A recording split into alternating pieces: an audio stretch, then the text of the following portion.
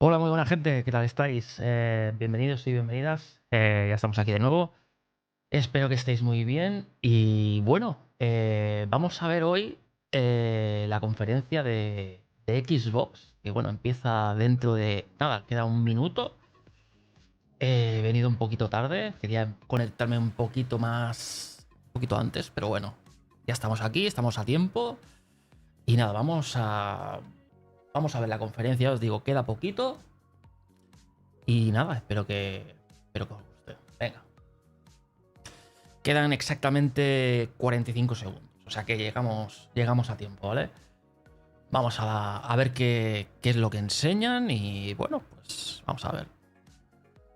Pues en principio es un poquito juegos que ya hay. Van a enseñar algo del Gears of War Day, algo del Alien Dead Storm, Personal 4. Bueno, aquí ya lo veis. Todo lo que van a anunciar. Bueno, al principio ya son juegos que están... Son juegos que ya están anunciados, ¿no? Pero bueno, veremos un poquito de gameplay, supongo, y algo más, ¿no? Digo yo, no lo sé.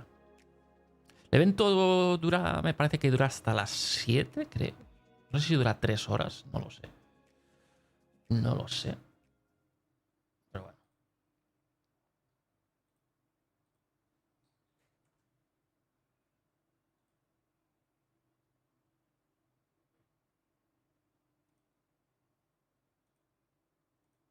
Ya empieza. Vamos a darle voz. Cologne. But for the next 4 days, a Brit like me would say Cologne is the epicenter of gaming, as hundreds of thousands of developers, publishers, artists, and fans converge on this bustling German city for the biggest gaming event in the world. And of course, Xbox is at the center of it all, as me and my fellow Xbox On cohorts catch up with some of the minds behind the games making headlines and wish lists. Plus, we've got some Xbox news coming up that you're not going to want to miss. So keep it here as we bring you wall-to-wall coverage of the must-play games, updates, and fan-favorite franchise coming to a PC, handheld, or Xbox console near you. Speaking of Xbox consoles, Veremos algún gameplay. Así, esta es la edición de... Voy a quitarle un poquito de voz. Esta es la edición de Gears of War y Day, me parece. Ah, no, esta es el aniversario 25 aniversario, vale. Esta no es la... No sé si sacarán alguna vez a una edición especial de Gears of War y Day, no lo sé. Supongo que sí. Ah, este es el del aniversario, vale. back at the Xbox showcase in June, one of the many cool things that we Este es el del unveiled was 25 the aniversario, Xbox 25th la verde anniversary esta, sí. collection with a translucent green Xbox Series X and Xbox wireless controller. And this limited edition collection celebrates 25 years of edición limitada. Xbox. Time flies. But since then, I think it's fair to say that fans have been eager to learn how to get their hands on these. And today, we're excited to share more and also give you a closer look at what makes this collection so special. And joining me now are Scott Van Vliet, our Xbox Chief Technology Officer, and Carl Ledbetter, Head of Design for Xbox Devices. Welcome, guys. Welcome to Gamescom. Henry, thank you for having us here, man. Yeah, thank you. Absolutely. It's my pleasure. And Scott, A ver qué enseñan del Gears of War y Day, tío. You only just joined us a few months ago. Algo más tiene que enseñar, supongo. Why don't you break down for us what Gears of War y Day does es the un CTO juegazo, actually tío. do? Yeah, well, first, I've been a fan of Xbox since day one. Todos los Gears of War Owned han the sido original juegazos. console, was an early beta tester of Xbox Live in 2002, and spent many hours getting kudos inside of Project Gotham Racing, getting my butt kicked and getting pwned. Si no recuerdo mal, dura hasta las 7, son 3 horas de conferencia, bueno, Hunter, the de evento, Reckoning, and ¿no? all other types of games like Creo. Morrowind and others that No he leído mal. spent countless hours playing on this device. So to be here as a CTO of Xbox is just an incredible honor and an incredible opportunity. Now in that role, I'm really a maker. Y después a las 7 creo que hay otra conferencia de Devolver.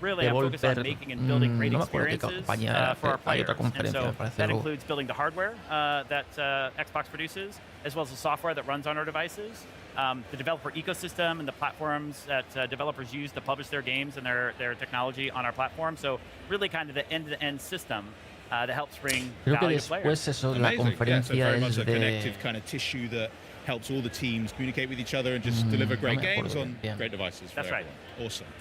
Carl, you've been here a little bit longer, right? I've been here a little while, yes. Yeah. You come with the furniture now, I think. Yeah, I think I need my own anniversary edition.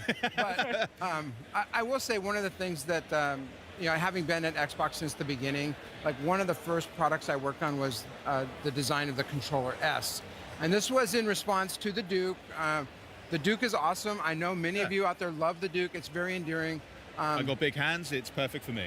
Bingo. So the first challenge we had was how do we get the controller to fit in more hands? So the response to that was designing the controller S.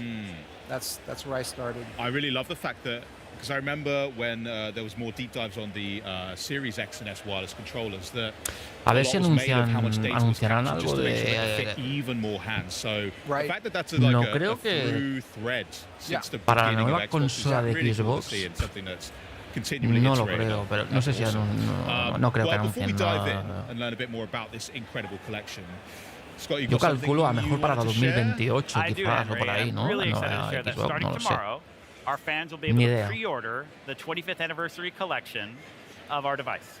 Amazing. Let's go. Okay. Yeah. Very nice. Awesome. Very nice. Right. But there's one more. Well, there's addition. a little bit additional details there. Yeah. In addition to the pre-order tomorrow, some of our most loyal fans would have already received an email this morning with early access to pre-order starting today. No way. Where was my email? Yeah, you should check. Oh, yeah. Okay. Later. Later. We'll do that later. That's amazing news. So check your emails as well at home. Maybe you're one of the lucky ones, but if not, check back with us tomorrow, and you can get your own one of these. Which, yeah, I'm gonna have to do that. Is there anything else as well that is particularly exciting about this collection for people that are pre-ordering? There's one more fact to share, Henry. In addition to the console and the controller being included in the collection, pre-orders will include a copy of Halo Campaign Evolved in the box. Yes, back where it all began. I mean, I love Halo. I love the controller too. Is it possible for someone to be able to purchase just the controller on its own? Absolutely. Again, starting today, customers and our players can choose to pre-order that device, the 25th anniversary special edition controller, starting today. Nice. I think I will have to, because I want a second one to go along with the console itself. Unbelievable. Okay, everybody clear your calendars for tomorrow to get your pre-orders locked in. You don't want to miss it. But why don't we talk a bit more about this just stunning hardware. Like, well done, guys, by the way. First, Scott, why don't you tell me a little bit about what the inspirations behind the anniversary collection? Well, there's a lot that went into designing this box, and actually, I'll hand it over to Carl, the team who actually worked on it and built it. All right, thanks, Scott. So we put our heart and soul into this design. I mean, going back 25 years, me gusta más en... Está guapa, pero yo es que el verde nunca me ha... Me gusta más color blanco o el negro directamente. Me gusta mucho más ese color. La veo más... A ver, que en verde es la simbología de Xbox, ¿no? El color verde, ¿no?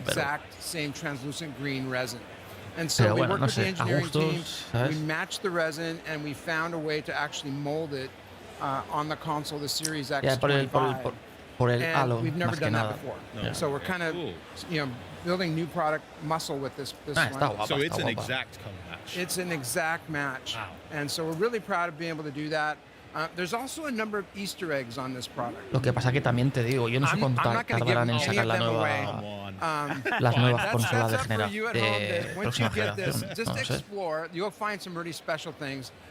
But I will say, for the people who are at Gamescom here, we have a special exploded view display of the Xbox Series X25. And on that one, you can see around the fan shroud Master Chief's helmet. He's molded in. It's special. Do not do this at home. That's right. Do not Take our word for it. Yeah, especially there. Do not open the device. Do not open the device. But for those of you at the show here, you can check it out. We also did a few other things. And so you'll see on the front of the console, it has the branding, the Xbox 25. Yep. On the controller, we also have that. We also did something that we've never done before. So I'm going to turn this on. And you'll see that the Xbox button, we lit up the X shape in green. Nice. So this is a Yo true esta no la homage tengo, to the original branding for the A ver. Xbox. And that's just something that Es que every teniendo time you turn on the PC, console, teniendo el it's going to PC, remind you of where we've come from All began. and the journey we've been on together. Yo esta no la tengo. can I O sea, talk a little bit la about the Xbox, controller? Please tengo do. la, Okay. imaginaos, Yeah, the tengo team la just went Xbox all One, out. So, you know, we la talked Xbox earlier about One, the controller S design, So how to make it more X. comfortable. Yeah. Well, No tengo ni that las was- series, that was a lot imaginaos of ya hace inspiration años there. de esa So on consola the ya. controller, you'll see Tengo the la ABXY One colors are X, the pero same, red, pues, blue, imaginaos, green, and de yellow. hace ya años de esa. It has the branding, the Xbox 25. On the back, I don't know if you can see that, we have the original Xbox logo. That's nice. Yeah, so that's printed on the back.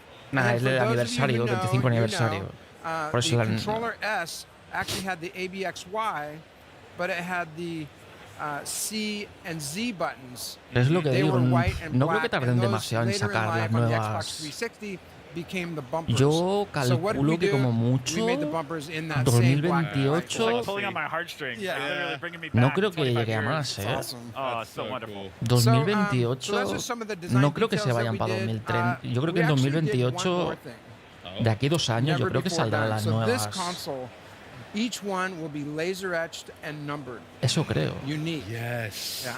That's La nueva sick. generación Oh de my goodness. consolas, I can imagine supongo. already. People are going to be looking who got the 25. That's who right. Le doy got como the mucho 2 años 117. más. That's right. 117. Yes. That's going to be a real chase for No collectors. creo que I love tarden it. mucho Love más. serialized. And No lo sé. you've absolutely nailed the design. As someone who's been playing from the OG Xbox, I didn't have a translucent green one. I had the black one. So this is a nice chance for me to own something that's a piece of gaming history and also just looks so sick. So congrats, guys. Yeah. You've really, really done a great job. And if you are at Gamescom, definitely check out the exploded view. Super cool. I'm kind of intrigued if I could get one like that and then maybe just put it together myself because I'm a bit of a tinkerer sometimes, but you know, yeah, I'll let you know. Well, it's been an absolute pleasure having you here, guys. Thank you so much for sharing all those details about the Xbox Series X 25 and of course the Xbox 25th anniversary controller as well. I'm not kidding. Get that reminder in your calendar so you don't miss the pre-order window. But hey, maybe check if you're one of our most Llegan los loyal gamers subtítulos and you got tarde, that tío. early access email O sea, as van well. con retardo los Coming up, the subtítulos, Crazy tío. Taxi World Tour continues with a jaunt through Germany unlike any other. But then we swap the pickaxe for a sword with an all-new game demo for Minecraft Dungeons 2. But Minecraft Dungeons 2 isn't the only big game coming to Xbox. With A ver, voy a Gears of War actualizar E-Day, la- NBA 2K27, Es que llegan con retardo Call of Duty los- Modern Warfare los- 4, los- and Grand Theft Auto 6 all Los on the way. subtítulos. Xbox is truly the best place to play. But first, you're a raccoon leading a gang of A trash ver, pandas momento. in all-out mischief and mayhem. Yeah, it's our first world. Vamos a actualizar página.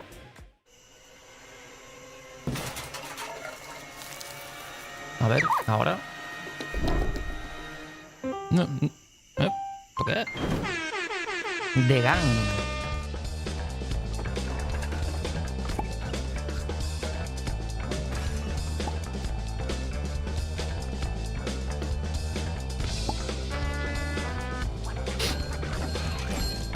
Mapaches, tío. Hostia, tú, mapaches que van al baño. Hostia. Hostia. The Exterminator. Hostia. Corre. ¿Qué? Hostia puta, tío. ¿Qué es esto?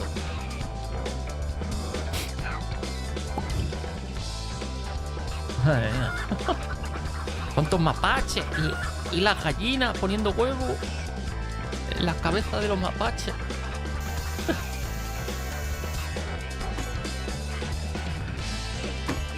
Toma, Petrusco. ¿Qué es esto, tío? Escapa. ¿Qué? Ah, te tienes que escapar del vigilante. Hostia, tú.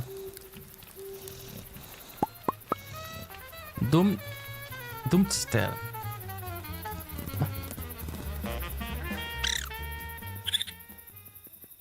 Oh, vale. Hostia, Crazy Taxi. Este lo anunciaron ayer.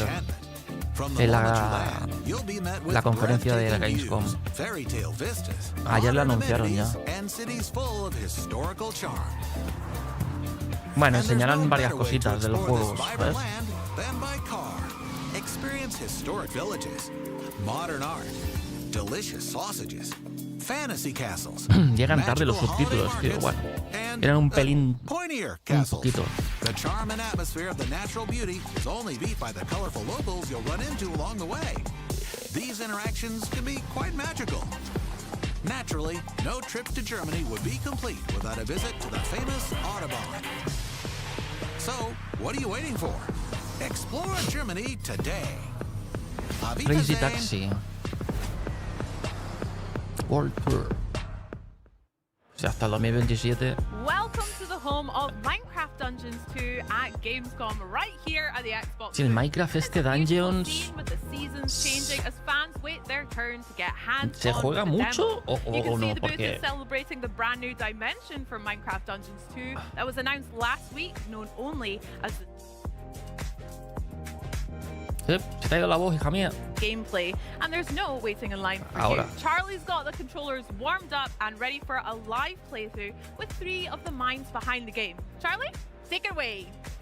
When it premiered back in 2020, Minecraft Dungeons was called the perfect introduction to dungeon crawlers for beginners and a breezy adventure for veterans, and a great couch co-op too. So here to bring us the next chapter in Minecraft que el Dungeons please este- welcome Minecraft Dungeons 2 creative director Mons Olsen, executive producer Andreas A Skoglund, ver, que le and guste production Minecraft. director Nathan Rose. It's lovely to have Se you los here, habrá guys. jugado Collectively, seguro, how are we está doing? claro. Thumbs up? Doing Great. so good. Thank Really you. good. Yeah. Thanks It's for great having to be us. here. Amazing. Right, so Mons, I'm going to come to you first, and I'm going Sure. to ask you potentially the most important question of the whole day, okay? What kind of game is Minecraft Dungeons 2, and how does it build upon the world of Minecraft? Okay, so Minecraft Dungeons 2 is an action RPG set in the world of Minecraft. You fight familiar enemies and new enemies. You collect lots of treasure, and you can do all of that together. So you play up to 4 players, either in couch co-op or online play, or just mix the two together. And co-op's a huge element of the It really title, is, right? yeah. Yeah. Amazing. And we're seeing such amazing footage here that we've seen already, but one of the things I really want to dive into, because we have a live demo today, how very exciting, is the character customization, because this has evolved quite a bit since the previous A ver, title, enseñarán right? varios juegos, So we're no seeing the new solo. inventory here. There's a few things that we have done to it. The Enseñarán armor varios slot has been jueguitos. split up into 1 from the first game, into 4 slots, Love helmet, chestplate, leggings, and boots to Just match. like Minecraft. El Dungeons. Yeah. La verdad es que yo el More Dungeons loot gubbins to Exactly. More loot. Yeah. more nunca lo ways he to jugado, la customize. verdad. Exactly. Jugué en We've su added día new un poquito al items called Minecraft, pero talismans. And talismans give you no passive soy mucho de bonuses Minecraft, that yo, la specialize verdad. you in a particular playstyle. So if you want to customize your playstyle, you equip these. You see that some of these have experience. So if you go up to one of the equipped ones, they level up with you. So as you play the game, okay. as you invest more time into it, these talismans upgrade and become stronger. And for example, there is the Tasty Bone, which gives you a wolf companion that fights alongside. Good, he's back. I'm very happy. And you can switch these in and out to match For the sure. playstyle, yeah? Yeah. I know that's a huge emphasis for you guys. Is, again, when you go in to choose a character, you choose the design of the character rather than a class type that you. Exactly. We have Yeah. this idea that you are what you wear. Oh, I love that, Mons. That's yeah. beautiful. So Nathan is going to go upgrade some of his loot at the blacksmith. Some of these have slightly lower item power, so if you just want to bring them up. Beef them up a bit. And at the blacksmith, you can also the gear spawns with random effects, and you can swap those out as you like. Okay. So you can spend this special currency called the Echo Shards to re-roll your effects that you have on your gear to specialize your character. So you can still grind for the legendary style, like the look of the loot that you want, Sure. but then you can come back here and refine it with this additional currency. right, yeah. Wonderful. Okay. So what are we going for here? What are the options? I think we have a build that has a little bit of everything set up. Okay. la verdad es que yo your, he visto partidas de Minecraft, you- pero la verdad es que So the melee weapon here is Poca unique. idea It's a very tengo. powerful item that has additional melee boosts of different kinds. You have a set of feet that buff companions, so things Okay. like the wolf. Yeah. Do you want to go look at some enchantments, Nathan? Ooh, Yes. yes, definitely. So talk us through the enchantments. Ooh, If there's anyone who yes. hasn't played the first one, how does that work in the world of Minecraft and Minecraft Dungeons? Right. So to further specialize your gear, you can put enchantments on it. So you collect enchantment books out in the world. This is a change from the first game. Of course, yeah. Where you had enchantments built into your gear, and now instead you collect these books and you can apply them as many times as you like to whatever gear that you like. So Oh, wonderful. Nathan, take your pick. Okay, I'm gonna go with Ender Mines on my main hand weapon. And what does that do? Weapon attacks deploy 2 mines that explode in proximity. Ooh, that does sound very good. Great ag control on that. And so now, whenever he does jump attacks, also new to the game, Ooh, okay. or combo attacks, swing multiple times, Ooh, that looks awesome. then you'll see these endermans pop up. And as a personal favorite, I could also see on the bar at the bottom that The firework arrows are back, right? They are indeed. They are my favorite thing. So I played this game obsessively with my family. It was the first game really that my daughter got into. With the couch co-op really came to us here. We even gave it a nickname. If you guys are interested in hearing a little, you know, Please. maybe you can rebrand it. We called it Minicraft Dungeons. Oh. Let me know if it I love sticks in that. the office. No, it's I good, imagine it's good, it it's good, doesn't. it's good. But We'll yeah, adapt it. I loved it. And Should we head out yeah, into the world and if we get a can few make my more dreams players in? come true, All right, play let's it, join. that'd be great. So we're gonna travel to an outpost in the forest area here, and then I'll start. I'm gonna choose this guy. Beautiful. Okay, and me. Charlie. Here we go. I'm going to go for you. Lovely. and I'm going to pick a character as well. Beautiful. And here we go. Very quickly, that map was an interesting thing. Instead of going onto a specific place at the table, choosing a mission and moving over, this interconnected world is brand new, right? Right. Yes. Yeah, Yeah, absolutely. Andreas, actually, do you want to talk us through any of the other new elements that are coming along? Sure. So what we did is that we took the original Dungeons 1 and we listened a lot to the community, what they loved ¿no? about it. Cuatro y las mascotas esas, ¿no? Love that. So we want for Dungeons 2 that players have the freedom to play the game they want to. So Mons talked about, you know, you are what you wear. So depending on A ver, how you equip, está bien. you can play the Los game you want. Minecraft son entretenidos. Oh, my loot's Son in the guapos. sea. Lo que I'll pasa get que that later. son And also muy... you have the, Tienen freedom mucho to contenido, tienen explore. mucha... Okay. Our world is a big interconnected world, so son muchas horas outside de of the, juego core quest line, para you can do a aprenderte lot of todas things las in procedural generated todas las dungeons mecánicas y and todos whatnot. los... And lastly, we also todo lo want que tiene el Dungeons mundo 2 del to be- Minecraft you have the es freedom to play it muy with your friends vasto, the way you muy want to. vasto. So we put a lot of emphasis on building out our co-op feature set. Absolutely. I mean, you had such a huge Hola. community that came along. Tiempo que no I'm gonna nick saludaba. that ¿Qué juego- TNT, by the way. ¿Qué juego From the presente? first game, Dungeons millions Dragons and 2, me parece que es multi-millions este. of people played. El So what was it Minecraft. like to build upon that Buenas, foundation ¿qué when it came tal? to ¿Qué the looks? sequel? Well, the beautiful thing about working on a sequel El is Dungeons that you can 2 listen del into Minecraft. what the players loved about the original Es el primer and use juego that que están as a anunciando un guiding poquito star when you build the así. game. So, really, we wanted to tap Bueno, ayer ya into se anunciaron all of varios those juegos things. ayer.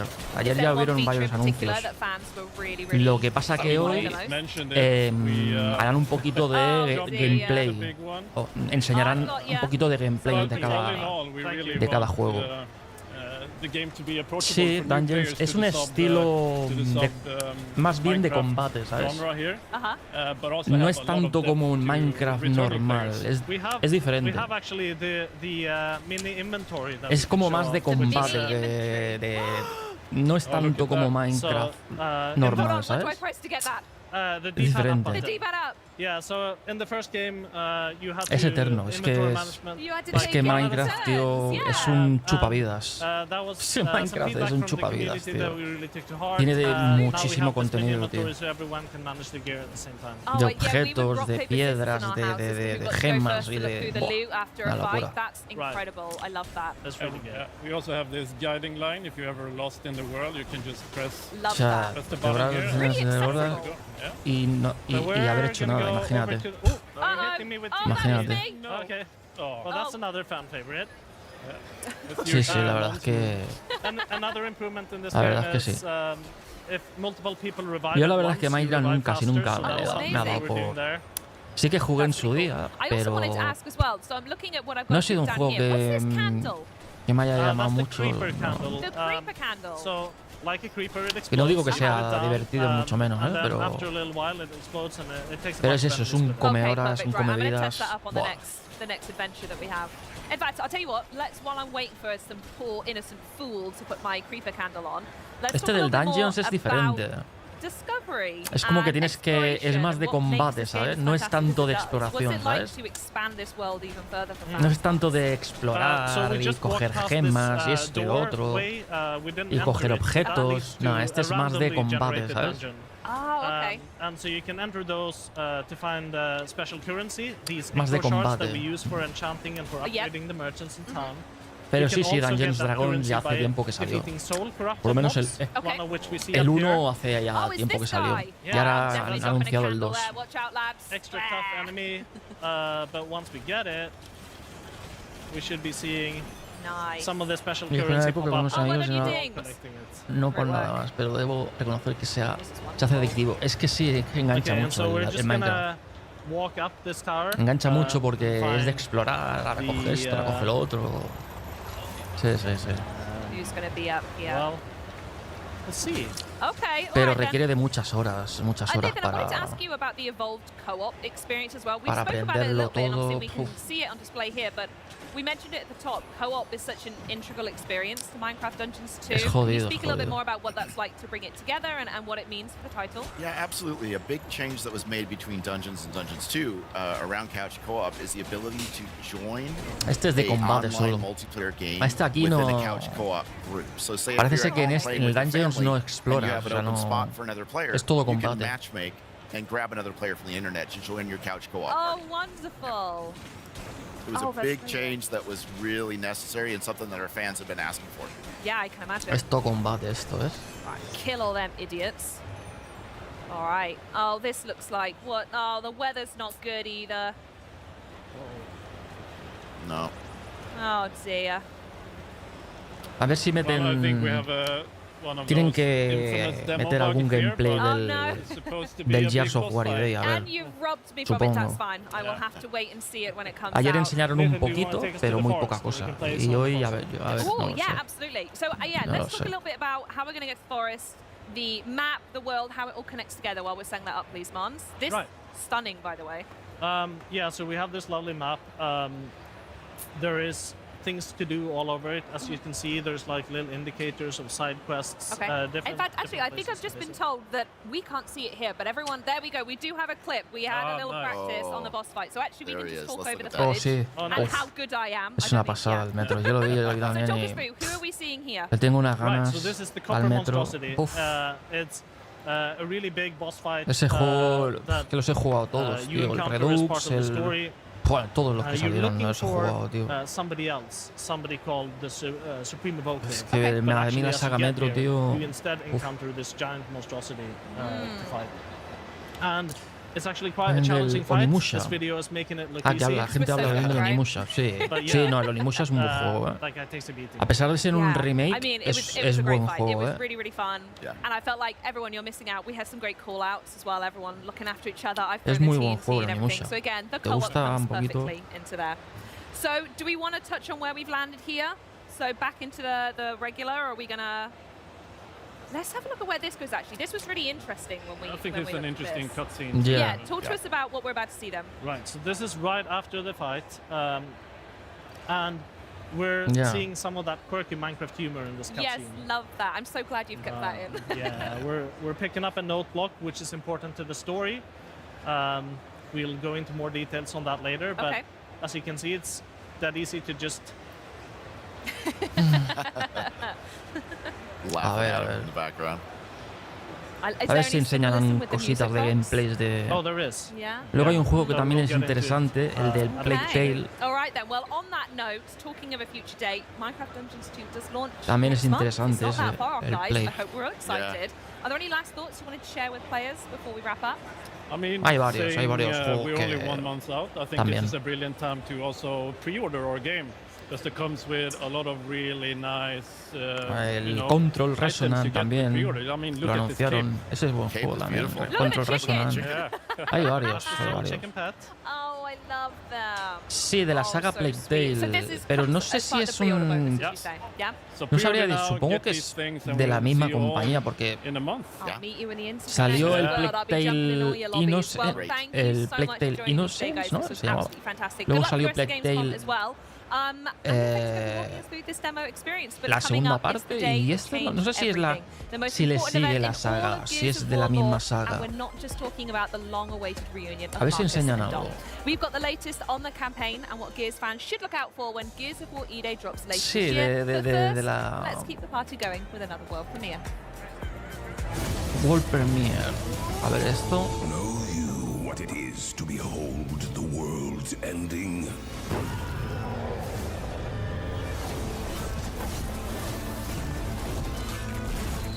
To know the hour, the blood, the flame? I do. Odin is waiting in Asgard. You shall be my final wager. To save the 9 realms. ¿Ves? Wield the powers of the gods. Twist fate with the throw of your dice. You are the last vanguard against Ragnarok. The defenders of... Huh? Oh, it's hard to do it alone. Then rise in Valhalla. Playing solo, tiene modo solo también. And fight together.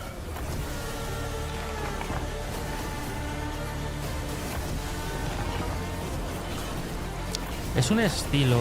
The spawn of Loki. Why? You never went against the gods. Tiene un parecido al LOL en algunas cosas, ¿no?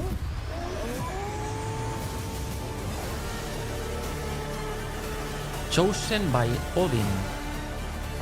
Well, it's a big year for Xbox, and we've got a lot going on here at Gamescom. We're celebrating 25 years of gaming, which is apt as we've got 25 games on the show floor here and more than 40 games in this show for all of you at home to enjoy. We got hands-on gameplay and looks at some of the most iconic franchises in entertainment. And here with me today is Xbox's expert on the next generation of new tech. Now, I think I prefer him by his other title, Master of Beards.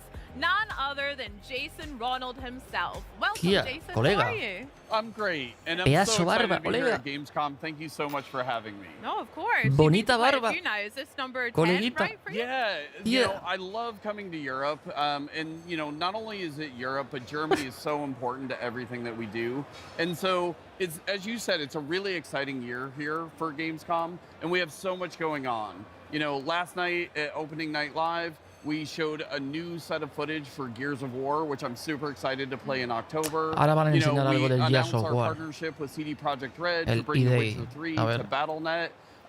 But ultimately, for me, the thing that makes Gamescom so special is just the fans and the community.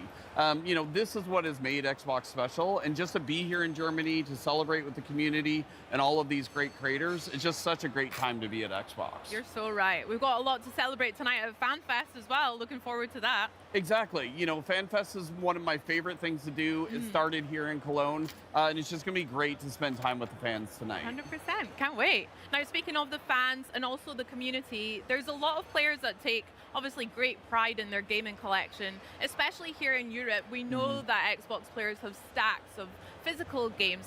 I like to organize mine alphabetically and have a couple of collector's edition, Doom Slayer and Master Chief looking down, guarding all my precious loot.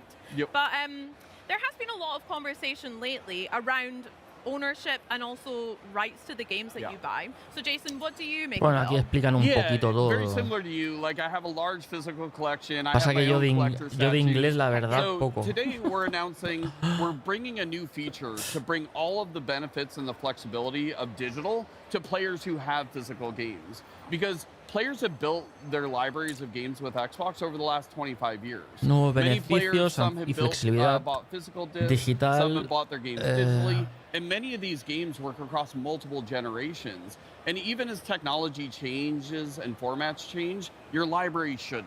You know, Están we have hablando de so los many juegos special digitales y memories los tied into físicos, our libraries, you know, the moments you've played with your friends, and we want to be able to bring those De que se hacía forward, and difícil that's sacar really Game about Pass our barato entre commitment to otras game páginas y preservation. volverían a subir el precio. I mean, that Ah, sounds sí, great. sí, I es really verdad, love se the idea subieron... of your Ahora no sé cómo libraries está. moving forward with us, Ahora no but sé cómo can you está, maybe pero yo en walk su me through it a época, que little bit? estuve So, una again, época I've en got el a Game Pass, physical game copy on my creo que se shelf at pagaban home. 11 euros, What do no I era, actually no do era with it? mucho. Yeah, No era it's demasiado. really, really simple. So most Ahora no lo Xbox sé. One and Xbox Ahora no lo Series sé. X titles support this. Hostia, so ¿hasta all ahí you han have to llegado? do is just put the disc into ¿En your serio? console. You'll be prompted to redeem a digital license, and that digital Qué license locura, will ¿no? be tied to Es your demasiado. account. And so now you get all of the benefits of digital. So you don't have to put the disc into your console to play the game. Claro, a ver, If the también game tienen que supports Xbox rentabilizar, Play Anywhere, de alguna you can manera tienen easily play it que across multiple rentabilizar un screens. And you can even poquito do things like cloud todo, ¿sabes? streaming, which you never were able to do previously from a physical disc. Wow. Yeah. I mean, that sounds sick and also really Ah, el Ultimate, straightforward. dices tú.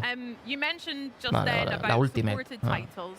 What do you mean by that? Sí, Yeah, 9 so we're pavos, launching sí. with Yo support empecé por for ahí también. thousands of games. Por ahí, por los 9. And we'll add more Empezaron over por time. 9 And this y is luego part of ya why we're pasó launching it with the Xbox al año Insider, so o that al we año y can start medio, collecting pasó a feedback. los...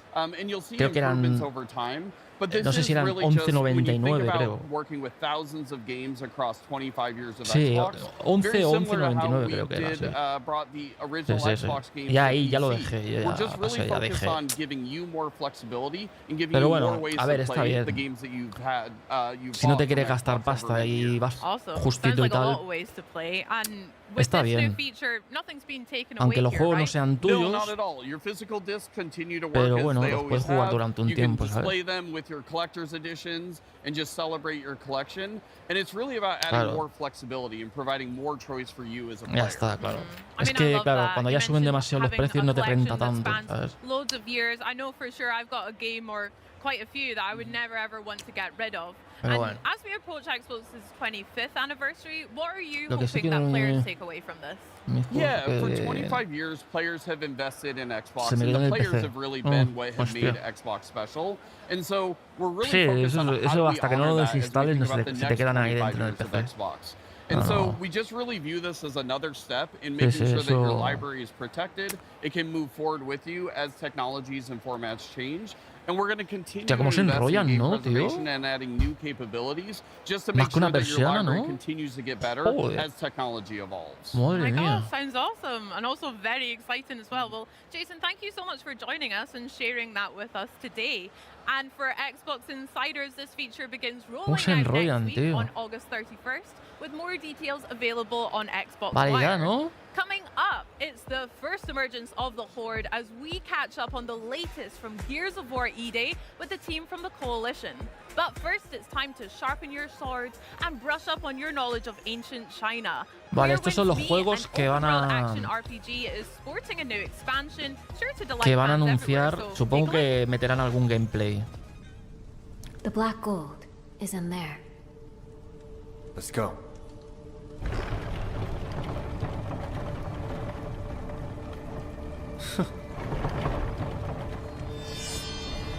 Oh, una espadita. Traicionero. At last. I've got you. It seems those fools let ¿Qué you es eso slip de tirar away. una espada a traición a la mujer? Vergüenza tendría que dar. Ah, last time you had a drunk. Ah, que es un... This time a ¿Cómo? cripple. Last time, Ah, you ambushed us. We were outnumbered. Today, we set the trap.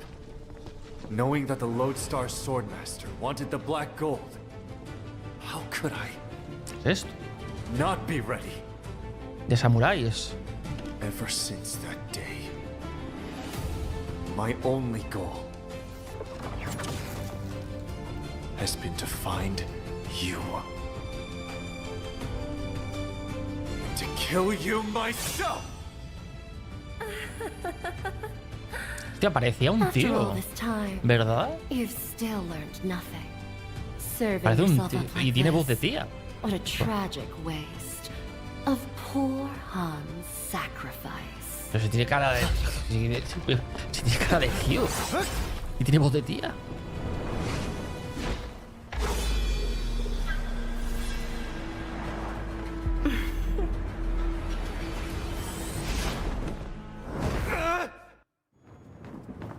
Ah, mira, aquí meten un poco de gameplay, ¿ves?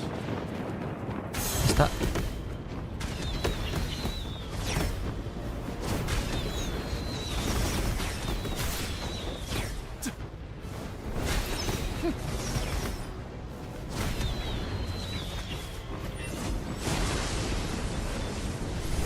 Ah, es mucho de esto de Quick Time Event, de lo de los botones, ¿no?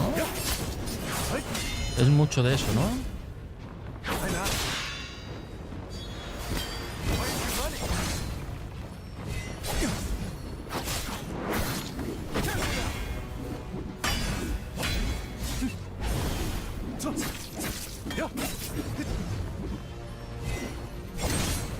Una mezcla de Souls con RPG, ¿no? Esto como...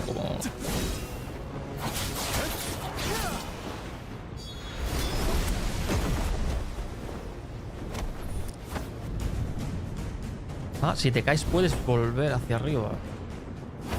Si te caes para abajo.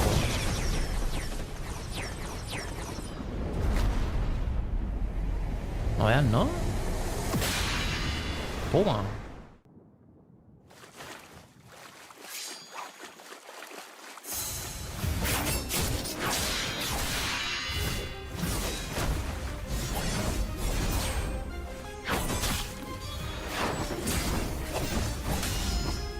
Madre mía, ¿no?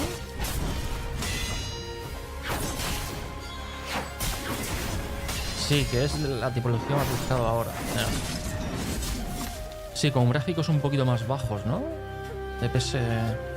cuidado. No, pero se ve bien, ¿eh? Se ve guay, se ve guay el juego.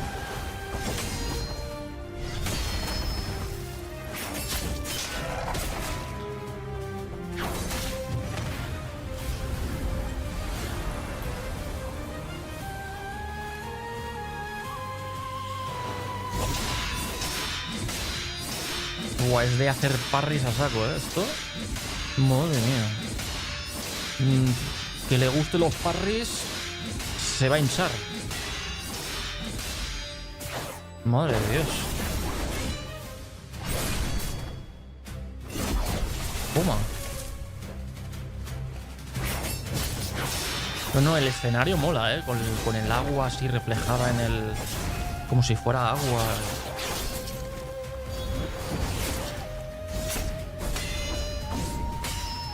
Que la música, tío. Que la música está muy guapa, ¿eh? La banda sonora.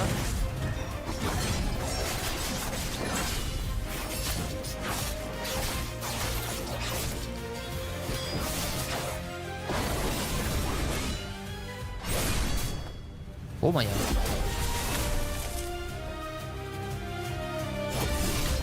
La banda sonora, tío, está currada. Uy. Buah, vaya ataque la ha metido.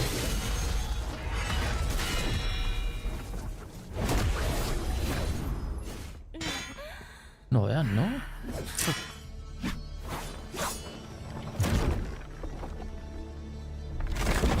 Oh, uy, uy, uy, uy, uy. Skyward City is moving. Artificers, what do you want? Huh? I see now.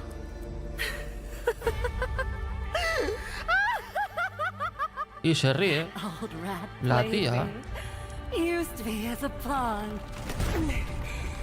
You won't get away. Hostias. Ay, ay, ay, ay, ay. Que vienen. If we take flight, the black gold will destroy the city.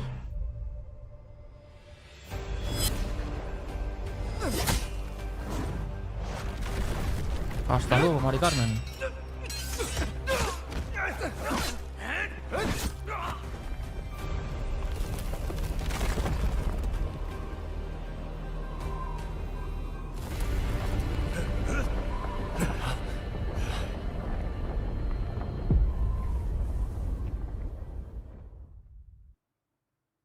World Life, no. Where Winesmith. Pero este ya estaba. Gears of War fans have been eagerly anticipating Gears of War E-Day since it was announced in 2024. And here to chat a little bit about everything they've got going on at Gamescom this week from the Coalition, please welcome Studio Creative Director Matt Cersei and Studio Art Director Arian Hambeck. Guys, welcome. Thanks for coming and joining us. Thank you. Our pleasure. Now, you obviously had opening night live last night, had an incredible story trailer. Can you tell us a little bit about that? Yeah, that story trailer. Enseña ya el gameplay trailers, del... Ahí, eso es lo que yo quería ver. To the game, to the fans. Esto es lo que yo with quería that story ver. trailer, we really wanted to show off some new elements from the campaign we haven't been able to share yet. Obviously, Vrak at the beginning, but also our story is about the origin story of Dom and Marcus from Bravo Squad. But there's so many more characters in our story, and they all have character arcs as well. So we got to show a bunch of people that are there fighting alongside you in E-Day. Now, you mentioned Vrak, right? Can you tell us a little bit about him? Because he looks mean. Yeah, he definitely is. Yeah. So Vrak is a Locust commander, you know, in the Locust army. If you look closely, you can see that he's got a lot of shit going on his face. You know, he's missing an eye. He's got burns on his arm. So all that happened during the Lambent Wars. So he's seasoned. He has kind of a private army that follows him around called the Scorched Legion. Yeah. So they're, you know, into self-mutilation. There's lots of really dark, kind of nasty stuff that they do to themselves and to the citizens of Serra. And I think overall, Vrak just represents, he's like the personification of the brutality and the actions that they do. They just want to kill everything they see, including the squad. Yeah, honestly, when he was just pouring that emulsion over people, I'm just there like, that's horrible. Yeah. But also, there's some of the weaponry and stuff that comes from that squad that's so fun to use. Absolutely, yeah. Now, campaign is a huge focus here at Gamescom. We've got it on the booth over here. Can you tell us a little bit about what people are going to be able to play when they come and play on the booth? Yeah, for sure. So we have a little bit of our beginning of Act 2. So it kind of starts the morning after E-Day. The squad has just come together, armored up, sale, si no me equivoco, they get sent on their first mission. El 6 de octubre. It's got this classical kind of gears. You're supporting another squad, going toe-to-toe with the Locust. And it's actually a subsection of the campaign preview that we just got to see get released online. A bunch of video and press coverage of that came out, which is a little bit larger. That goes a little bit past right down the show floor, but everybody here gets to get their hands on it. They get to hang out with the squad and some fun new characters as well. I actually had a lot of fun this morning watching people like Shadows and Hollow who were playing early. I was like, it looks so good. But all through the background of this mission, we can see a lot of the kind of details of the city of Kelowna. Can you tell us a bit about what people are going to be able to see around the world to kind of really help build that environment? Para jugar a esto, so, for the first time ever, you're playing a Gears game in a city se va a necesitar una centralita nuclear, tío. Everything's been destroyed. So para jugar a esto, ya that verás. provides some really interesting opportunities and challenges. Madre mía. Cada vez los gráficos son más tochos y los PCs no. And life just got suspended, you know, in one shot. So I think fans, when they y tal como está ahora la tecnología que está carísima, mucha gente no se va a poder permitir estos juegos, tío.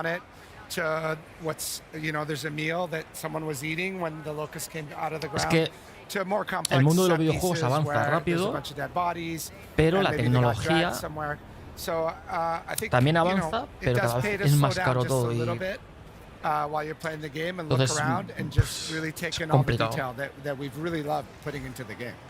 You can also see in shots like that where you get glimpses of this whole city, which we built. We built the whole city. En tercera persona como todos los días of War, pero everywhere, right? So you see helicopters go siempre by. ha sido así, you crisscross with other squads, which is what's happening in this mission.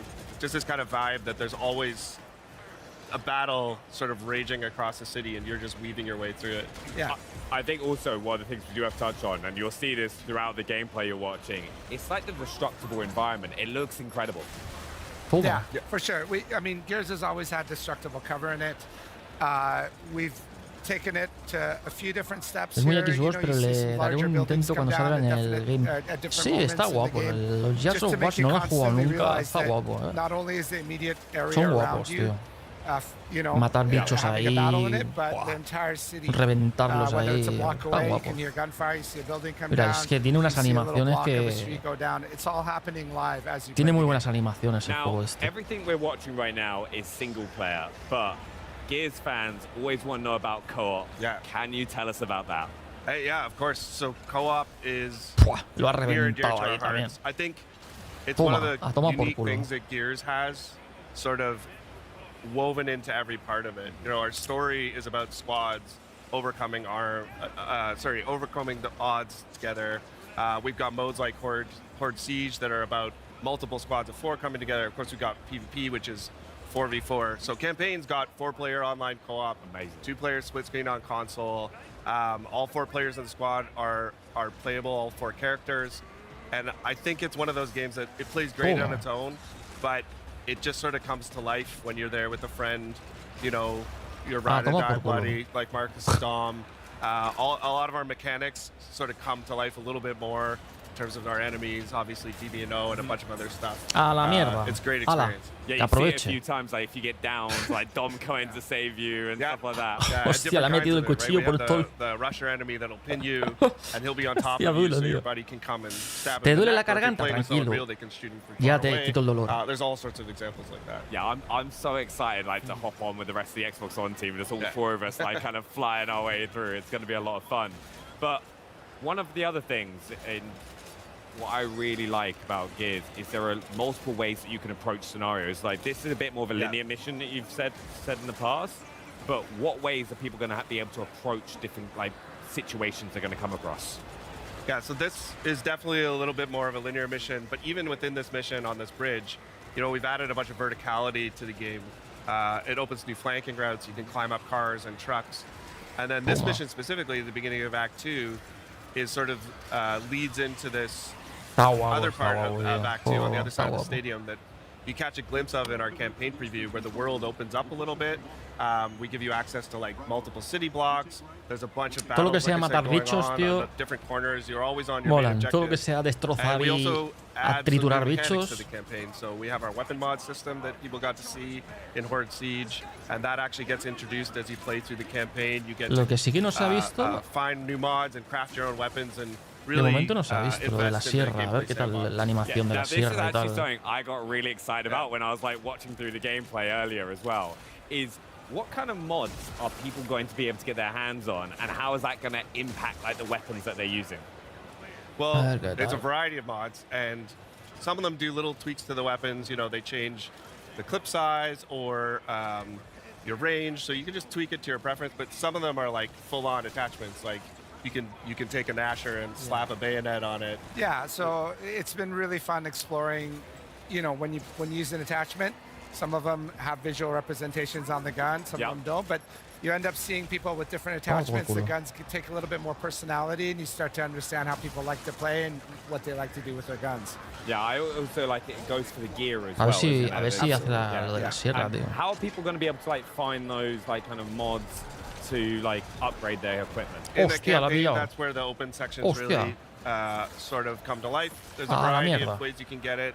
It pays to explore this game. You know, Arian was talking about there's a ton of environmental storytelling, but we've also hidden stuff around the world, collectibles, mods. We also have side objectives in some of our campaign missions where you can stop to help somebody optionally, another set of gears, some people that are trapped, and you get rewards for those as well. So it's really up to you. If you want to mainline it and do the main objectives, that's cool. You'll find some mods. If you want to fully explore the game, you'll find even more narrative tidbits. I'm really excited for that, because you can just spend that extra time discovering the world if you want to. There's good surprises out there. I'm looking forward to finding them. Now, we've just had our first look at the Boomer, and that is way bigger than people maybe used to. Yeah, he's massive. There's actually a Boomer on the show floor here that people are taking pictures with, and you stand next to him.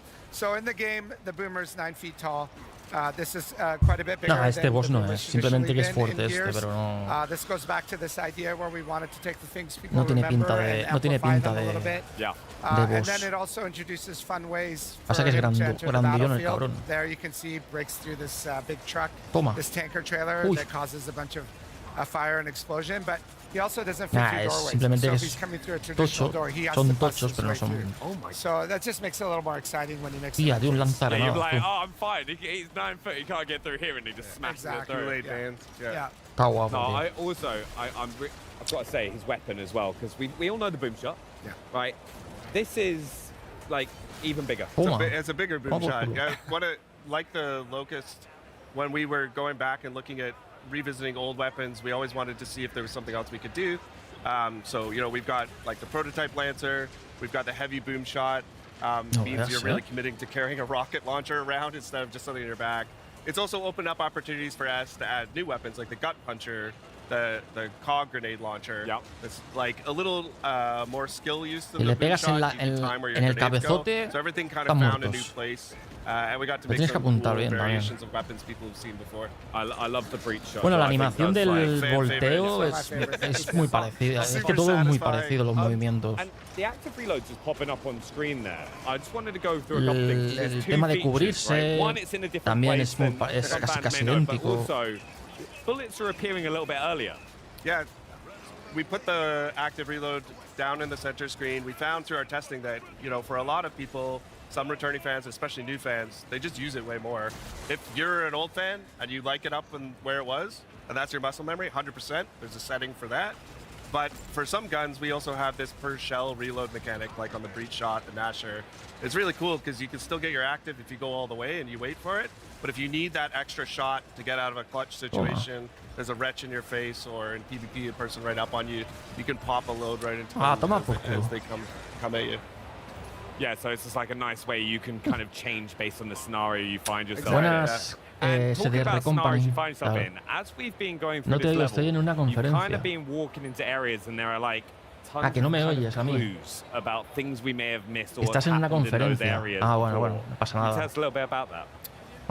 Yeah, so one of the main things that we try to impart is the brutality of this day. Emergence Day, 2/3 of the planet gets wiped out in one night. So if you kind of pay attention to the corpses a little bit, you'll see little storytelling things. The blood trails sometimes give you a glimpse of what has happened, the pose they're in. So there's a lot hidden in there to check out. No, I honestly, I'm so excited. A big thank you as well for you guys coming and joining us and taking us through Gears of War E-Day. What's one thing that you're most excited for fans to see with Gears of War E-Day? Well, you know, we shared a little bit each time here. I'm really excited for people to experience this story. I think this is one of the you know, great a ver cuáles más enseñan. Hay 7 o 8 jugadores, me parece. 7 o 8. Hay 7 o 8 juegos que digo, jugadores, digo yo. 7 o 8 juegos que van a mostrar gameplay. Thank you both for coming and joining us. I really, really appreciate that. Thank you. And now we are going to head over to Henry for more on Gears of War E-Day. The Gears of War E-Day Ya no experience enseñan nada más, tío, de Gears of War. Poquita cosa, ¿no? Well, welcome to the Gears of War E-Day here at Gamescom, where I've actually got artist Luke Priest with me to discuss the incredible guitarras is on display behind us. And thanks so much for joining us, Luke. Thanks for having me, man. Welcome to Gamescom. It's your first time here as well, isn't Guitarras it? eléctricas, yeah, tío. cool. It's a pretty special way to kick things off then. Yeah, definitely. Why don't you tell people at home what it is that you do? Yeah, so I'm an illustrator. I'm based in the United Kingdom. I've been working with the Coalition for many years now on all things Gears of War. Obviously, more recently, E-Day. So yeah, you know, that's kind of what I do. And this project in particular is pretty special. So yes. Let's talk a bit about that, because I can see that we've also got Gibson involved. Yeah, so that's pretty cool. Talk to us a bit about this partnership. Yeah, so we partnered with Gibson Guitars. They're amazing people at Gibson. A ver, esto de ganar recibirás, mira. These guitars, well, they turned up when they were like no me from the interesa, factory, so they didn't have the art on, and then my job was no to me paint interesa the esto, guitar work tío. onto the guitars. And if you don't know at home, these are particularly tasty guitars that Gibson have sent you, because we've got the SG over here, the Les Paul. These are like iconic guitar silhouettes. Very iconic, yeah. Amazing. Can you tell us a bit then about the design? El que se pase de listillo se va a la calle. Yeah, sure. These guitars. So what we wanted to do, we wanted to tap into the pillars in Gears, so the core pillars. So obviously with the Marcus guitar, we tapped into brutality. So that's like, feels quite violent and kind of visceral. Está guapas, and, las guitarras estas, tío. Very kind of, you know, like we tried to kind of cater it to the shape of the guitar as well. So like you can see like the blood splatter kind of flows across the guitar. You've got the kind of spinning. Yeah, that saw blade just fits right in. And the cog, obviously, which ties it to Gears, and then we've got the skull, which is kind of like shattered, so that adds that kind of violent brutal feel. And then obviously moving over to the SG, we've got this is like leaning into Dom, so this is tapping into the kind of pathos pillar. Okay. Which is like sort of more like kind of sad vibes and. Yeah, you know, so it's just like, and then we've got the angel wings, which is like the nod to kind of like the kind of Maria tattoo, and then that kind of flows to the shape of the SG. Yeah, it really like fits and forms into the horns there, which is such a nice detail. I mean, how long was this project end to end? Each guitar probably took about 40 hours from start to finish, so everything's obviously hand painted. Yeah. In my studio at home. And honestly, like, it was just such an honor to work on this stuff. Like Gibson, pero like, es que no super queremos... iconic. I play guitar Pero myself. es que está muy bien, sí, la guitarra, pero... In the music industry as well, anyway, so it like just Lo que ties quiero in ver really es nicely with gameplays, that. tío, no... But guitarras beyond eléctricas. the guitars themselves, and we'll get to the Sí, no digo que esté mal, ¿no? Pero... I do want to tell people, it's not just for show. Bueno, tendrán que hacer un poquito de marketing, si no, your hands con la on cosa, one of these ¿no? amazing guitars if you head over to the Gibson Instagram page and you check out their announced post for more details on how you could potentially win one of these. And people here can also scan the QR code if you come down to the Xbox booth if you want to learn how to win one of these incredible, just beautiful pieces. You have brought something else along for us because there is something else. Viene con el mando y todo, Oh, you've got another one. Yeah, so el mando y todo, this is tío. the controller that I worked on. So De Gears of worked War, with the tío. Xbox Design Lab on this. Qué This is fully guapo, ¿no? customizable as well, so you can like switch out the buttons and the sticks and stuff and make it your Está own. guapo, tío. Yeah, and this is tapping again into the brutality pillar. Yeah, I'm getting that brutality vibe so it's straight the away. vibe, you know, and it's just try to make it feel super iconic and just have ¿Habrá like, those, consola like, the lances in there, the de skulls. It feels really violent. And, Absolutely. yeah, just taps into that kind of de that Gears vibe. of War y Day? Supongo que sí, ¿no? Como siempre han hecho, ¿no? ¿O no? Thanks so much. No sé si sacarán una consola As well, if you want to get your hands on your own de one of the edición Gears of EA War, limited no edition sé. Xbox Design Lab controllers, you can grab those beginning September 30th. So check out xbox.com for more information on that. I will definitely be doing that. Thank you, Luke. I hope you have a great Gamescom. But there's there's quite a lot going on here, so we're going to have to pop off and see what else we got going. So Thank you. Come along with me, because the rest of the booth over here that we've got, this entire segment, you can see loads of people queuing up right now to go and actually play Gears of War E-Day. So E-Day has officially landed here in Cologne. This is particularly cool. We've got a custom PC built in partnership with NVIDIA GeForce RTX. We've got the nice COG logo there on the cooler. I mean, it just looks unreal. ¿Me lo regalas? So if you're in town, come and check ¿Me lo everything regalas? out. And then No what voy a you're decir going que to no. want to see, Benny was not kidding when he said the boomers are ¿Qué es huge, esto? but besides the boomers, we've got a couple of other buddies that we want to be talking to, because Tío, tú. joining me in front of this incredible statue and one of the many photo Pedazo ops that we estatua tienen have on puesta the ahí. Xbox booth is Senior Product Manager at the Coalition, Noah Benish, and GeForce Evangelist, Jacob from NVIDIA, to chat with us about Gears on PC. So, hello guys, How's it welcome going, to Henry? Gamescom. Is this your first Gamescom, or are you veterans at this point? Second Gamescom for me. Second? For me, I don't know, probably third or fourth, maybe. Yeah. Okay, maybe and more. Who's the guy you brought with us as well? Is he going to say anything? He can say something. You're kidding. He can say something. Would you like him to? Pues se enrollan mucho, ¿no, tío? Okay, yeah. We'll get to Con- that in a sec. Now, Está bien we should que hablen del talk juego, shop, pero... though, because Gears on PC is... Oh, someone's getting in. Hostia, le ha gruñido. That thing's really awesome. That is... I would Can love I to take be able that to, home? Yeah, I was going to say, I don't think it will fit. I don't think it'll fit in your carry. Le ha dicho, We'll o te make it work. callas ya, But, yeah, tell me a little bit then about o verás Gears tú. on PC, because everyone here is checking out the game. Absolutely. We have Xbox players who are really excited. It's another console exclusive, but on PC, we've got some pretty cool features to talk about. So what exactly have you been working on that is exciting for PC players? Well, Henry, I think broadly the most important thing to know is that Gears of War E-Day is a game that is for PC players, built by PC players. So for us at the Coalition, at a bare minimum, that means supporting all the features you'd expect from a title like this, such as 32:9 and 21:9 ultra-wide support, including 21:9 cinematics in the campaign, extensive mouse and keyboard rebinding options, variable refresh rate, uncapped frames, and so much more that's hard to list off and mention here. Yeah. But beyond those sort of baseline features, we wanted to take the experience a little bit further. Supongo que for PC estará el players primer día- with advanced graphics technologies, and that's why last night we were so excited ¿Estará el día to 1 en announce that Game in Pass o partnership qué with esto? NVIDIA, we have integrated Supongo que sí, deeply ¿no? mega geometry into our game. Mega geometry. Okay, so I'm gonna need you to run through what exactly Es que we're ponía, talking about with claro, that. es que ponía exclusivo para I'm super consola. excited about RTX Mega Geometry. So, Gears of War E-Day supports nanite, so you'll get really No, detailed pero también estará para PC, sí, sí. environments, objects, and with RTX Mega Geometry, we can actually Sí, add sí, sí. ray tracing Ya on están all diciendo of the para nanite las geometry. RTX y todo el So rollo. you'll get much better looking reflections, shadows, and I mean, it's just going to be way more immersive. You get 50 to 100 times the geometric detail with RTX Mega Geometry enabled. It's pretty amazing. That is intense. So, like, just to break it down, you've got geometry, shapes, yeah, right, yeah. Mega, Pretty freaking sick. Yeah. Okay, cool. Everyone's on board now. Great. Well, thank you so much for chatting to me, guys, about everything here. Of course, that's not just what's going on here, because in the actual play area, people can check that out too, right? Absolutely. I mean, better than talking about these features is experiencing them for yourself. So you and everyone else here at Gamescom can enjoy first public hands-on of campaign inside the booth behind me. We've got 20 stations, all of them PCs, all powered by the GeForce RTX 5080 that have been built by our friends at Alternate. So if you're here at Gamescom, please come check out the campaign. Yeah, you know what to do now, guys. Yeah, thank you so much, guys. I'm probably going to head in there shortly after this. We can hook up with the line. There's a bit of a big queue, though. Yeah, I might go in. I know a guy. Yeah. Oh, thanks. Nice. All right, well, for a deeper look at that technology that is powering E-Day on PC, why don't you check out this exclusive behind-the-scenes ViDoc from the Coalition and NVIDIA. Check it out.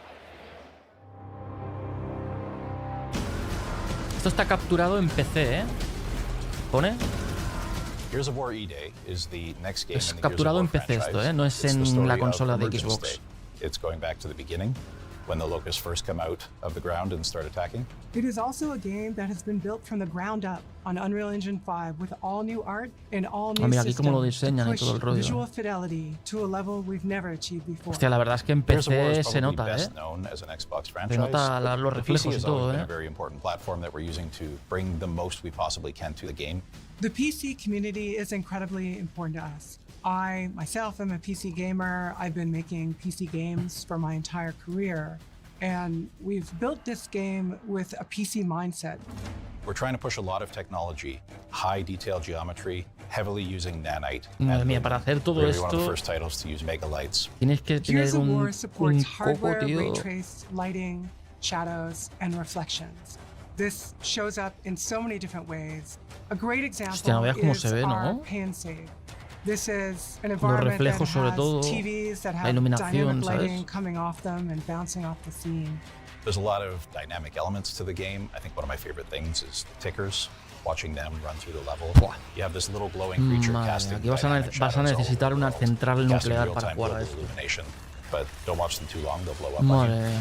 It's really noticeable on the muzzle flashes on our guns as you get this burst of flashing light and all the shadows that get cast off it.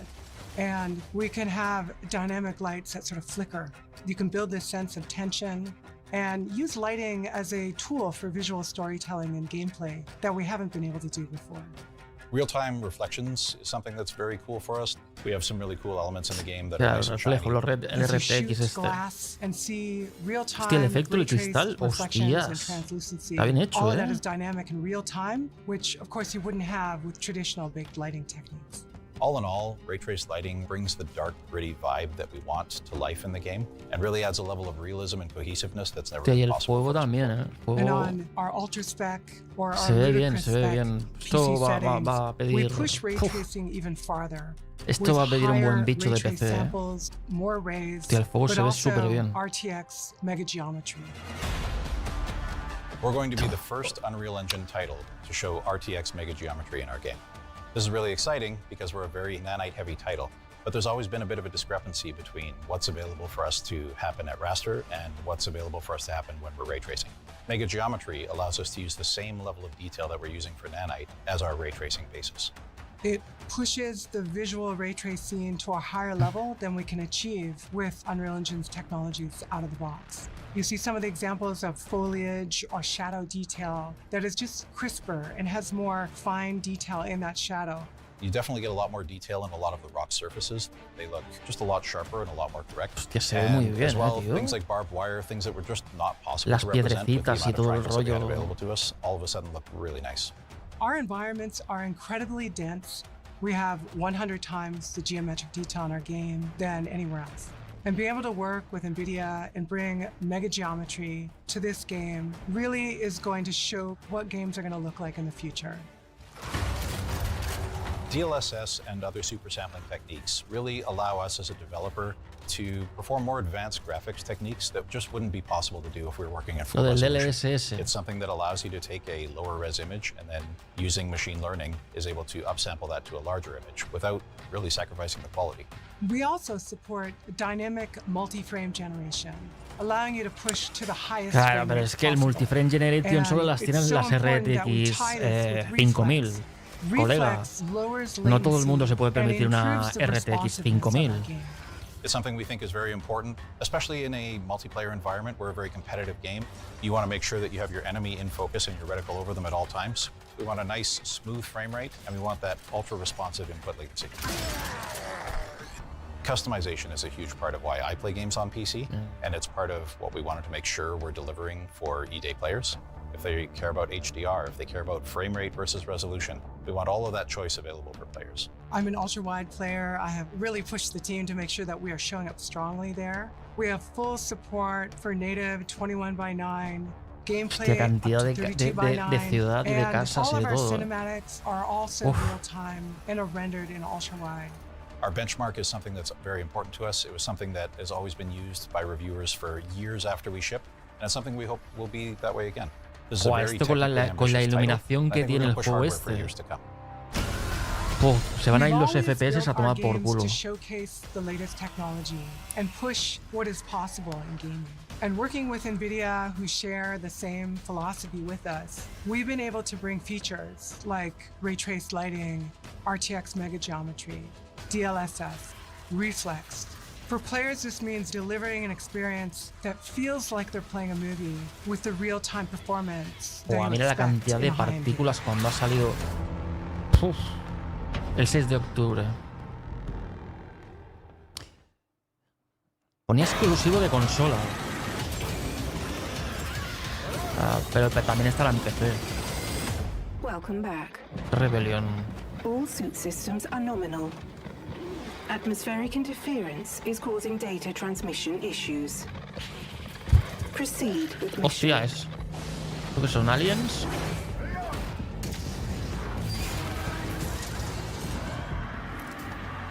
Y vaya bichos, tío. Oh, ¿qué coño es eso, tío? ¿Arañas gigantes o qué?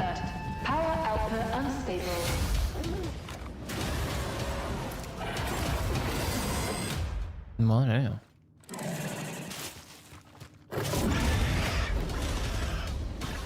No veas, ¿no? Vienen a... ¡Guau! Este juego, tío. Dios. ¿Qué es esto, tío?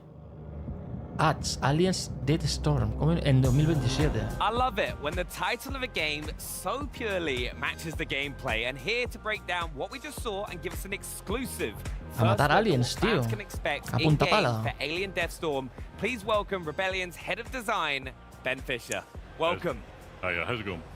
Ben, it's so good to see Aliens you. I mean, it Death feels like Storm. only yesterday we were hanging out at the pub. Tiene buena pinta, ¿no? Matar a saco ahí bichos de esos and it seems that you and the también. team have been pretty busy since then as well. Yeah, I mean, it's great to work on a load of different games at once, but we learned some cool stuff from Atomfall about sandbox freedom and giving the player non-traditional ways of doing objectives. We've fed that straight into Alien Death Storm. Ooh, I love that. Now, on that topic, Atomfall, congratulations. It's been a huge success for you guys at Rebellion.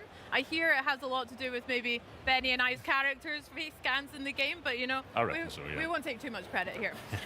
You mentioned there about applying that into Alien Death Storm. Can you break that down a little bit? What from the project have you brought over? What design elements can we look forward to? So the main thing is that for all Rebellion games, we value giving Pasa que no entiendo mucho, tío, de lo que está diciendo, pero bueno. Systemic game design, that sort of thing. Está hablando del diseño, specific gameplay experiences, build a possibility space for the player to take control. So exactly that same stuff has come across to Alien Death Storm. La experiencia de juego y las builds que te puedes hacer. Handcrafted. I think we found a secret formula that really makes it happen procedurally. It's very exciting. Secret sauce. Horror game, horror. Es un juego. I'm really excited to see it. Un survival horror. Bueno, survival no. Now I'm ready. Ponías horror. What the heck is that? You'll find out very soon. Little hint in the trailer, but should we hop into and check some gameplay out as well? Ahora, mira. Let's do it. Gameplay, tú. Hold on. It will come up. Here we go. Now, this is the Megastorm in full swing. What are we doing here? So you play as an engineer who's been called into an off-world colony. The colony's matar aliens a punta gone dark, pala, there's no tío. Este puede estar signals guapo, este You juego. think you're there to do a repair job to help sort the colony out, and as you explore, you discover that people have gone missing, the situation's getting worse. You're trapped there, and it's a desperate fight for survival. Now, the game balances, like I said, the combat intensity of like a sort of horror shooter with investigation and discovery. So you're, as an engineer, you're kind of exploring the situation, finding out what's happening, and as you do so, the storm is tearing the place apart. So you're fighting to survive at the same time. Nice. Can you break that down a little bit further? The engineer's role, that's a pretty specific choice there. How does that come into play with gameplay?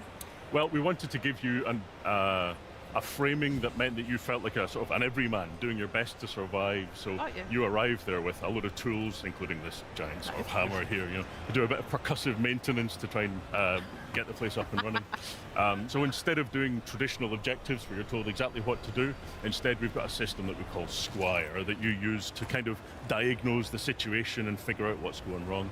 So what we can see here is the player exploring around, testing out the locations, trying to see what's happening and trying to piece together in their head how to tackle the situation in front of them. Mucha exploración, so this is a ser. nuclear reactor that's in the early stages of meltdown, and they're going to try and diagnose what's wrong and try and fix it. So the player has to be observant, they have to engage with the environment, piece together clues that kind of frame them as a detective figuring out how to solve this stuff. Very interesting. Algo ha salido por ahí. I was not expecting the ceiling to collapse. Well, good. Yeah. But I was just having a look at the HUD, right? And like stuff is popping up on the HUD all the time. Que salen Can you por tell el us techo, a bit tío. about that and like what players can see on the screen? Sure. Well, we want to give Bueno, you salen lots por of todos lados, en realidad, ¿no? Lo que he dicho de esto. anticipation before a fight kicks off, because as you're exploring, you know, un you're nodo. making a load of noise, you're causing a load of mischief, Un and that's nodo going de to attract qué? some attention. Yeah. So there's a tracker at the bottom of the screen that gives you pings of nearby movement. It'll get scrambled by radiation and things like that. So it's like a multi-purpose tool to help them explore and understand the situation. So combined with Squire as a way of doing objectives, it makes you feel like you're there to do a job and you've got to like piece together and survive. And who's the voice that we keep hearing as well? Yeah, that's Squire. That's giving you little clues of what to do and how to explore, but never directly tells you exactly what to do. It's kind of like having Clippy in your pocket. You know? I'm a big fan of the naming Squire. That's very fitting. How many iterations did you guys have to go through for that name? Well, we always like to give things a kind of uniquely British twist, a uniquely British flavour to it, and it feels like a nice little like friendly Tiene que reparar un reactor o algo, ¿no? Parece ser. Exactly that, yeah. Hostia. Now, in Eso the muy buena footage pinta as no well, I tiene. can hear some of the music making that tension a bit more buildable, and you mentioned some horror scenarios too. How can fans of horror games expect Alien Deathstorm to fit into their spooky O sea, la scares munición like tienes Benny que ir did con cuidado with, porque tienes que ir from Rebellion? encontrándola por el mapa. Parts of the game, because the jump scare that got you there might not happen. Tienes que ir con cuidado con la munición de no gastar demasiado, ¿no? Around the player's exploration, the player's experiences. So, you know, as you're making a lot of noise and you're exploring, you might be attracting unwanted Hombre, supongo que attention. depende del modo. Si tienes dificultad, supongo que a más dificultad el juego te pondrá menos munición para. Si es que la tiene la dificultad, claro. That's class.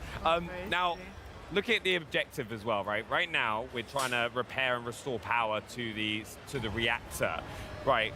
What else is around him? What other kind of resource or enemies are we keeping an eye out for? Because in the trailer we saw a lot. Tío, tú.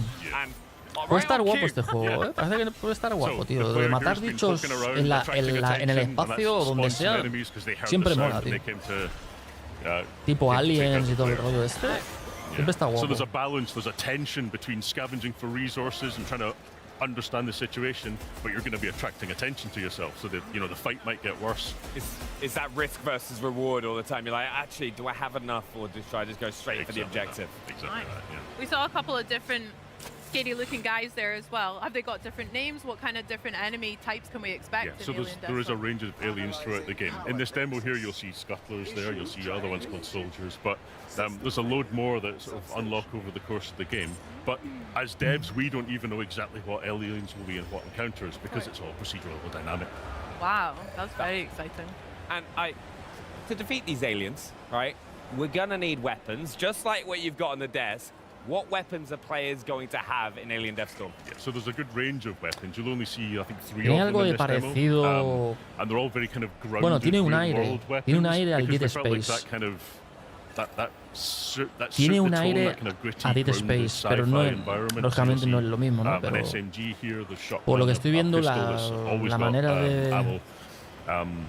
and you can upgrade and tailor the weapons to your personal playstyle. So as you explore, you might find things like a holographic sight to help you. Tiene un airecillo aim al Dead and you might Space. choose that that's your playstyle. You might prefer it. How does that actually work? Por cierto, Dead Space, tío, ya no han vuelto a sacar nada más, de Dead Space. Found throughout the game, and you sort of collect crafting materials as well, and blueprints for the various Mira parts. que era hace años que no sacan nada nuevo de Dead Space, ¿eh? No, bueno, la saga en sí, no sé si saldrá una nueva entrega de la saga de Dead Space. Rebellion games have always had Supongo que sí, great ¿no? reputation for like exploration, discovering Hace and looking ya around tiempo de eso, ¿eh? for like new attachments. How does Alien Deathstorm encourage players to venture off the beaten path, especially if you're going to be like potentially running into more aliens for doing so? Yeah, well, we strongly believe in player freedom, and like part of the fun of it is finding your route through the environment and choosing how to engage with it. So there is that risk-reward, that balance of trying to find those resources and survive, but watching out for threats. So one of the ways that we tackle that is we try and make each environment you explore have a kind of internal logic to it. So this is like a space reactor, and I don't know about you, but I've never been to a space reactor myself. But we try and make sure it's got a kind of, you know, clear signposting, clear exploration, so that you can either explore everywhere for resources, or you can sort of get a quick understanding of how you're supposed to explore. But we leave it completely up to the player. No, I always love like going on exploring because it's like an atom. Tiene un estilo parecido, la ambientación de todo. My character was made bald as bald can be. Sí, un estilo Dead Space, tío. Sorry, that was hard. I mean, we've got aliens, we've got nice alien guts to look forward to as well, but what other challenges? Yo no me acercaría mucho, ¿eh? Like that Bomba. one. Can our players look forward to? Yeah. Explotando toda la cara. Yeah, all the best games have got a white visor, but right. So you saw that there, but also if you're out in the storm getting pelted by the elements, you might have to wipe to be able to see what you're doing as well, which can lead to some really tense, exciting gunfights where you're trying to juggle visibility while shooting the aliens and trying to survive. Tiene una llave, So it's all about that tiene kind como of que immersive, gritty. es como Dead Space, que necesitabas pases para algunas puertas y tenías que encontrar los pases esos. Especially for me, it feels like that. So having to deal with a lot of nuisance you wouldn't normally in real life or in video games is nice touch. Very good, Ben. It's also very helpful for putting together a cool trailer as well. Like, it's a perfect transition. Yeah, nice swipe transition. Now, we've said this a few times as well, like, as we're getting into these fights and the weapons that we're using, what else helps make each encounter unique that you're running into? Because you've said a few times that you never know what's going to happen. Yeah, so behind the scenes, as well as the player kind of making a load of noise and exploring, we can fine-tune to encourage encounters in certain situations, to kind of build set pieces a little bit. Saltan en la cara, tío. There's a balance between dynamic and making sure that you'll have those high points. But we absolutely don't know with each time what encounter you're going to hit. All of the spaces are designed so that no matter what kind of encounter you get in them, it's going to be an interesting fight. And as you blend different kinds of aliens at once, your strategy has to become much more complicated. I bet that must be quite a challenge when there are a variety of them around like this. Swapping weapons. Madre mía, hay algunos que tienen la bolsa esa encima so a y lot of the fun in the game comes from splitting the player's attention between trying to solve the puzzle of the environment and then having to deal with unpredictable aliens coming from every direction. Can we get into a little bit as well, like some of the equipment that you have access to? Because we just did a stim there as well. Yeah, so in this trailer here, you'll see stims and grenades as a couple of additional pieces of equipment you've got. There are more to come in the full game. You can also throw flares to light up the environment ahead of you. Nice. And like, what are kind of so right now, as we're kind of making our way through the level, what else should players be looking out for? Well, at this exact point in time, looking out for the alien that's jumping at their head. Okay, we've made it to the reactor as well, is that right? Very cool. So you never quite know when the fight's going to cool down, or if it's going to bloom back up and you're going to have to encounter more aliens, so you've really got to keep your wits about you. And in this space here, you can see that the tracker has, the scanner is noisy. Yeah. You know, so because you're near a reactor, it's grandes los missing cabrones, equipment, so you lose a little bit of health. Yeah. So you're going to be unaware, like, exactly where aliens are going to be coming from. Also, with these big fights kicking off, what are some of the, like, most effective, like, tactics that players could, like, kind of use? Aunque el movimiento se nota un poco tosco, ¿no? El movimiento del personaje se nota un poco a la hora de girar y todo.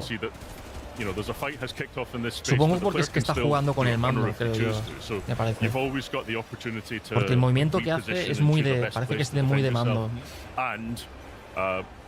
You hear the aliens coming with a lot of notice before they actually arrive, before they start climbing down the walls and piling out of the air vents. So you've got lots of time to choose a spot that you think's defensible. Doesn't always work. Es el movimiento que hace para girar y para moverse. Wow. That looked pretty busy there. Bueno, a ver, está bien, pero tampoco me ha llamado mucho la atención. On my own, would it be okay to ask Benny to give me a hand finishing those aliens off? Or? Well, one of the great things about all of the fights being dynamic is that if you play through with another player, you'll get a completely different experience again. Yeah, just Bex to just be making loads of noise. Like, a ver, tampoco han enseñado mucho, pero... It's a disaster. That's crazy. Egregious. We'll see how that goes, I bet. It'll happen on stream. Ben, thank you so much for sharing that with us. It was always a pleasure as well. Yeah, and remember, Alien Deathstorm drops spring 2027 as well for players. Al año que viene, no sabes tampoco. Yeah. Well, enjoy Gamescom, Ben. And for us here, this year marks 25 years of Xbox. And for many of us who have been playing since the beginning, it's a special moment. For me personally, my first ever console was the OG Xbox that I got for Christmas. Back in 2003, I had Kung Fu Chaos, Project Gotham Racing, and Rayman 3. But playing Xbox games has actually helped me cultivate a whole bunch of my interests outside of gaming. The fact I was really obsessed with SSX3, the snowboarding game. That was class. So much so that I took up snowboarding in real life. So I'm very happy to be here celebrating 25 years too. I did that as well and then went face first into a hut. It was a disaster. But you know, but as we celebrate the last 25 years, we can also look forward to what is to come. Like the world premieres announced today, Chosen by Odin and Dumpster Gang.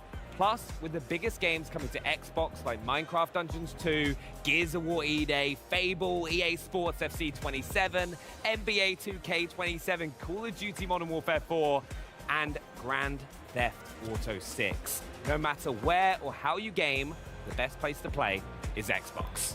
Now, to a throwback making a comeback. Para enseñar algo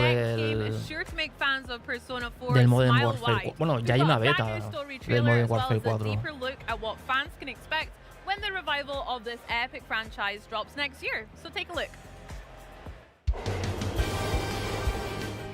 So, are you getting used to it out here? Japonesada. There's so much to do compared to the big city, but there is that certain something you can't get anywhere else. Joder. Un juego. A ver. Ah, de Atlus. Pues mira que Atlus es hacen buenos juegos, Atlus. Police are treating this as part of a serial murder case.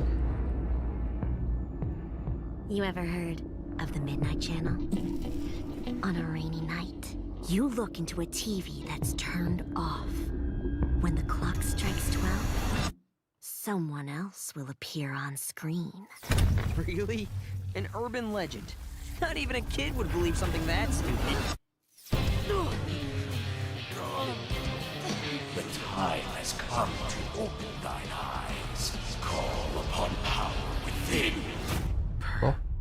So, no.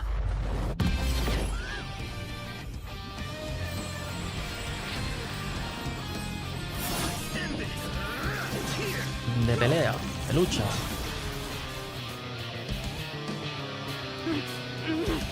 No!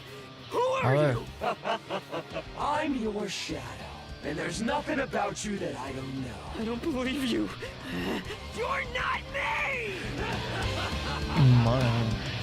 Doesn't it seem like that world in the TV has to be related to Senpai and Yamano's deaths? Vale, es un juego por turnos. Are you saying people who appear on the TV die? Whatever's going on here, we're getting to the bottom of it.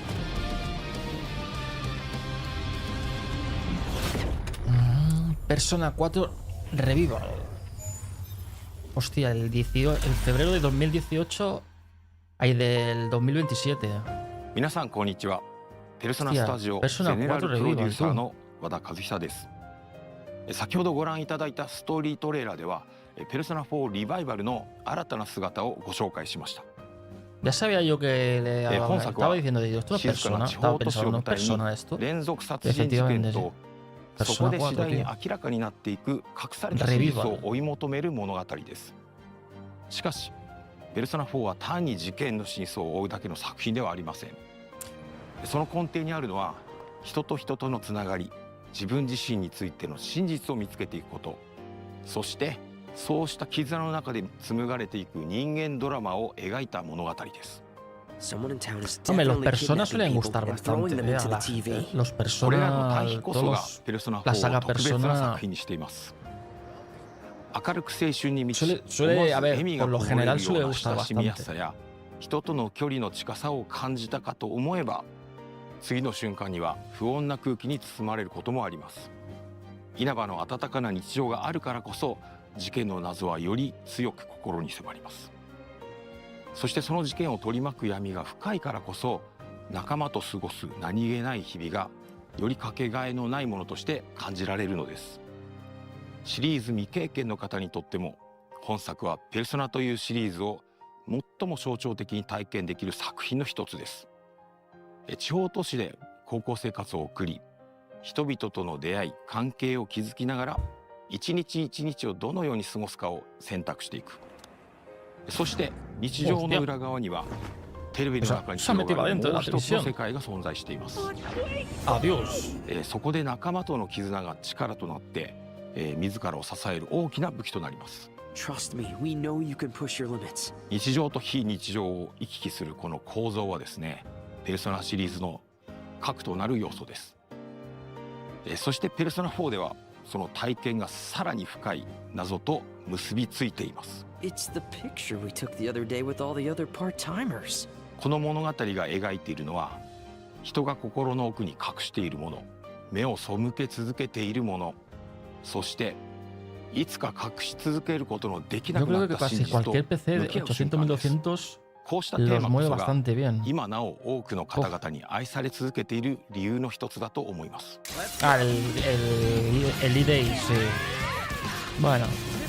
ペルソナ4リバイバルの開発を始めるにあたって、私たちが最も大切にしたことの一つは、オリジナル版で多くの方が感じてくれたあの空気感を守ることでした。静かな田舎町稲葉の佇まい、仲間たちとの何気ない会話が紡ぐ穏やかな日常、そして少しずつ真相へ迫っていくミステリーらしい緊張感、そうした要素こそがペルソナ4の核となるものです。だからこそ私たちはその魅力の本質を大切に受け継ぎながら、現代の技術や表現によって当時感じていただいた体験をもう一度味わっていただけるよう、一つ一つ丁寧に再構築しました。同時に本作は単なるリマスターではなく完全なリメイク作品です。リマスターがオリジナルの魅力をそのまま現代に届けるものだとすれば、リメイクはその魅力を受け継ぎながら現代のプレイヤーにふさわしい体験として新たに蘇らせるものと言えるでしょう。私たちが目指したのはペルソナ4ならではの魅力を大切に守りながら、現代のペルソナシリーズが持つ表現力や遊びやすさ、本作を新たに蘇らせることでした。そのためゲームプレイそのものも現代のプレイヤーに合わせて進化させています。ユーザーインターフェースの改善やバトルテンポの最適化、ダンジョン探索の快適性向上など、ゲーム全体をよりスムーズで遊びやすいものへと磨き上げました。初めて稲葉を訪れる人にも、久しぶりにこの街へ帰ってくる人にも、自然とこの世界に引き込まれるような体験をお届けしたいと考えています。またキャラクター表現にも徹底的にこだわりました。ペルソナ4においてドラマチックなシーンだけでなく、仲間たちと過ごす何気ない日常も非常に重要な要素。仲間同士のたわいない会話、少し気まずさを感じるやり取り、そして突然訪れる緊張や恐怖、そうしたさまざまな感情の移り変わりをより自然により身近に感じていただけるよう一つ一つ丁寧に表現しています。 Are you sure about this? I don't know. But all we can do is trust our instincts at this point. さらにカメラワークや演出にも細かな調整を加え、何気ない日常のワンシーンであっても登場人物たちの感情がより豊かに伝わるように磨き上げました。ペルソナ4ならではの温かな人間ドラマを大切にしながら、キャラクターたちをこれまで以上に身近に感じていただける作品へと生まれ変わっています。 You're me, and I'm you. When you get down to it, all of this is me. ペルソナシリーズにおいて音楽は単なる BGM ではありません。作品の空気感を生み出し、物語を彩り、プレイヤーの皆さんの記憶に残るペルソナを語る上で欠かせない存在です。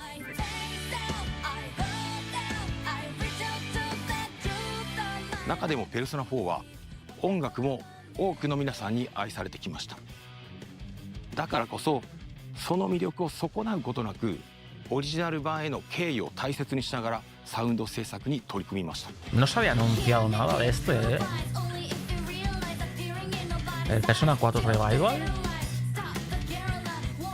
Yo no había escuchado nada del Persona 4 原作楽 Revival. 曲の魅力を受け継ぎながら、ボーカル曲やバトル曲をはじめ全楽曲を現代の表現に合わせて丁寧にリファインしています。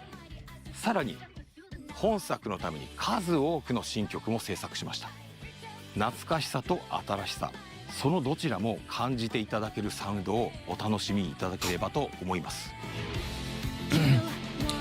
Bueno, aquí YouTube me va a decir. さて、ペルソナ4リバイバルについてご紹介してきましたが、いかがでしたでしょうか。今後さらに多くの情報をお届けできることを我々ペルソナチーム一同楽しみにしています。 Te has saltado el copy. Como siempre. 最後になりますが、 como en todas las 本作が conferencias. ペルソナシリーズを初めて遊ぶ方には日常と非日常が交錯するペルソナならではの魅力を余すことなく体験していただけると思っています。そしてすでに稲葉市をよく知っている皆さんにも知り尽くしていると思ってたこの街にですね、まだまだ新たな発見や驚きが待っていることを感じていただけるはずです。ぜひペルソナ4リバイバルで霧に隠されたその真実を確かめてみてください。 Who's on air? Who's on air? Persona 4 Revival. Now, there are few games more synonymous with beautiful environments, immersive puzzles, and fluid combat than Tomb Raider. And as someone who has played Tomb Raider Legend, Underworld, Anniversary, the original, etc., so much that I can still recite a bunch of the cutscenes from memory, I am particularly excited to be talking about this next chapter in the legendary franchise. Here with an extended look at the mysteries of Peru in the new Tomb Raider Legacy of Atlantis, please welcome Crystal Dynamics Experience Director Jeff Adams and Flying Wild Hogs Art Director Hostia, del Tomb Raider, tú. A ver. How are you? How's your El nuevo Gamescom Tomb Raider, going? tú. Uf, que va a estar guapo, ¿eh? Good. Fantastic. I couldn't ask for more. Awesome. I mean, I am so excited, as you can maybe Ya se ha visto tell, algo, to see pero what you've got for us today. So, set a ver us si up, enseñan set the algo scene, más, what can we algún look to gameplay expect más. from the gameplay? So today we're going to be taking a nice in-depth look at Peru. This is Lara when she is El Tomb on the Raider hay que hunt jugarlo, for sí o the sí. tomb of Qualopec, and so she has to engage with O this sea, quien no haya jugado iconic un location, Tomb Raider en su but it vida, really shows how we are que lo dudo mucho, reimagining porque at the la forefront mayoría de to make gente sure que we're entiende un preserving poquito de juegos lo ha familiarity, but at the same jugado time Tomb Raider. introducing new challenge. Yeah. Now, Jeff, you literally just said reimagining versus like a remake or remaster. Can you tell me a little bit about what that means to your team as well as for the players? Lleva Absolutely. años, In a Tomb nutshell, Raider, tío. reimagining means preserving the things that make those iconic Madre mía. locations recognizable. Y aún siguen, We ¿eh? want to make sure that we're preserving that core DNA, but we also want to make sure that we're finding new ways to introduce new challenge, new surprise, new delight for our players. And so therefore, if you're a new fan who's never played before, you come in and you just see a really cool game experience. But if you're a fan who's played before, like yourself. We want you to come in and actually have that first play experience all over again. That sounds great. Yeah, just to add on the top of that, like basically what we've got from the original one are a bunch of memories. Yeah. So we want to recreate those memories for the new players and just bring more people in and create those new unbelievable stories for them as well. That sounds so good. Can we dig like a tiny bit deeper into your answers as well? Sure. How important, or maybe even how challenging was it to strike that balance between nostalgia as well as new exciting experiences for new players? It's a delicate balance, and I like to say it's a combination of an exciting opportunity to get a chance to get under the hood and really kind of see what we can do, but it's also an incredible responsibility because we know that there are people that have so many strong memories. Like Lara's become so part of people's personas in a lot of ways that we want to make sure that we're really making sure that those fans are seen, but at the same time we're also giving them a chance to actually experience something new with the character. And so we take it very seriously, and everything we change or everything we modify, we do because we feel like it's basically what the original developers of the game probably were getting at, but they were just constrained by the tools of their time. That's beautiful. Have you found the same experience, Eric, as well? The design looks incredible. Yeah, I mean, what we wanted to do, for example, with art, we wanted to bring back the same color palette. So like when you squeeze your eyes, you can see the original game, and just bring this subconscious idea throughout the game. But also we want to keep the key elements from the original one. Es que no se puede poner en español los subtítulos, tío, no me deja. To the OG, but then bring our own flavor to it as well. Okay, I can't wait to spin my eyes then and look at the game. Solo That's están so en smart. inglés. I never thought about that before. Well, Solo están en can we take inglés. a wee look and see what it's all about then? What you guys have been up to? We will allow it. Thank Mira, you. gameplay. And here she is. Oh, such swagger she's got. Yeah, you see that familiar silhouette come into the light and you just instantly get the hairs on the back of your neck standing up. I mean, speaking about hairs on your neck, this looks absolutely incredible. Eric, talk to us about, well done. No veas cómo se ve Congratulations esto, to you, the whole team. Yeah, it's the team's work, but what we're trying to do is being authentic to the place that we are bringing people in, because basically Lara Croft is archaeologist, so the places she discovers and she explores, they need to be real. So in this example, we dive deep into Incan's culture and architectures in Peru, and also the plants and everything. Hay un poquito de lag en el gameplay, ¿verdad? So we've done what we could we've been authentic to the Peruvian culture, but also que con eso lo escaneas las paredes, tío. We want to make it fun and beautiful.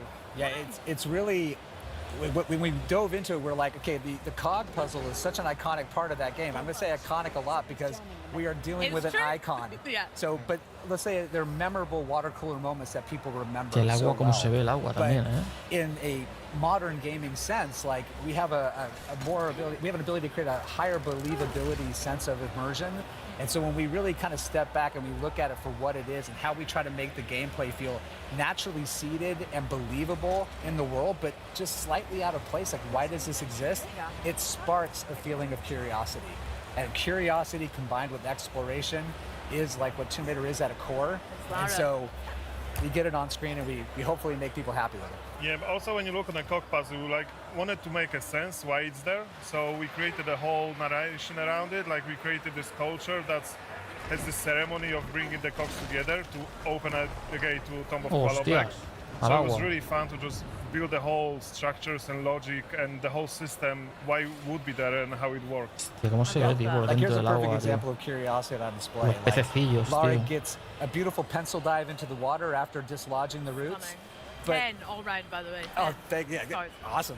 But along the way, she's like, wait a minute, I see something out of the corner of my eye. The player drives in and they come into this new space. You may have never missed this unless you or you may have never seen it if you had not taken a chance to actually just look around for a beat. I mean, speaking about looking around, is there maybe particular details that you guys are really proud of or that you want players to really notice in the environment of the game? From an environment perspective, for me, was the most important. I want people to immerse in a game, and I don't want to break this immersion, so I wanted to build everything with the logic. So everything, all the mechanisms, all the puzzles, they need to be there for a reason. And me and our team, like, we really work really hard to make sure that every single puzzle, every single obstacle that Lara meets, it makes sense. So, like, when you dive deep into the environment, into the world that we are playing, it's there because I want to build it, not because the game requires it to. And we don't want the environment to feel like it's a heritage site. I mean, we're in the wild. This is a lost city, lost to time that we're discovering. And as a result, we have the opportunity to kind of do some storytelling tricks where we can actually say, hey, this is a culture that evolved in isolation for a while. So how do you preserve what we know about Incan culture, but at the same time, give it a uniqueness to say, hey, it's unmistakably Tomb Raider, but it's that way because they just evolved in isolation for a while. And when you play the game, you're going to find out why. Yeah. Sick. And then you can have a lot of fun with the overgrown aesthetic as well as obviously some of the dirt that Lara's tienes que picked up arrastrar that she's traversing la through rueda these environments. That's sick. Yeah, I mean, that's para a que part encaje con la otra, ¿no? making sure that the environment feels like you are the person who discovered the first in a very, very long time. Esto está lleno de Because that's what puzzles. she does, and we want to make sure that La that's how verdad, it feels as well. tiene un montón de puzzles el Tomb Raider. She's not a delicate flower. She looks good, but she is going to get her hands dirty. She's going to dig in. Heck yeah. She's going to go anywhere, and she's going to follow her instincts, similar to how she's doing here. She's like, I need that cog to get that puzzle moving. I found one, but that has opened up the path to somewhere else. So curiosity is driving her. You're going to be along, helping her find that way, and we get into beautiful traversal that makes sure that Lara's physical attributes, her abilities, her athleticism is on full display in these moments. She's at her peak, right? She's at her peak. Yep. Love that. Now, the puzzles, like you mentioned, they are such an iconic part of Tomb Raider for me as well. There's so many that I remember from Greece, Egypt, all of the levels. Can you go a little bit deeper about how you've evolved them for Legacy of Atlantis? Similar to what we talked about reimagining, it's about saying, hey, this puzzle as it existed, you know, what was the original intent here? And if that intent is something that we're like, hey, that's a really strong guiding principle, how do we take that and make it the ultimate version of what it intends to be? Sometimes that means sticking very close to the tienes que seguir formula. los Sometimes it means deviating into another area, las but we estatuas do so in a estas way that's very thoughtful que hay and very en las precise, because paredes. we never want to make it feel like we're ignoring the history of this adventure that we're reimagining. We want it to feel like it's the re-debut of this game. Y con eso escaneas. And so adding new details like giving her gear items that allow her to extract more lore from the world, preserving some of those classic abilities like push-pull, traversal being fluid and dynamic. We'll get into combat a little bit later, but these are all just Tomb Raider things at the core. Amazing. Yeah, but just going back to the scanner thing, like you can use a scanner if you are a fan and just want to, like Jeff said, dig deep into the lore. You can scan things and find out more, but you can also use the scanner as a clue to the puzzles. It gives you clues if you want to. If you don't want to, you can just play it your way. Yeah.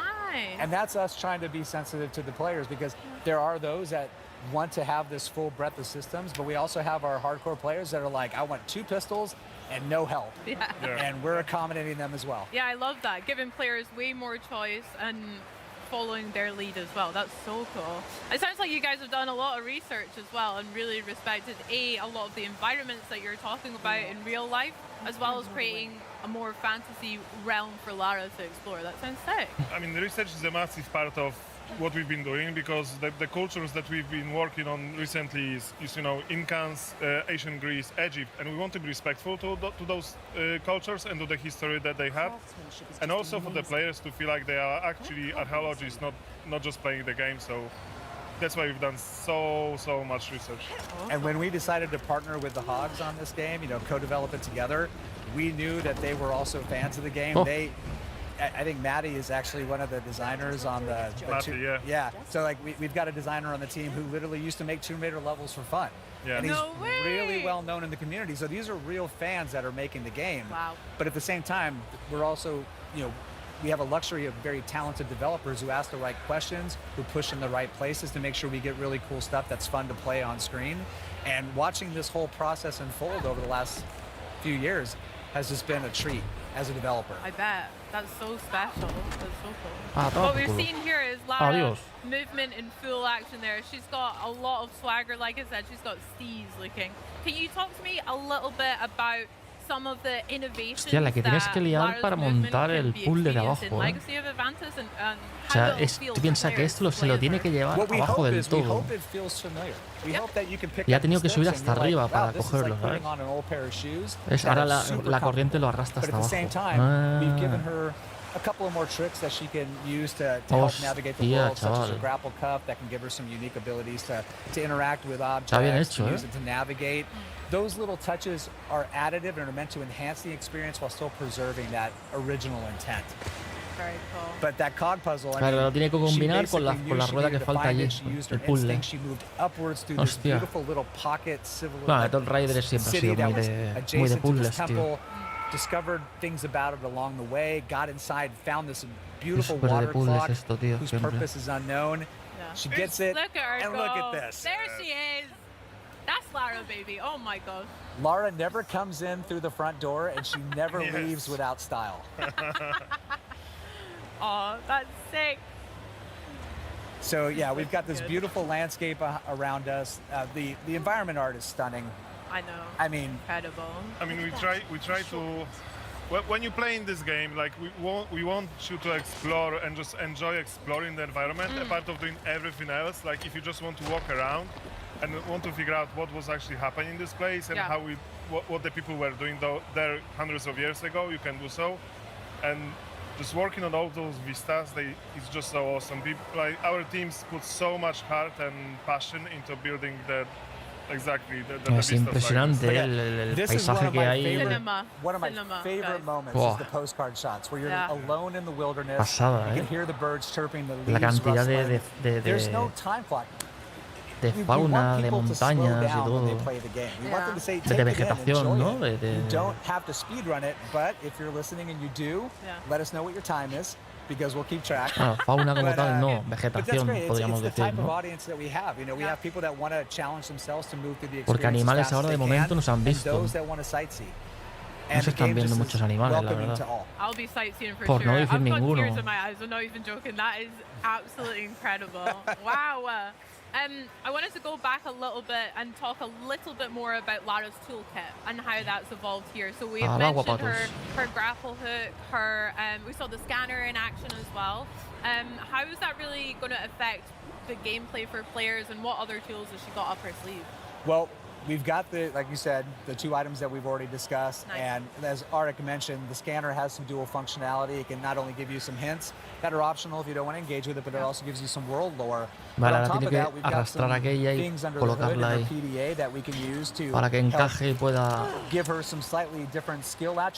rodar eso, ¿no? Equip her in a certain way to help meet challenges as you face them. We've got our crafting system because we want to make sure that, you know, finding med packs in the middle of the jungle. It's cool. A little bit old school, yeah. In a tomb 10,000 years old, has lucky that there's a first aid kit here. What do you mean? They're not there all the time? No. What the heck? So we were like, how do we make this still feel like Tomb Raider, but at the same time, like, not break immersion? And so that's where, like, crafting is a perfect add-on addition to it. It lets her scavenge the world for resources, use her knowledge and her ability to craft something useful. And on top of that, she can use recipes to provide certain gameplay buffs that are going to help give her short-term if you want to, you advantages. don't have to. And you can just play the old school way, dual pistol all the way through with healing items if you want. Se está inundando you want to put your todo. heads down and power through it, you can do it, but these things are available to you, and we think they're fun to engage with. Amazing. The Tomb of Qualopec waterfall gate is opened. Done it. Now here we're advancing to a little bit later in the game. We're now just on the cusp of a very memorable first encounter. So folks, hold on. Here we go. Oh, I remember this. Por ahí tienes que saltar, colega. But we got to do it with style. Al agua. Yes.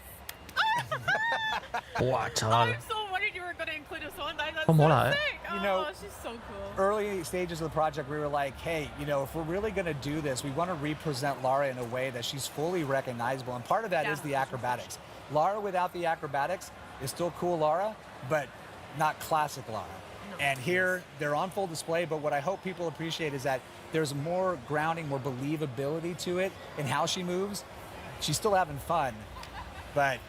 It's synonymous to her, but like you mentioned, the more grounded when she was taking the cog puzzle, that looked sick. It was so cool. Yep. But those little interactive moments add a sense of cinematic spectacle time to time, which is nice. It allows the game to still feel like a summer blockbuster. Yeah.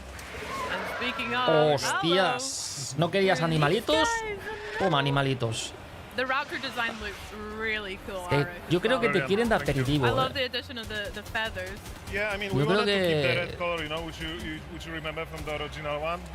But obviously, our knowledge about the dinosaurs evolved so much since 1996. So we wanted, and like with everything in this game, we want to add on the top of what's been done already. Coño, ¿y esa animación, tío, más guapa? Silhouette designs, and we added ¿Has the visto la animación más feathers guapa? make it unique for the legacy of Attack. Qué guapo, tío, la animación esa, has tú. been like dramatically overhauled. They're no longer just charging at you and just taking bullets. They're thinking, they're evading. You have the ability to use the health reticle and aim down sight to be able to kind of assess where they're at so you can target your shots. And with Lara's combat, love seeing the axe make a little appearance. Utility gear for the win.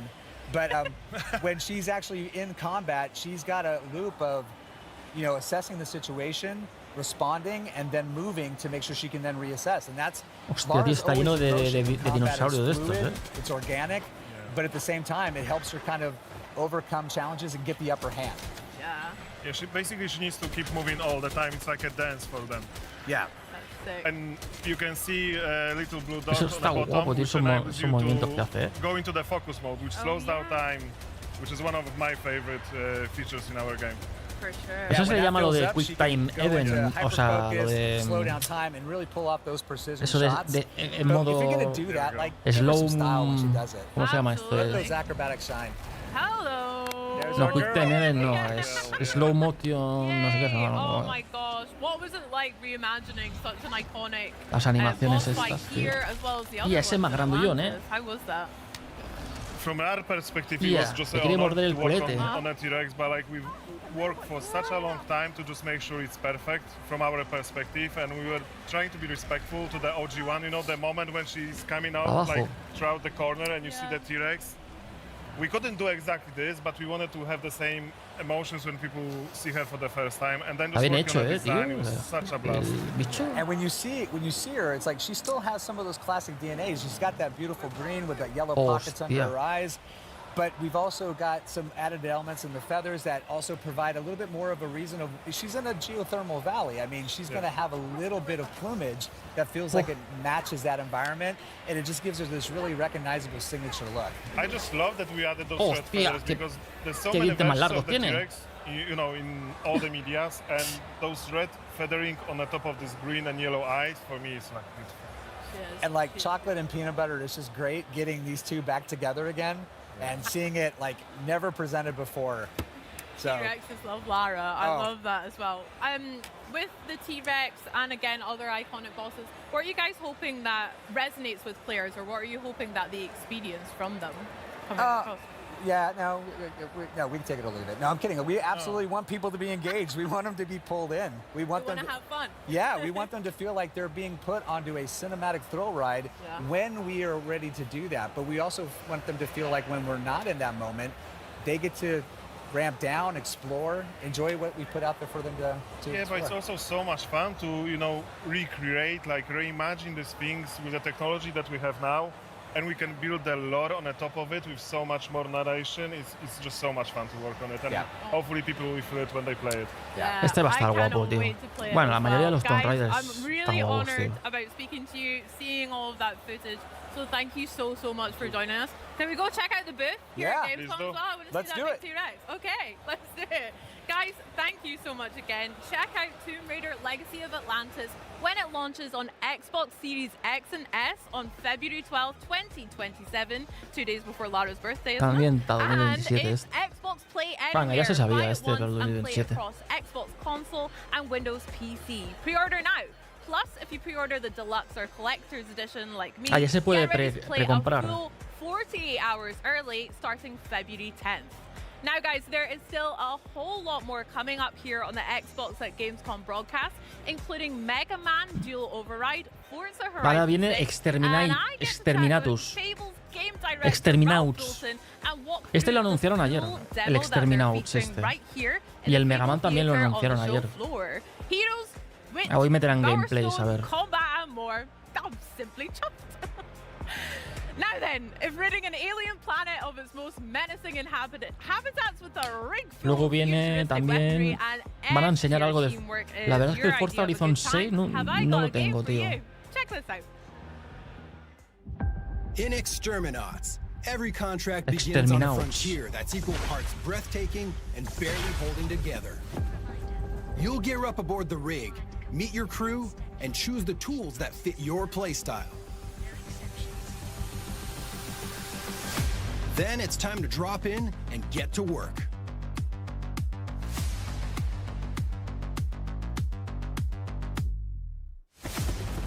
The ecosystem is alive. Creatures hunt, feed, adapt, and push back against your every bicho, move. colega. Ah, es cooperativo. Okay. The tools you use do more than deal damage. They're built to create opportunities, reward teamwork, and let your crew shape Sí, es cooperativo, ¿verdad? It's controlled chaos. Bueno, supongo que se podrá jugar solo también. Ah, pero está guapo, ¿no? Es un estilo... Hostia, pues no está mal este. Es un estilo de...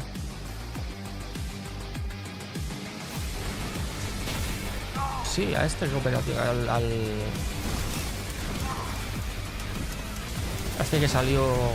Joder, no me acuerdo cómo se llama. Clearing pests is only part of the job.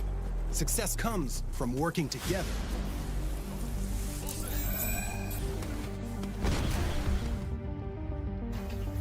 Sí, este que tuvo tanto éxito, tío. Bueno, estuvo un tiempo que vendió bastante el...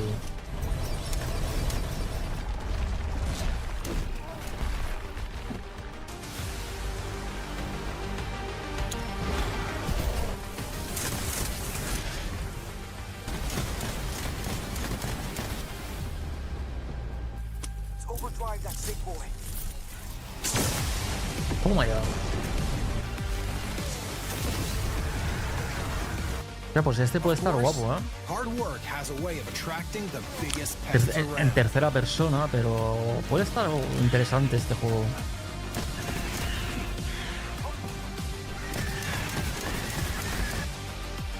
And even then, the contract isn't finished until everyone makes it home. Vale, es que te vienen hordas, ¿no? Te vienen hordas de bichos, ¿no? Call in your ride, defend the extraction zone, and earn your pay.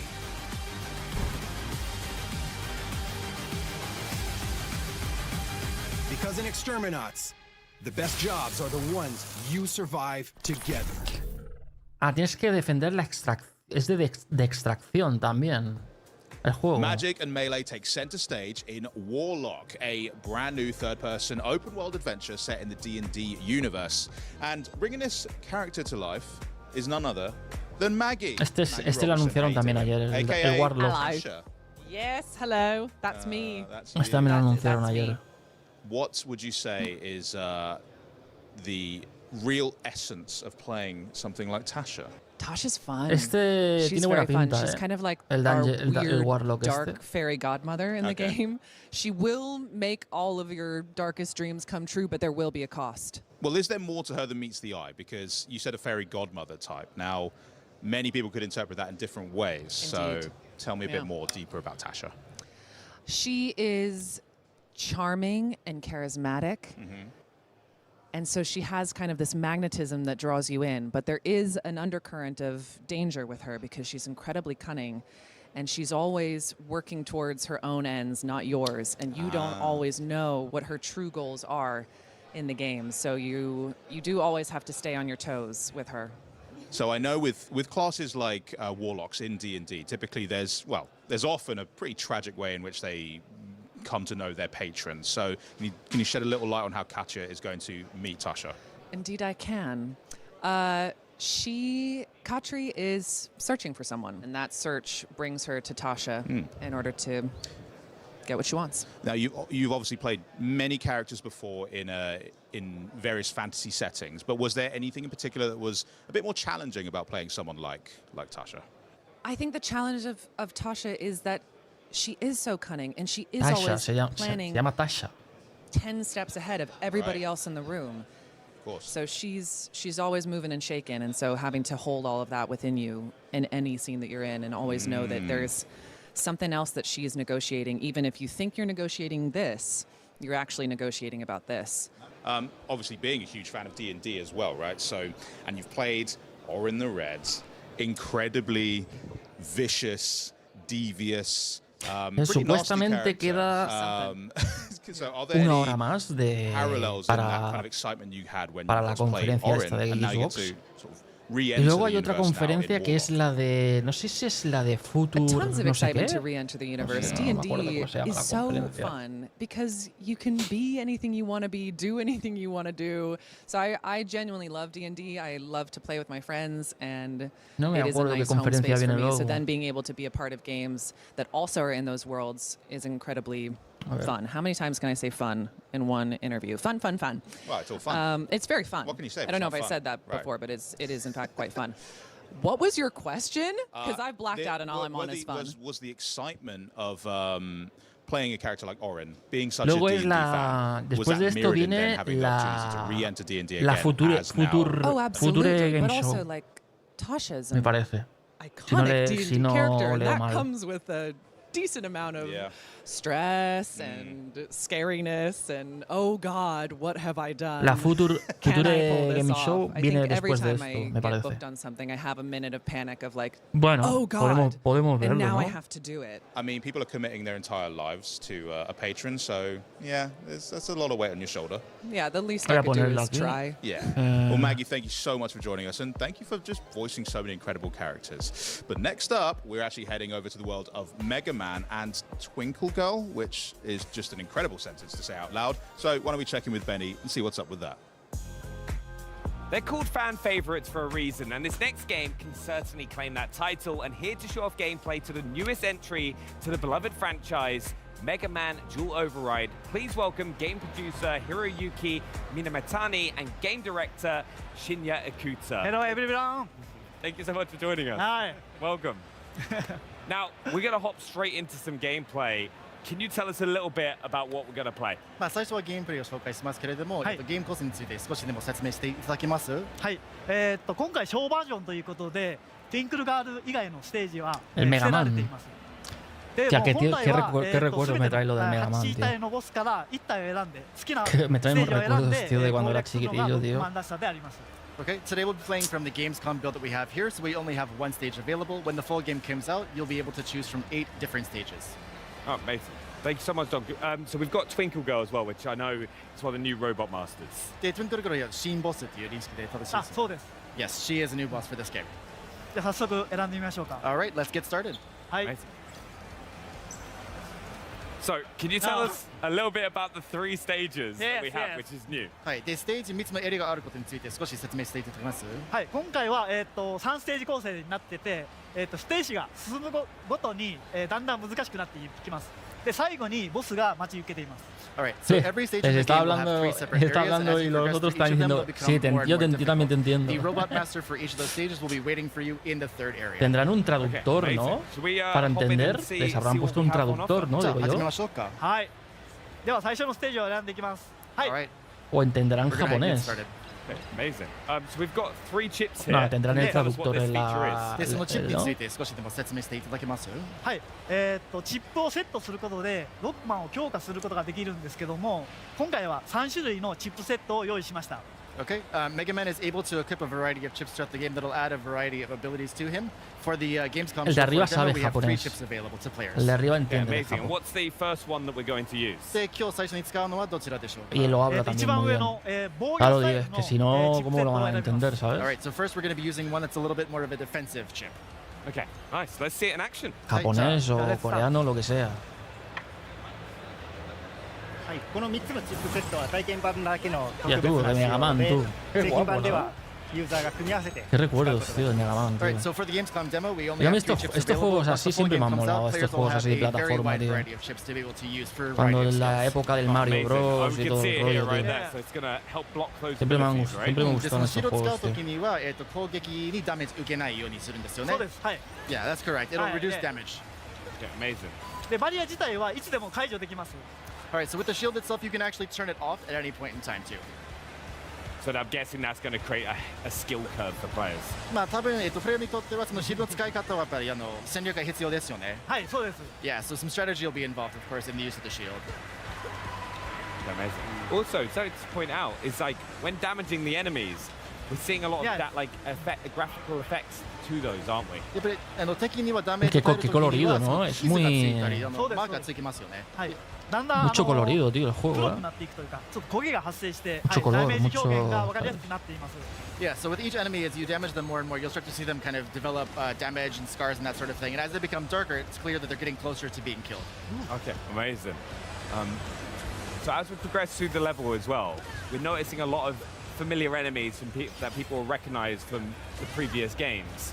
Right, can you tell us a little bit about that and how you balanced it in this game? はい、ステージが進行につれて、馴染みの敵と新規の敵が登場するんだけれども、そのバランスを取るにはどのようにやって取り組んでいます？そうですね、やっぱ懐かしい敵っていうのは、出すとやっぱファンの人はすごく喜んでくれますし、結構なんていうんですかね、配置の位置でかなり攻略が難しくなるような敵もすごくたくさんいるんで、それをバランスよくセットするのが大事だと思ってます。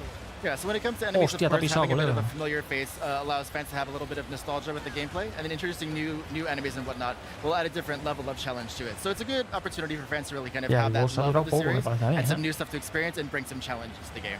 Yeah, and I think we got to talk about new things about the game. Este es el boss tocho. System. Can you tell us a little bit about that in the top left corner? はい、で新規要素について話してるんだけど、オーバーライトについての説明少しでもいただけますか？はい、わかりました。ではまず実際に使ってみますね。ちょっとお待ちくださいね。Alright, we'll use it in just a second. ¿Le tira misiles o puños? すでに今の時点でオーバーライトゲージが溜まってます。Alright, so at present, the override gauge is still building up. Ah, le tira puñetazos, 敵を倒したり、ダメージ Le tira puñetazos, いろいろな Toma. 能動的な行動でゲージが溜まっていきます。 Le tira puños, the tú. override gauge will build up in a variety of ways, taking damage, damaging enemies and whatnot. How many times? Está guapo, las animaciones, tío, está guapo, tío. Alright, so once the override is activated, you'll actually become more powerful and you'll be able to unleash some really cool looking attacks like we've seen here. Está guapo, tío. Destroyed. Amazing, and that's our first level stage complete. Mega Man. Yes. Amazing. Now, one thing as well, with that override system, how many times are they able to charge it? でそのオーバーライドのゲージは、何回まで蓄積できます？一定量、敵を倒したりすると、段階的にゲージが上がっていって、3段階が、最強のオーバーライド状態になります。So the override gauge has 3 phases to it, and as you hit each of those kind of levels, you'll be able to build it up for stronger attacks as you go. So once you get that third tier, it's pretty powerful. Yeah, as we just saw, it just destroyed them. So we're going to try the second chip now, aren't we? はい、じゃあ2つ目のチップ使いますよね。はい。 Yes. 今回攻撃タイプ、火力重視のチップを選びます。Alright, this time around we're going to be doing more Ah, of an pero hay offensive varias chip. builds. It's called the weapon. Puedes hacerte varias builds. And what is the difference between the weapon chip and the shield chip that we saw in the first area? で、ウェポンチップとシールドチップの違いは何でしょうか？まずこれオートガードです。オートチャージです。So one big difference that players will notice is that once you have the weapon chip equipped, you'll be able to charge automatically rather than holding down the attack button. 通常はボタンを押さないとチャージできないんですけども、自動的にチャージされるので、ロックマンのアクションに集中しやすくなります。Yeah, so when you're playing normally, you'd have to hold that attack button down to be able to charge your Mega Buster, but now that it's done automatically for you, you're able to focus a little bit more on Mega Man's movements and attacks. Okay, amazing. And like, what might be the, as you just said there, what would be a reason for a player to choose this chip over the defensive chip? はい。シールドチップよりもウェポンチップを選択する理由は何かございます？やっぱり火力でどんどん敵を倒していきたいという人に向いていると思います。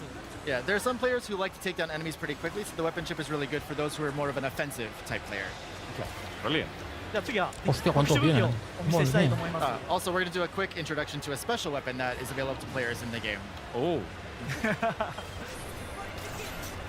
Coño, se ha transformado. So with that special weapon, you can actually cause enemies to go flying off of their platforms and whatnot too. Will players have a lot of other weapons to be able to have access to them? でその水上のロックバスターに加えて、特別な武器いくつかあります。通常のロックバスターに加えてかなりありますよね。そうですね。はい、たくさんあります。Yeah, there will be quite a few other weapons available to players outside of the standard Mega Buster. And how are players going to gain access to those weapons? でその特別の武器を取得するのに何が必要 Mientras ですか está con el agachado no le da. Rebotan las. ボスを倒すことが Rebotan las balas. Right. So as players defeat robot masters in every stage, they'll get a special skill from those robot masters. I've also noticed, as you've just collected it, these screws. What are they for, and how are players going to use them? はい。でステージにはネジも集めれるようですけれども、そのネジはどのように使います？ネジを貯めるとショップでチップを購入することができます。So as players progress in the game and they collect various chips, they can actually use them to purchase additional chips throughout their gameplay experience. Okay, amazing. なのでネジはどんどん貯めていって自分をロックマンをどんどん強化していくことが攻略の鍵となります。So one cool strategy about that is the more screws you collect, the more powerful Mega Man will become. So we recommend doing your best to collect them and powering up as you play. この先に強敵が待ち受けています。はい。We're gonna go ahead. Oh no, I was just going to say we've just come to this checkpoint, right? Which allows players to kind of take breaks throughout the game. How have you balanced that? But I think we'll go to this because this is Astro Man, right? It's returning. I know so many people are excited about this. Can you tell us more? Yeah. So, アストロマンが復活しますよね。それについて少しでも話していただけます？ロックマンのファンに喜んでもらおうと思って。Joder, tío, el de arriba es una máquina hablando, ¿eh? Ya que no es fácil aprender japonés, ¿eh? So as a fan service to a series of the Mega Man series, we've brought back a variety of robots, robot masters. Astro Man is one of them, but there will be others besides him. So get excited. Este es I love boss. seeing some of these like kind of battles that you see. このような戦略見るのは楽しいですね。初めのボスと違ってno tiene mucha dificultad, ¿no? ちょっと歯応えのある難易度になっています。それがすごく難しいです。これを避けるのが。Hostia, no he dicho nada. No he dicho nada. Yeah, so compared to the boss in the first area, Astro Man's the boss for the second area, so it'll be a little bit more difficult than the boss we fought earlier. Hostia. So close. Hostia, tan fácil no es, ¿eh? Hostia. The shield chip would have come in handy there. Parecía fácil, ¿eh? 僕はもう火力重視でいきます。All right, we're gonna do our best here. Well, I believe. 使用される方に参考になるようなプレーを目指したいと思います。Es que al principio parece fácil, pero luego se complica, ¿eh? できるかな。よし、頑張ろう。 You're gonna do it flawless. 今回ダメージ受けずに倒せますよね。はい、任せてください。It's one of the things. It is hard to talk and play these boss fights at the same time as well. やっぱりプレイしながら話すの難しいですよね。Bueno, tienes que aprenderte el patrón de los movimientos, como siempre. Truth be told, Equal Director is a lot better than what you're seeing right here, but it is again tricky Ahora for it to te play tira and talk eso, at ¿no? the same time. Ahora, hostia. Claro, cuando le tira el fuego, él activa el poder este, ¿no? Hostia. So close. Oh, toma por culo. Ay, no la pilla. Oh, la mató otra vez. La mató otra vez. Está guapo. Se la ha cargado otra vez, Alright, tío. so for the sake of the fans, let's move on to the third area and show that a little bit too. Okay, yeah, let's do it. Let's go because the third area is where we're going to see the new robot master, Twinkle Girl. 3つ目のエリアで、Hay demo ya. ロボットマスの紹介も入りますよね。じゃあ最後のステージとなります。はい。Yeah, this will be the last area of the Twinkle Girl stage. じゃあこのステージのボスを紹介します。Alright, just give a quick overview about her as we're playing. Supone que tienes チップはdos vidas, o cómo va チップを使 esto. うんですけども、これは No chip 何も support. 強化チップをつけてない状態のロックマンとなります。And for this area, we're going to be using the third chip in this option here, which is Esto to call supongo que in rush, but it será. won't add any sort of Bueno, power aquí up son to Mega tres Man's builds que hay, ¿no? 難易度高いけど大丈夫ですか？大丈夫です。もう使いこなしていきますよ。もうロックマンを。はい。 We'll do our best. this one Twinkie too. Girl. But yeah, meet Twinkle Girl. ある意味縛りプレイですけどね、これね。はい、頑張ります。Alright, let's do it. One thing to ask as well, why was it important to evolve the Robot Master stage design for the latest entry? Buah, Mega Man, tío, es un clásico, tío, Mega Man. デュアルオブライトの方でステージの進行は大切にしているようですけれども、その進行はなんで大切にしてるんですか？南さんお願いします。ヘルプでちょっと今回3つのステージに分けたんですけれども、ユーザーには段階的にクリアして成長アクションとして成長する楽しみを味わってほしいなと思います。One reason for the kind of progression for the stage itself is we want players to have a sense of progression and success and achievement as they've gone through the stage. So again, each area becomes more and more difficult, and so by clearing each one, there's a sense of accomplishment by being able to complete it. And how do you balance the challenge that players are going to face and then having those conveniences like checkpoints? でその難易度が、ね、あまり難しくならないようにどうやってバランス取ろうとしてるんですか？お願いします。今集中してるんですよ。もう、はい、ここめっちゃむずいんで。敵の単純に強さを上下させるだけじゃなくて、ステージ構成や敵の配置を調整しながらテストプレイ通じてかなり精密に調整しています。そうですね。Yeah, so if you think about it, obviously the enemies become more and more difficult, more powerful as you progress through the stage, but also we get more strategic with the placements of the enemies, so they're in more inconvenient places, so to speak. But again, it really gives players an ability to practice and kind of level up as they're playing through. I love seeing how much more difficult this stage is as well compared to the other two. やっぱり3つ目のエリア非常に難しいと見えるんですけど。めちゃくちゃむずいです。Yeah, it is pretty tough, isn't it? やっぱロックマンは歯応えがすごく大事だと思っているので。Ya, esto pisa, ¿eh? Te pega unos pisotones esto. Toma, toma por saco. Do you have any tips for players picking it up for the first time? ロックマンシリーズを初めて遊ぶユーザーにとって何かアドバイスあります？Bueno. ロックマンは特殊武器を使うと強い攻撃が与えることができるので、このボスも特殊武器が効くようになってますので。So yeah, Mega Man again will have access to a variety of special weapons. Using those special weapons against Robot Masters will actually have some pretty extra effects on them. So we recommend picking those up and using those as well. This fight looks so hard against Twinkle Girl. やっぱり Twinkle Girl 戦は難しく見えるんですけど。めちゃくちゃ難しいんで、僕はもう喋れませんね。It is pretty tough. So Ikuta-san's gonna stop talking because it is pretty tough. 難しいですけど攻撃パターンを見極めれば。メガブスター。これ以上見せるとちょっとつまらなくなるので、はいここでやめときます。Yeah, so of course Twinkle Girl's attack patterns and whatnot are pretty tough. We don't want to give away the strategy of how to defeat her entirely, so we're actually going to call it right here if that's okay. I feel like that is perfectly fair. Esto que son las diferentes habilidades que tiene. We want people to have that challenge. やっぱり発売前にメタバレ出したくないんですよね。そうですね。ぜひ私有できる方だけの限定的なプレイだと思うんで。Yeah, of course. Again, just think of this as a preview of what's to come. Now, we've seen some great features. We've seen the new override abilities, the new chipsets. What else should fans be excited to see? 今日いろんな新要素を紹介してもらってますけれども、それに加えて一応注目したいこと何かあります？そうですね。Qué máquina el tío, traduciendo. 8体のボスまだお見せしてませんけども、非常に魅力的なキャラクターをたくさん用意しているのと、そのうちの1体はユーザーから募集をして選抜されたすごくデザインがかっこいいボスが登場しますので、それを楽しみにしてほしいです。Alright, so within the game itself, there are 8 robot masters across the 8 stages that players will have access to. We're only revealed one so far, but one of those robot masters is actually going to be designed by a fan. We held a design contest, and so that winning entry will be part of the game as a final boss. That is amazing to see. It's like you've already got such like dedicated fans to the franchise, and they're going to be absolutely buzzing to see that. やっぱりファンの皆さんは情熱的なんですけれども、そうファンが作ったデザインをゲームに入れてやっぱり興奮感がやっぱり強くなりますよね。オープン感ですか？興奮感。興奮。はい。いや特にデザインした人はすごく興奮すると思います。Yeah, especially the person who created that winning design, they're going to be super duper excited to see it in the game. もしかするとね、スタッフロールに名前が載るかもしれませんもんね。そうですね。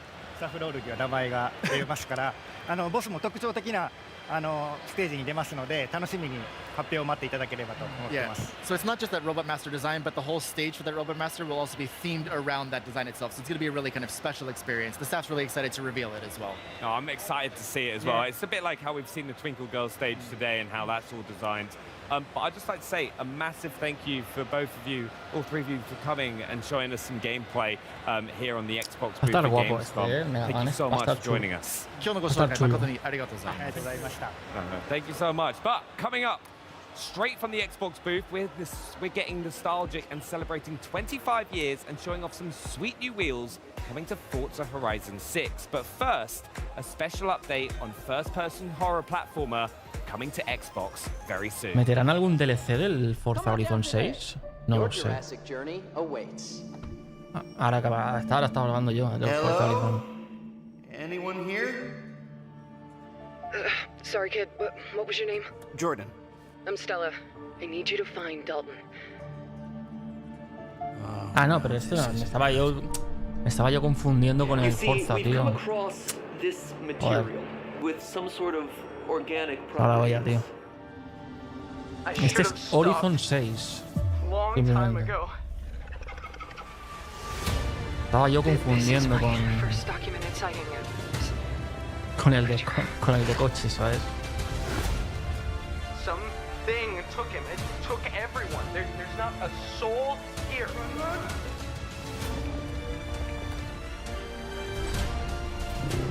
How many of these things are there? Yeah. There are other areas that can get you back to the surface, but you gotta go deeper. Suppose the only way out is through. Hostia, tú, tienes que... Te persiguen los dinosaurios, tío. I'll find him, Stella. I will. Yeah. Te ataco, tú. No, pero este es otro. It's a partnership Este... made in No explican bien. Terrible no sé qué ponía. Xbox is where the world plays. Put them together and you've got a collection that makes it easier to bring play into the living room. No, sí, del Forza también van a anunciar algo. Lo ponía. Y pensaba, por eso he dicho que pensaba que era algo del Forza. More on this new IKEA gaming collection, please welcome back to the show Carl Ledbetter, Head of Design for Xbox Devices, and Product Developer Philip Delay from IKEA. Hi guys, welcome. How are you? Hey. Good to be back. Good to be back. It's great to see you. Now, let's talk Xtabi. Tell me a little bit more about this furniture collection. Yeah, so it's a furniture collection, or a home furnishing collection, I would say, because it's furniture and accessories may just enhance the gaming experience for people in their homes who feel that gaming is an essential part of their everyday. Cool. How did this come about for you guys then? Well, it's pretty interesting when you think about IKEA being the world leader in gaming or home furnishings and products for people at home, and Xbox with our game content and devices for gaming. When you put them together, it really creates the ultimate opportunity to get people immersed into games. So it doesn't stop at the screen or with the controller in your hand. It's about the entire environment that you're working in and playing games in. So that's where I think the magic really happened. Yeah, definitely. Awesome. Now, I hear you had a little inspiration, obviously, from the controller here. Can you talk to me a little bit about how that inspired your product design for this collection? Yeah, Carl? Sure, yeah. Well, the controller is very iconic to Xbox. Of course. That's where you interact with the games. And so we took some of the detailing from the controller, like the thumbstick stool, the D-pad cushion, and the D-pad platter.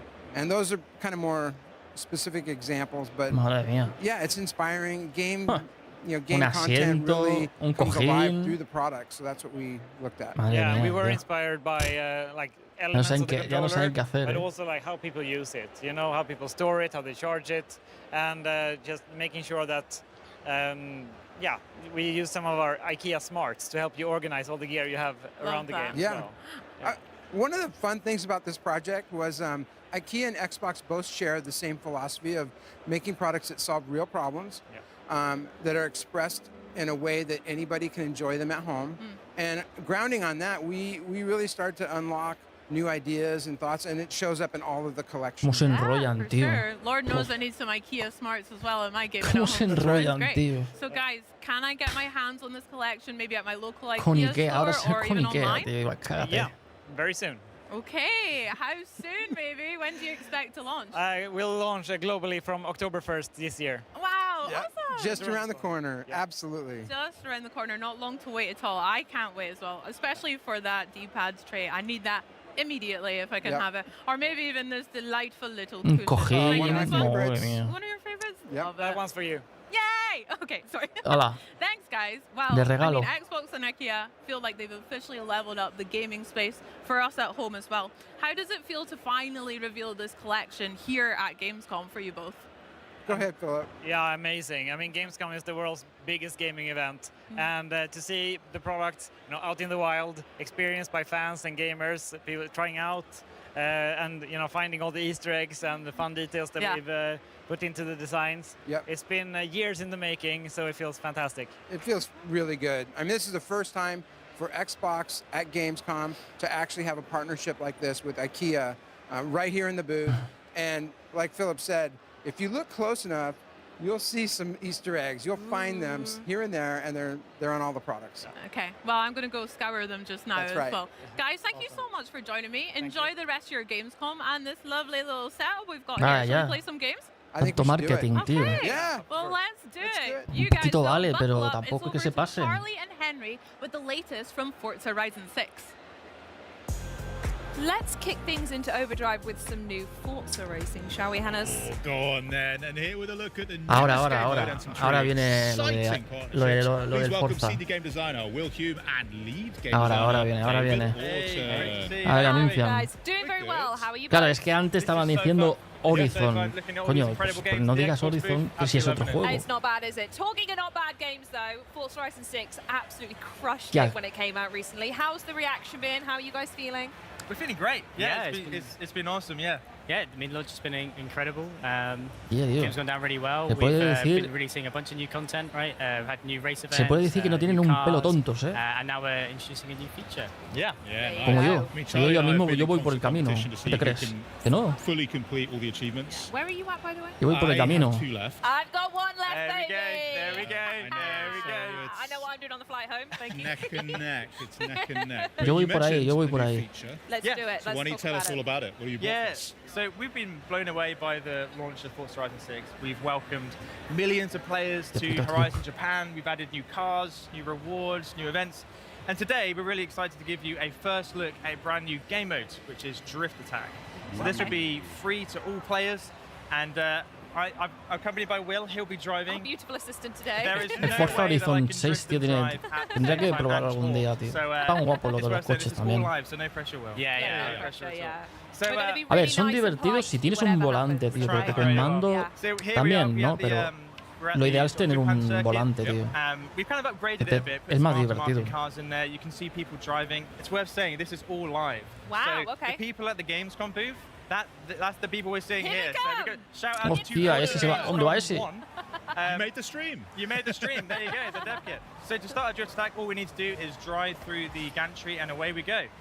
It's all about setting the highest drift score on one lap and then trying your hardest to beat it every single time. Nice. Okay. So Ah, we're vale, gonna get tienes que ir our first taste derrapando of it todo el right rato. here. Here we go. Oh yeah, I see the score going up. I see the score going Oh, up. yeah. And then, okay, first thing we noticed as well is those blue boxes on the floor aren't normally there. What are those? Yeah, so they are clipping zones. Okay. So right now, Will is getting a drift score. And if you're drifting within the sort of blue lanes there, it will actually increase your score. Oh, yes, I can see the multiplier at the bottom. Nice. Yes, you get a times 2 multiplier. The way that works is kind of for 2 reasons. One of them is it's to kind of reward those players who are really good at the game. But also, they've been strategically placed for sort of the best drifting line. So it's there to sort of encourage where you should be kind of getting your angles. Bit of and how you should be education, approaching bit of it. accessibility. Yeah, bit of education. And obviously, number go up is always good fun. O sea, gana el que más puntos so hace, right now, claro, Will ¿no? has locked in a score. What have you got 158,000. Okay. Very is that respectable. Is it respectable? I say it's modest. Modest. Modest. You gonna take that? we can do better. I think we can do better. Okay, let's get another run real quick. Yeah. And I saw as well there was some little pop-ups on the side, on the right. They look like collection journal entries. Ah, yes. So we have actually expanded the campaign with Drift Attack as well, and we'll show that in a bit with our collection that sounds journal. good. Absolutely. I'm excited. And a key thing about this is it's all in the shared world. So you're not loading out, you're not instancing out into another space. Yeah. We wanted to make it as frictionless as possible. So all you need to do Vale, is drive sí, through the derrapar, gantry ya lo hemos and visto. away you go. And right now, Will is sort of taking the score against himself. If you wanted to, you could actually join a convoy of people and you'd be put on a leaderboard with them as well. Beautiful. And it's how we kind of wanted that competition to be more opt-in.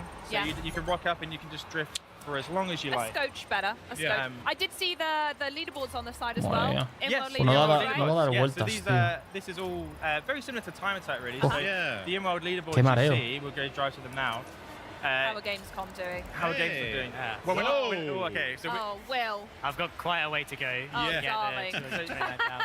whoever was 2 Forza Gamescom 6, Yeah. whoever that was, they got the best score. So Doing this is actually really well. live, and these leaderboards, they reset each week as well. Nice. So this looks across the entire community as well. So Madre you could be mía. driving past a drift attack circuit, and you see your friends on the leaderboard, and they've swapped your score. And you wanna- It's like Right, a you great wanna- way. Yeah, exactly. Yeah. And then away you go. You start And as you drifting. said, it's a permanent mode, so you can constantly keep your eye on it, right? Come back to it, have another go. Exactly. Yeah. So beautiful. With that, this is a game mode you can play today and in the future. You don't get left behind. This is all ready for players from the moment it goes live. And with that, we've got some permanent rewards. So let's look at those. Yeah, let's do it. This is the collection journal that you mentioned, right, Hem? Yeah, Yeah, I mean, beautiful. one other thing I did see that was quite cool was similar to Time Attack, you got kind of splits. as Yeah. well. Okay, So yeah. you know which segments you're kind of improving. What you need to work on. too, which Yeah. is- Absolutely, that's nice. yeah. I like that. You kind of Yo see es que what como you're no tengo el doing. Forza tampoco sé. Yeah. There we go. Derrapar. Ya sabemos que hay que By the way, the derrapar. collection journals, I've not had a chance to speak to you Madre since. mía. I love them. I'm Great. hooked. I'm a tick box list kind of gal. I love that. And knowing what to go in and having some sort of direction is so helpful. So Yeah. you mentioned that Drift Attack has its own element within the journal, right? It does. Let's take a Yeah, look. so Drift Attack's permanent new mode, as we've said. So we've integrated it into the collection journal on the Horizon Horizon Festival. campaign. So once you get your yellow wristband, you'll have unlocked it at the Shimano-Yama circuit, and you can take part. So yeah, it's got a whole new category for Drift Horizon Attack, Legend. with its own collection items. Similar to Time Attack, you'll get them for completing laps, but instead of PI classes, we've kind of focused on different car buckets that make sense for drift. So you've got drift cars, sports Esto que son nuevos cars, modos retro de super carrera. I o think algo. that adds an element of like thinking about it. Because you can make an S1 or whatever and find someone else's tune and then go and do it and then, hey, well done, you're great. But actually applying to a specific car type, that's the challenge. I really like that. That's the hope. Yeah, so, it encourages people to try different cars as well they might not have tried. Amazing. But it comes with that as well. Obviously, we have brand new rewards for this category. So we've got a Drift Attack race helmet and suit, which is super cool. People want more of that sort of stuff, so you'll be able to apply that to your character. Then the coolest reward is a brand new Forza Edition, the Jaguar XJS Forza Edition. So this is Madre mía, que our tostón, tío. first post-launch new Forza Edition, similar to the ones we did for the game's launch. It's a complete kind of rework of the car. Yeah. You can see this is what we've been driving throughout the stream, so you can kind of see it in action. There it is. Estás dando la ñaña, tío, ya. Yeah, You've done all right there. Yeah, well done. We'll confirm. Que sí, you've que done all hay right. que dar muchas When we get vueltas y close to it, tal, look, pero... what's so special absolutely, about yeah. it. Let's have a look at it in En Forza serio. Vista. Yo es que ya te digo, One of como my no favorite tengo... things is just how wildly detailed the Forza editions are. Like, I look at my Mazda and I'm like, oh, Ooh, hell yeah. Engine block, love that. Yeah. I look at the Terreno and like, when you're looking at it in first person, there's the coffee cup. And it's the details unreal. So yeah, let's see what the details are on the Jaguar. Yeah, absolutely. The vehicle art team and handling team are incredible at Playground, and they've kind of knocked it out of the park again with this car. So this was inspired by kind of grassroots drift scene. So they wanted to build something that felt like someone had built it themselves and kind of had that personality to it. So yeah, they've got these amazing decals like this, the unit cat who's on the windows of the car. We've got stuff like, you can see like they've taken out the side windows to reduce weight on the car, and they've taken off the door handles as well and put kind of little clips in there you can see. If we go to the rear of the car and take the back, La verdad que los gráficos de este juego we'll see the del inside as well, where Forza, they've got ojo these también. massive kind of air vents for the drift internals, O so sea, that, to keep the car cool when it's hitting the limiter all the time. La And even like the iluminación detail, y you los can see these kind reflejos of y todo metal en los blocks at the edges, coches, which is where the rear wing joder. mounts onto. So it's kind of like that tocho, attention to detail again there. Yeah. You can see like where it kind of cuts in. Love Es tocho, Have a tío. look at the interior as well. By the way, if you guys need like a, I don't know, like a Charlie edition Buenas, horn ¿qué for tal, the car, Brutal? it ¿Cómo being eso? a Jaguar, it could Buenas be tardes, like bien. Aquí estamos, viendo la conferencia esta de Xbox, tío. Bueno, ya queda poco. Quedará media horita por ahí, más o menos. He empezado a las 4 y aquí viendo un poquito de gameplays que han enseñado. Han metido gameplays del Gears of War, del Tomb Raider, también han metido gameplay. Está guapo, tío, el Tomb Raider está... Bueno, han mostrado poquita cosa tampoco. Han mostrado poquita cosa. Y algún que otro juego también que han anunciado así Yes, so yeah, interesante. Drift Attack will be launching on the 7th of September, so super soon, in only a week or two.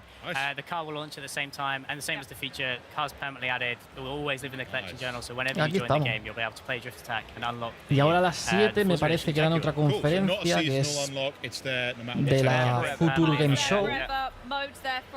Pero bueno, no sé, supongo, bueno, lo veremos un ratito si eso. A ver qué anuncian, no sé. Veremos un ratito la Future Game Show esta, a ver qué tal es.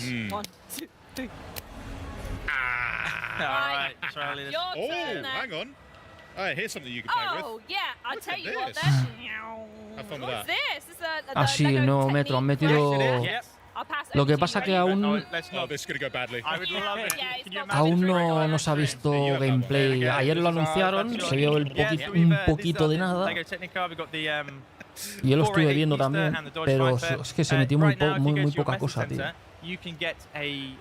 Metieron muy poca cosa, tío.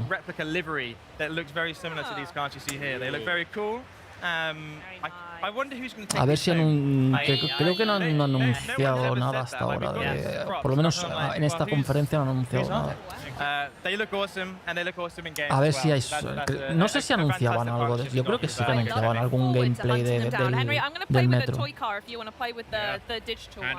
No estoy seguro. Es que han metido varios juegos, pero no estoy seguro si del metro van a meter algún gameplay.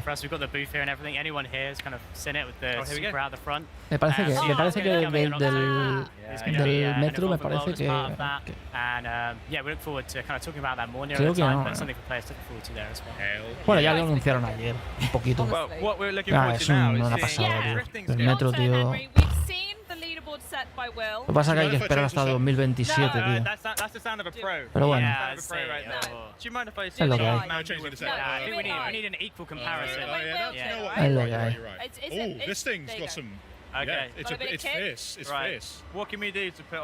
Y ahora están anunciando aquí como nuevos modos de conducción, como nuevos eventos o nuevos modos de carrera o de retos en el Forza. ¿Ves? Como de derrape. Pues, yo como tampoco lo tengo. No.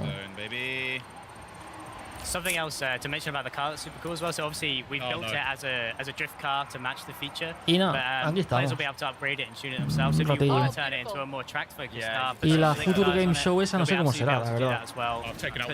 No sé qué van a anunciar ahí. A lo mejor vemos un poquito, pero no sé cuánto dura eso de la Future Game Show. Did you like how I changed the camera while I was driving? Luego han anunciado un poquito también algo de la de la nueva Xbox por el 25 aniversario.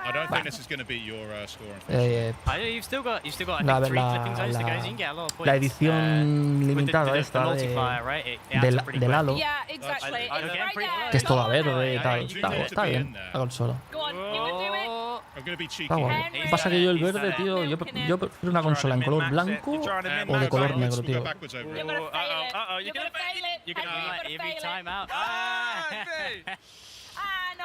Pero está guapa, a quien le guste el verde, tío, está guapa. Update to a truly exceptional game. So thank you so much for joining us. Right, well, Fable fans, listen up because we're bringing the Fable experience to you here at Gamescom at home with an in-depth look at this reimagining. Anuncian, este es el último, me parece ya, el Fable. Me parece que este es el último ya. Es que del metro anunciaron muy poquita cosa ayer, muy poquito trozo. Y este es del Fable.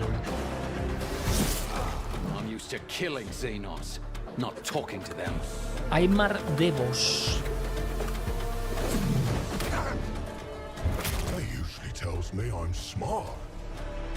Jonathan. Numerous signs of bruising, superficial damage to the surface layers of the skin, Epion apparent loss of integrity in some of the smaller bones.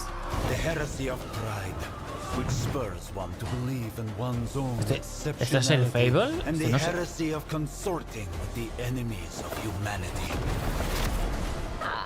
You expect me to object, Otvaka? I am no longer part of the tech vein. ¿Qué es esto, tío? ¿Esto es el Fable? No, esto no es el Fable. You have guessed my race, but I am no foe to you or your tribe. Tía. ¿Qué es esto? A ver, ya decía yo. Ah, el Warhammer 40 Dark Heresy. Ya decía yo, digo, eso no es el Fable. Hey everyone, this is Josh from Octopus Panic, and I'm here to give you a closer look at our game, Grabhounds. Grabhounds. Grabhounds is a 1 to 4 player co-op action builder starring a crew of blue-collar working dogs who are lost in space and trying to find their sí, way este lo anunciaron ayer también. Each shift starts aboard the Es un mining juego ship, cooperativo. where the crew gathers before heading out. From here, we'll pick a job and launch the mission. Bueno. Once we're planetside, everything starts from the collector. This is our dropship, and it's the center of our operation. To begin, we'll lay out some pipeline, which is the power network that allows us to expand across the planet. With the pipeline in place, the first thing we want to build is the fabricator. This is a factory in a box that allows us to produce build kits for our turrets and other infrastructure. Tienes que montar base también. Mira, y torretas y todo. Every Grabhound is equipped with a grav beam. This can be used to collect resources, build defensive infrastructure, el Crimson Desert. and even manage the local wildlife. He estado a punto de jugarlo hoy. Mira lo que te digo. Solo por eso. He estado a punto de jugarlo hoy y decirle a la conferencia, ahí te quedas. Mañana a lo mejor le damos, Estaba a punto de jugarlo hoy. Digo, pues mira, me la han puesto a huevo, tío. Mañana puede ser que mañana le demos. Hostia, tío, yo cuando lo vi ayer no me lo creía. Doblado al español, tío. Increíble, tío. No me lo esperaba eso, El remaster, sí. He subido un clip a mi canal de YouTube. El remaster del Witcher 3, sí. El remaster. Lo he subido a mi canal. Bueno, he subido un short de esos. Yo cuando lo vi también digo, hostia, remaster, tío, del Witcher 3, tío. Ya ves, chaval. Ya se veía bien, imagínate el remaster, ¿sabes? Sí,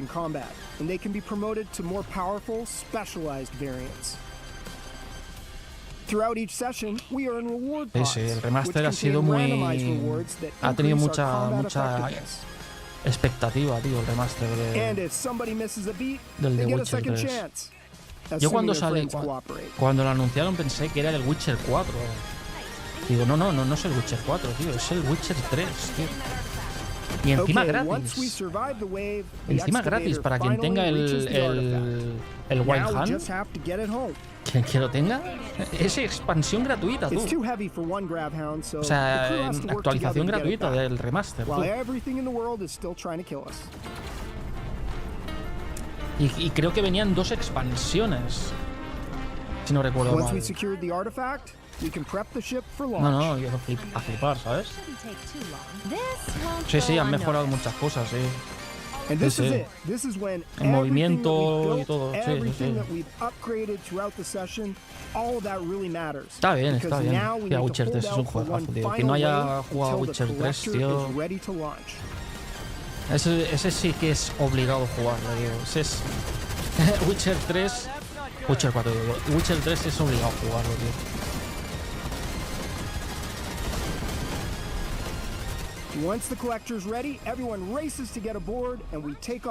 Y este que es así cooperativo, pero ni full, es que llevas perritos, llevas perritos, tío. Vas por el sistema solar de planeta en planeta y te enfrentas contra... Puede estar guay este en cooperativo, En cooperativo puede estar divertido con colegas y tal. Pero sí, el Witcher 3, tío. Y encima gratis, ¿sabes? Que dice, mira, a ver si aprenden las compañías de una puñetera vez, hombre.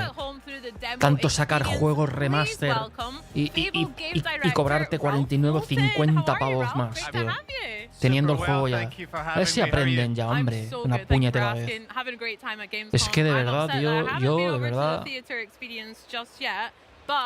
Maybe I can take a little sneak peek now with you. Absolutely, let's go through it. Sounds good. Now, set the scene for us. What can we expect to see from the demo? So we are going big for Fable this week at Gamescom. We have actually got not one but two demos that we're showing here today. But the one that we're looking at right now is one we're showing in a theater right here on the Xbox booth, which is a segment from a relatively early quest in the game. And we are bringing together all the disparate bits of Fable that we've been teasing people about for what seems like years now. El Tomb Raider es muy guapo también. Tomb Raider ha metido un gameplay, tío. Está guapo, está guapo. Bueno, todos los Tomb Raider, la mayoría. Algunos más flojitos que otros, pero bien, bien. Pero claro, hasta el 2027. Vale. Not quite for the first time, but certainly early in the game and taking in its sights.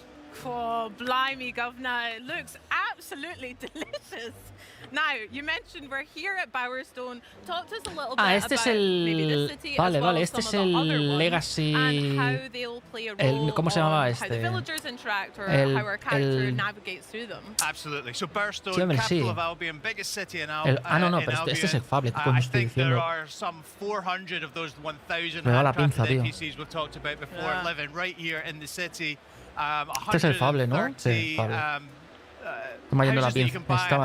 Se me estaba yendo la pinza a mí. Tenía en mente otro juego ahora, ¿sabes? Como han anunciado tantos juegos. And obviously that living population is really the sort of beating heart of our game. It's like a Greek chorus that reflects the things you do back este es muy esperado, and it's all about our reputation system. So the things you do build reputation, and these people will cuando absolutely salga let you know what they think about the things se va a jugar, va a ser bastante jugado este juego.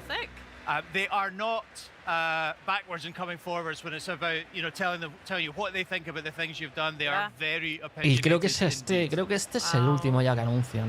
Del Metro no han metido mucha cosa, quitándolo de ayer. Hoy no han metido mucha cosa del Metro, ¿no? We got married. This is where we live. This is a house. All the buildings in the city and indeed the game, you can go inside. They all have fully realized the interiors, the design, the level of detail is just incredible. We live here, Elliot and I, with our daughter Daisy, who's Luego just el Taxi Driver, también han metido algún gameplay del Taxi Driver. Está bien, está guay. Taxi Driver. Yeah, we're going to leave our father to deal with that question. Y poquito más. That's easier. The interior is absolutely gorgeous, Ralph. Yeah, incredible work from our artists, incredible work from our technicians. A really, really beautiful game and very varied within Burstone. We're going to see a variety of different parts of the city, which will all reflect the different status of the people who live here. Gorgeous. Wow. Por las calles y las casas y todo. Great. Well, quick story recap. Como que tiene un aire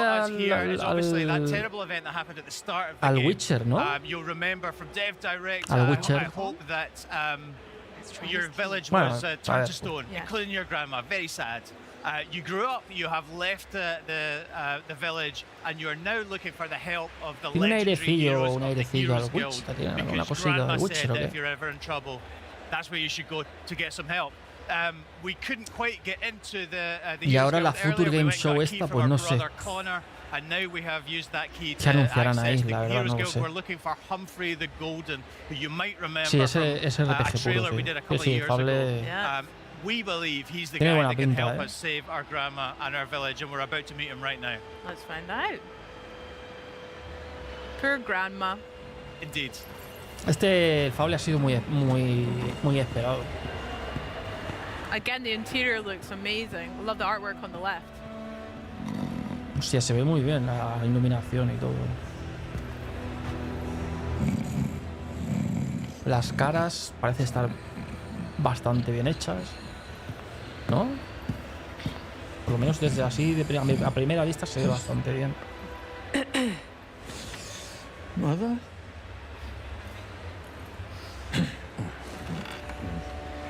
Can I get a large beer, please? Thank you.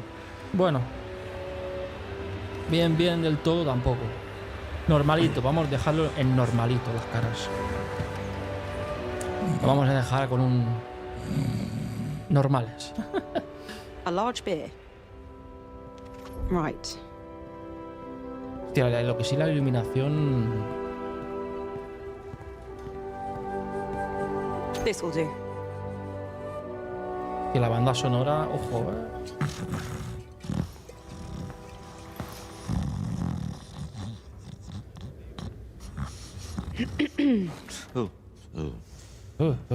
estoy dormido, ¿qué pasa?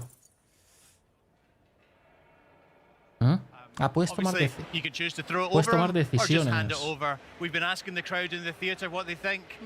Just generally throw it over them. Interesting. So I think that's what we go for here.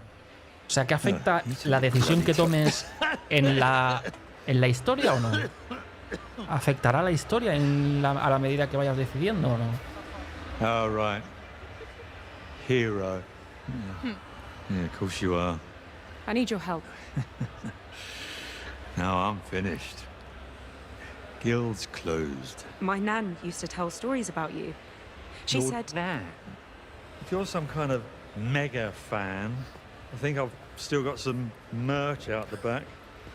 Got shields with my face on.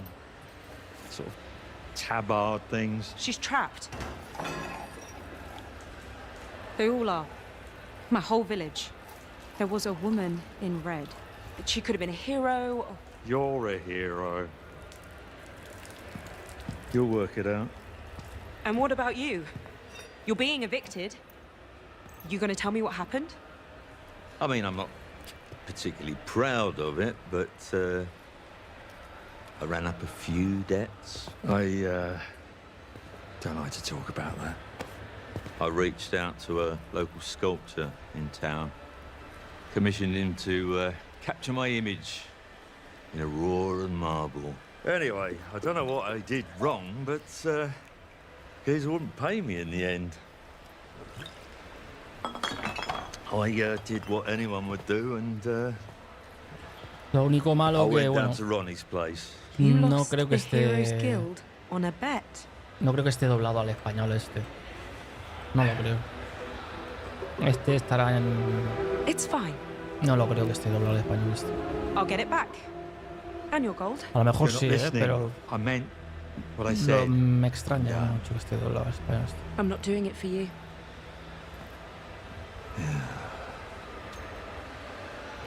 Well then, oh Humphrey.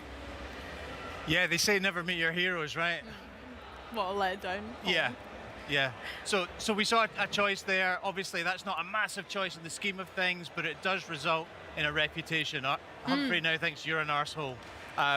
What can you do? It's fair. Yeah, you throw a beer. You will have millions of little choices like that, and they will scale up in importance and repercussions throughout the game, culminating right at the end of the game in some really earth-shattering, permanent decisions you'll have to make, which will change the face of the world forever. Okay, wow. I don't know if I'm ready for those. I take a lot of time deciding if I want tea or coffee, so we'll find out about how I get on there. Going back a wee bit of the cutscene we've just seen and the trailer that you mentioned when we introduced Humphrey, where did this idea of the cutaways and the talking heads come from for the interviews within the gameplay? It's so interesting and gives us like a real insight into some of the more important characters. I'm really curious. It does, and I think it's something that we haven't really seen in video games before. We're super familiar with it, I guess. Es que la from, like, Future Game TV, Show, The no Office sé qué did it, cojones van a Parks and anunciar, la Recreation did verdad. it, and lots of great shows like that have done it. A ver. The interesting thing about this is it actually stems way back from our pre-production phase when we were trying to figure out how to go and shoot cinematics like that. You know, from directing our actors and doing the performance capture and the rendering that's required for hair and eyes and all that kind of good stuff. Really just to prove out that pipeline, we recorded two speeches by two of our actors, which they did to camera. Más de 40 really juegos just because we wanted to study y the 13 face, see how it estrenos moved mundiales. and all that kind of good stuff. And we really loved the effect it had, that sort of almost mock interview effect, and it does exactly what you observed there. It gives you an opportunity to see into the mind of the character. They can give some motivation in a much simpler, clearer way than they would in a dialogue normally. And we liked it so much, we asked the question, how can we get this into our game? And we do it in exactly that way, a sort of cutaway within a cinematic, and it just gives you a little more insight, a little more humor from the character. We hope folks will really enjoy it. Yeah, I certainly will as well, but that's so interesting how it came about rather than being such a conscious decision from the start. You know more, you You'd know. be surprised how much Hostia, video game pues van a anunciar Oh my gosh. A new hero. Mind if I take notes? bastante Keep your juegos. nose out, mate. Slick Ronnie sent Lo que us. pasa que la She mayoría wants all son golden balls doble As. evicted, and we're happy to oblige. Sí, la mayoría son doble This As. doesn't need to get No, no violent. son. Whoa. Giving villains a chance to save themselves? So heroic. Wrong. Ronnie owns those deeds now. Legally, the guild's hers. So that means you're trespassing. Get somewhere safe. Oh no. Mira, aquí están metiendo un poco de combate aquí. Ourselves out there. Ralph, what are we seeing with the combat here? Yeah, absolutely. So this is what we call style weaving combat, right? And it's an evolution, I think, of the combat that people loved in the original Fable trilogy. It's about strength, skill, and will, which is about weaving between ranged and melee and magical attacks. We hope really seamlessly, really simply, really fluidly to allow you to choose how you take on any given combat scenario. You know, so the player that we've recorded for this particular video, super skilled at this, knows all the moves, you know, but is also demonstrating just how easy it is to move from one style to another and dispatch the enemies. Absolutely. Love that little move with the dagger at the end. Very nice, wasn't it? Yeah. Yeah. Parece que van a anunciar algo de Exodus. I don't know where that is, but I bet they're proud of having you as their hero. Parece ser, So, pero bueno. No What are you sé. doing here? Oh, right. I have Mr. Golden's script. It's the first step of my 3-step plan. Write the musical, get Mr. Golden to star in the musical, make Mr. Golden happy again. So this character, this adorable little child called Billy, Best of luck with that. we're describing her as a part-time playwright, full-time orphan. She lives at the orphanage, and she is trying to get Humphrey the Golden to star in a play about his life. The point of showing this quest is to show people exactly what it's going to be like to play a quest, but all our quests are super varied. In the quest after this one, you'll actually take part in that very same musical. So we'll meet Billy again. That's for another day, but something that people can look forward to when they play the game in February when we come out. What we're seeing right now, though, is a very quick glimpse at our skill tree. Más de 40 títulos van a meter en la Future Game Shows esta. On a new spell called Blades, which is great for crowd control. But I'm sure people Aunque la will be mayoría de los freeze framing videojuegos son ya and, conocidos. screen capping Pero bueno, that screen just to see Enjoy that. what else Más o might be menos. contained within. Yeah, can you give me some tips maybe about how I should build my hero, or what should players focus on with their talents and skills? So that's a great question. I think honestly the answer that we would always Ah, go vas- to is vas we want you siguiendo to la be the hero estela. you want to be, right? And we've set up this combat system, the way progression works, the way that you'll build skills and new moves and upgrade your weapons. It's based on how you want to develop as a hero, and I guess also your particular style in combat. You know, so you're not bound by any specific class. You can basically build the loadout that you want. Personally, I'm all about power, so a big hammer, damage dealing spells. There are lots more skilled players than me who use crowd control and teleports and what have you, so it's all about how Le you falta want gores to muy take on suavitos. Sí, ¿no? a combat encounter. Nice. I am impressed with some of the Es muy de magic chill, we've ¿no? seen El here and Fable. earlier in the year as well. I'm quite excited pretty, to get my isn't it? hands on it. Yeah. Very pretty. Yeah.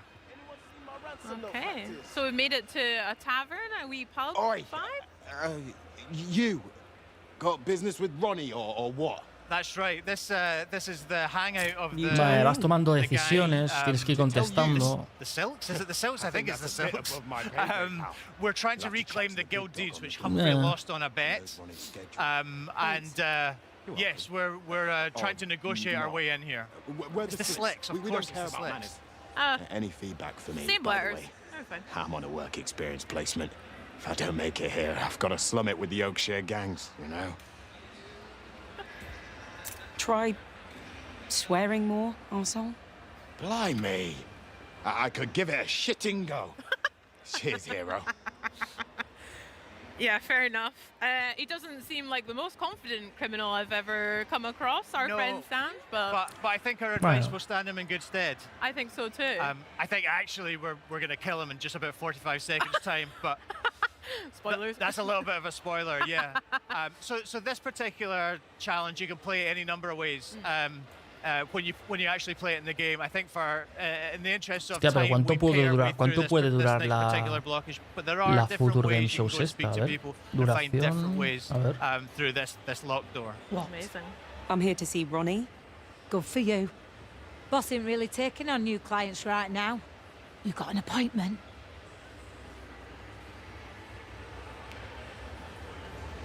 So yeah, we're cash rich, so we're just going to pay the 2.5 grand. Vale, no dura mucho. Bueno, sí. Una horita y media más o menos. For that amount dura. of coin, I'll look whichever way you tell me to, mate. Why don't you go on through, eh? Make yourself at home. But not too Sí, una hora y long. media más o menos. No dura. touching the boss's stuff. She'll be with you shortly. Sarney, love her name as well. Was Yes. someone called Big Bath as well? Una hora y media I think más that's o menos por ahí. another dura. member of the gang. Ah. Yeah. It's a Old good, sandwich nickname. yeah. Hasta las 8:30, casi 9 más o menos. Sí, hasta las 9 más So o we're menos. looking for the guild deeds. And, Bueno, lo veremos, a ver qué anuncian, ¿no? A ver si hay algo. likelihood is that they're behind this locked A ver si hay door, algo but our interesante. hero is resourceful. We're going to pick this lock. She did give us a wee clue to have a look about. Well, tell us not to, but what are you going to do in this scenario? Not open the locked door? Exactly. Oh, I love all the trinkets we've got around here. Yeah. Sí, es muy de explorar, Video, Pablo, tío. there's a lot more to rummage through in this. Mucho de exploración, in tío. this particular room, but yeah, in the interest of time, we're just going to grab the guild deeds and go. Yeah. Ralph, I'm really guilty for that. I'll check in every nook and cranny. I do the same. Good, Yeah. good. I think it's good player behavior. Me too. Yes. Thank you. Vindication. I like that. Had a few too many pints, actually. You smug git. That's quite funny. I tell you what, though, it takes stones robbing from me in my own poorhouse. Humphrey used to be like that, back in the day, before he shit the bed and fell apart. Not that I haven't enjoyed watching the guild slowly bleed out. Well, you're bleeding out next. Now you're speaking my language. This hero causing you grief, boss. Nothing you lot can't sort out. Humphrey should have warned you not to fuck with me, hero. Bit late now.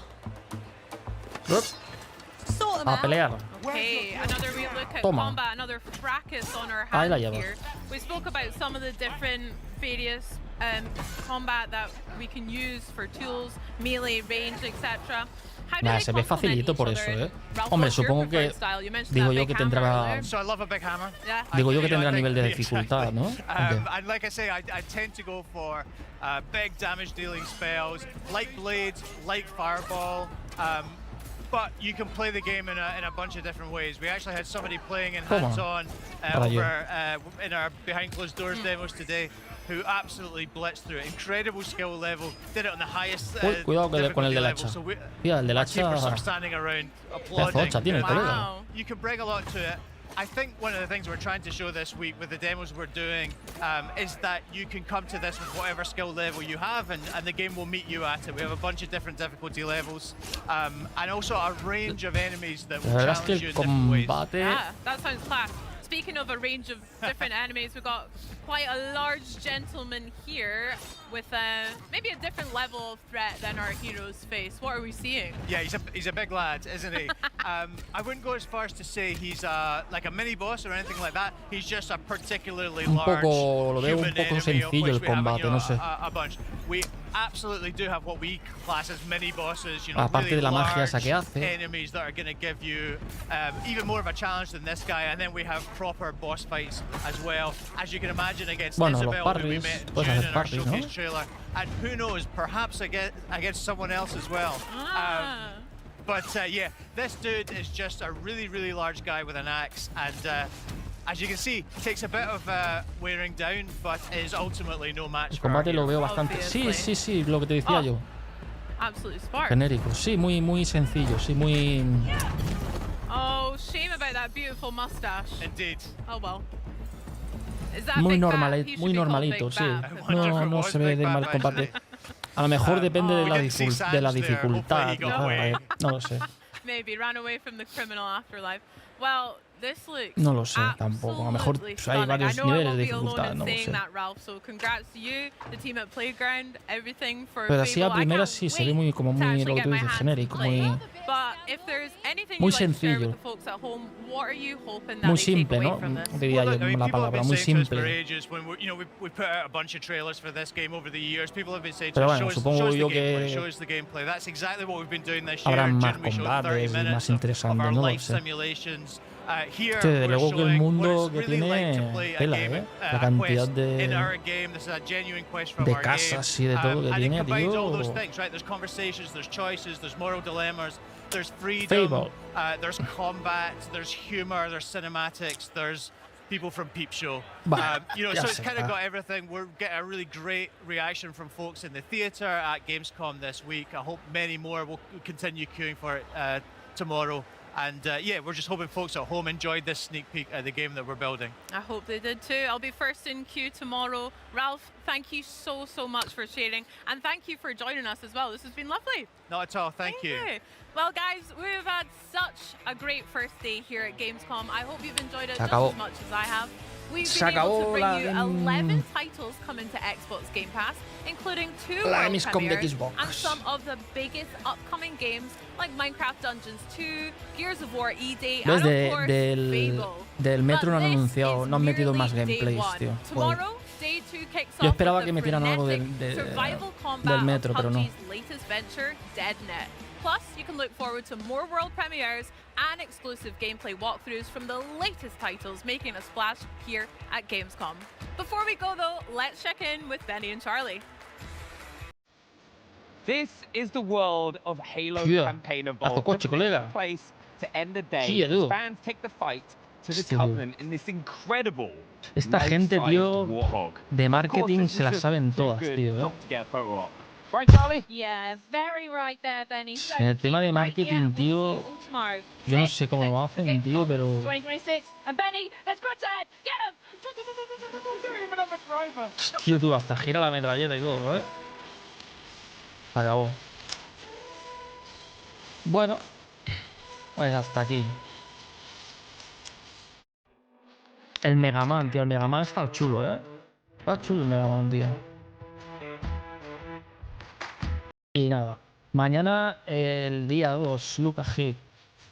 A ver qué anuncian mañana. Call of Duty Modern Warfare 4, Tiro, Stranger, no sé qué, Stormon, Caezo, Castlevania, Kingdom Hearts, Armados, DayZ, Albion. No anuncian nada de Metro, tío, qué cabrones. No anuncian nada del Metro, tío. Pues nada. Hasta aquí la Gamescom de Xbox.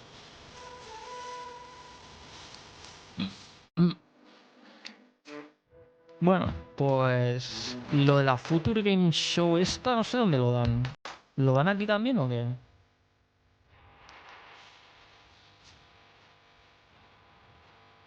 No sé si lo de la Future Game Show, supongo que sí, ¿no?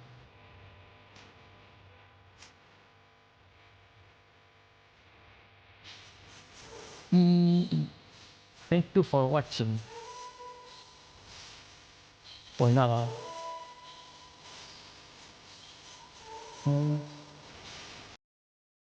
Se acabó. Pues habría que ver si van a meter algo de la Future Game Show. Gracias por finalizar. A ver, vamos a mirar un momento. Vamos a ver si hay... A ver, Future Game Show, ¿dónde está esto? Vamos a poner...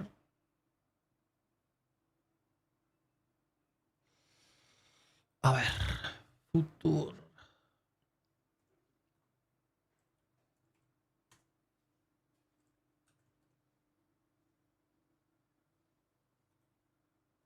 A ver... Creo que empezaba hoy. Future Game Show, aquí, vale, aquí está. Vale, esta es la página oficial. Vale. Hostia, 23K de usuarios ya. No me jodas. Esto empieza. Wish lists at the ready because Wolcen 2 is coming to early access in 2027. Okay, here's a closer look at a short... A ver, un momento.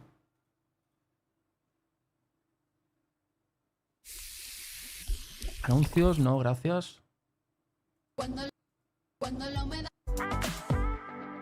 A ver.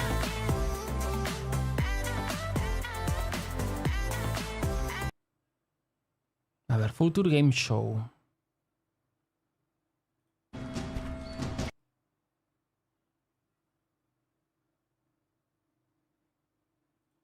Did you stop banging on the bloody gate? Wrong place, fuckface. Vale, esto es la Future Game Show a Gamescom. Vale. Ah, ¿está en 4K? ¿Qué dices? ¿Lo tienen en calidad 4K? ¿En serio? Come, stranger. Rest by the fire. Lo tienen en 4K, tío. ¿Esto qué es? Acaba de empezar hace nada. Take this note to the king. A short quest. It should be a short quest. A short quest. A short quest is coming soon to PC, and there's a playtest available now if you want to check it out.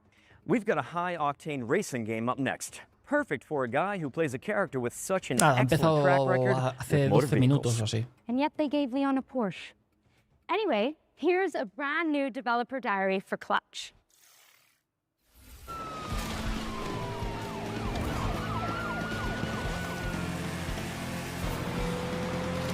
Hello, Future Game Show. I'm Mike Brown, creative director here at Maverick Games.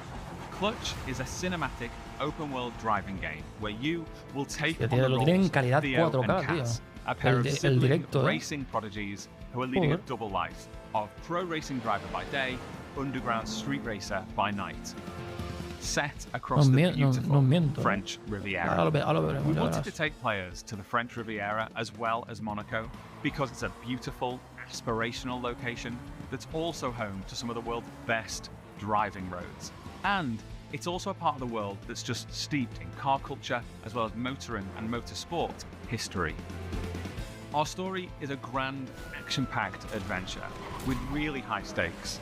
But ultimately, it's a story about our characters, who are flawed, sometimes infuriating, but always lovable. And it's about how these characters find their place in the world and the importance of family. And the biggest impact of a story like this is the greater context, importance, and meaning it gives to the activities that you'll be taking part in throughout the game. So when you're finishing a race, that's not just ticking off a piece of content. Because of the story, it really matters. In terms of vehicle handling, it's my belief that we need an authentic handling model that has enough depth and edge to it that it will punish you if you drive too hard. You need that ability to mess up, otherwise it can't feel good when you nail it. And in a model like this, it has a really high skill ceiling, so the more you play, the more you're going to feel your skills getting better and better. And that's where the real satisfaction lies in this kind of game. In Clutch, every car feels weighty, authentically mechanical, and they each have a distinct feel and personality. Clutch has a rich and detailed open world where there are new things to see and discover around every bend in the road. In our recreation of Monaco, we have at least represented every road that exists in real-life Monaco. And as you're out exploring these streets, note that the buildings aren't cookie cutters. We haven't made a lot of presets and then repeated the buildings over and over. Every building in Monaco has been uniquely built by our artists. And as you're out driving through this beautiful open world, know that it's a world that's full of challenges and collectibles to reward you for all of that exploration. Clutch is coming to PlayStation 5, Xbox Series consoles and PC in spring of 2027. You can wishlist right now. And for more information, follow us on all of our social channels or check out the Maverick Games YouTube channel for our podcast. Thank you very much. Goodbye. Drive. Clutch. Ni idea. Clutch is coming to PC and consoles in spring 2027. Ange, what's up next? Well, let's change the lighting again. Because it's time for another world premiere. And this one is a sequel to an atmospheric puzzle platformer. Hostia, World Premiere, tú.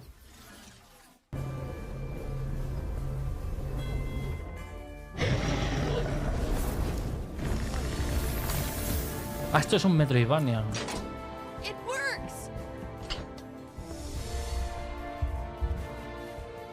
Un estilo... Sí, un estilo al Silson. Está guapo.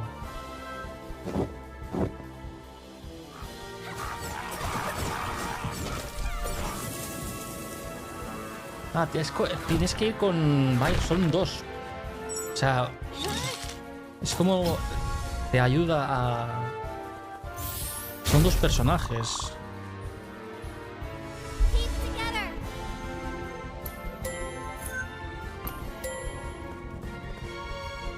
Hostia, qué chulo, tío, el diseño artístico, tío.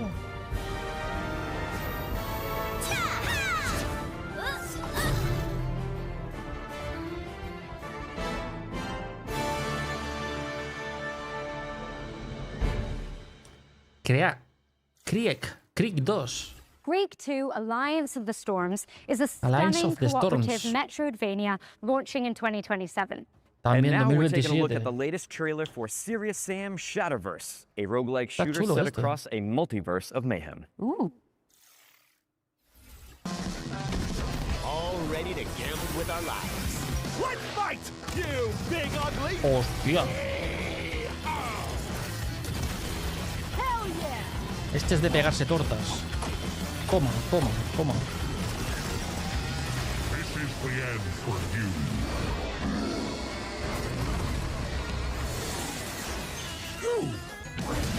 I need a vacation. Serious Sam Serious Sam Shatterverse is coming to PC and consoles on August 31st, 2026. That's next week, Ange. So soon. But you know what else is coming soon? And to us all, eventually. Death. Graveyard Keeper 2 is a cozy cemetery simulator where you manage a medieval business, bury the locals, and occasionally harvest their organs for a tidy profit. Let's check it out. Welcome to your charming new town. Step 1. Plant your first seeds. Perfect. Step 2. Take care of your adorable animals. They'll pay you back 100-fold. Step 3. Harvest fresh resources from the garden. Organic and locally sourced. Step 4. Send your helpers on a lovely field trip. Look how much they've grown. Meet your charming neighbor. Does she even know I'm a scow? Oh. What a chatterbox.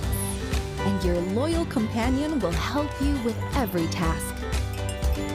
Restore your little town, automate your production, and watch your community bloom. A peaceful, relaxing life sim. Another mocking lie? No wonder they're all getting fired. Have fun.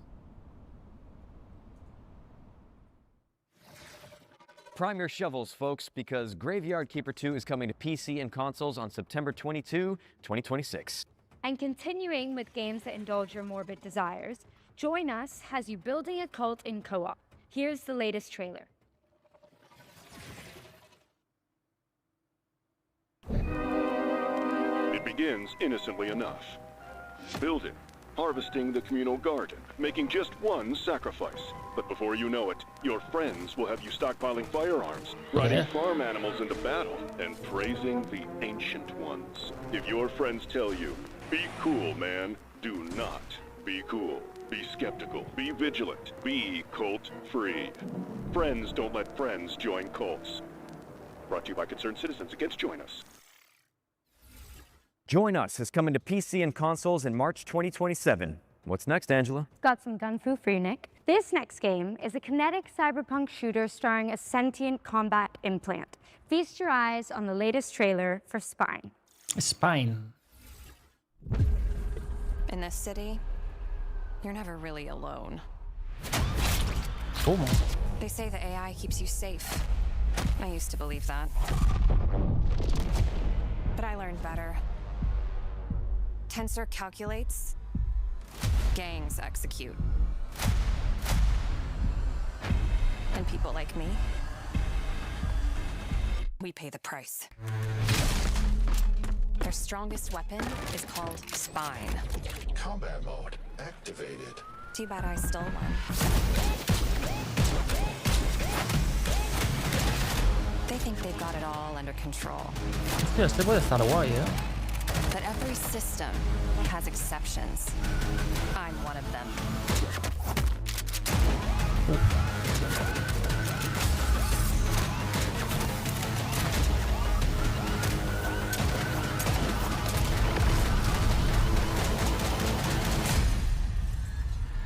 Tiene buena pinta, ¿no? Este.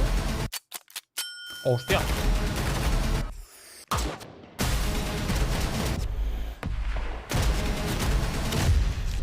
Spine is gone full. Hostia. Damn. Puede estar guapo este. Want to do a roundhouse kick. Oh, are you sure? Without warming up? Good call. Wouldn't want to throw out my spine.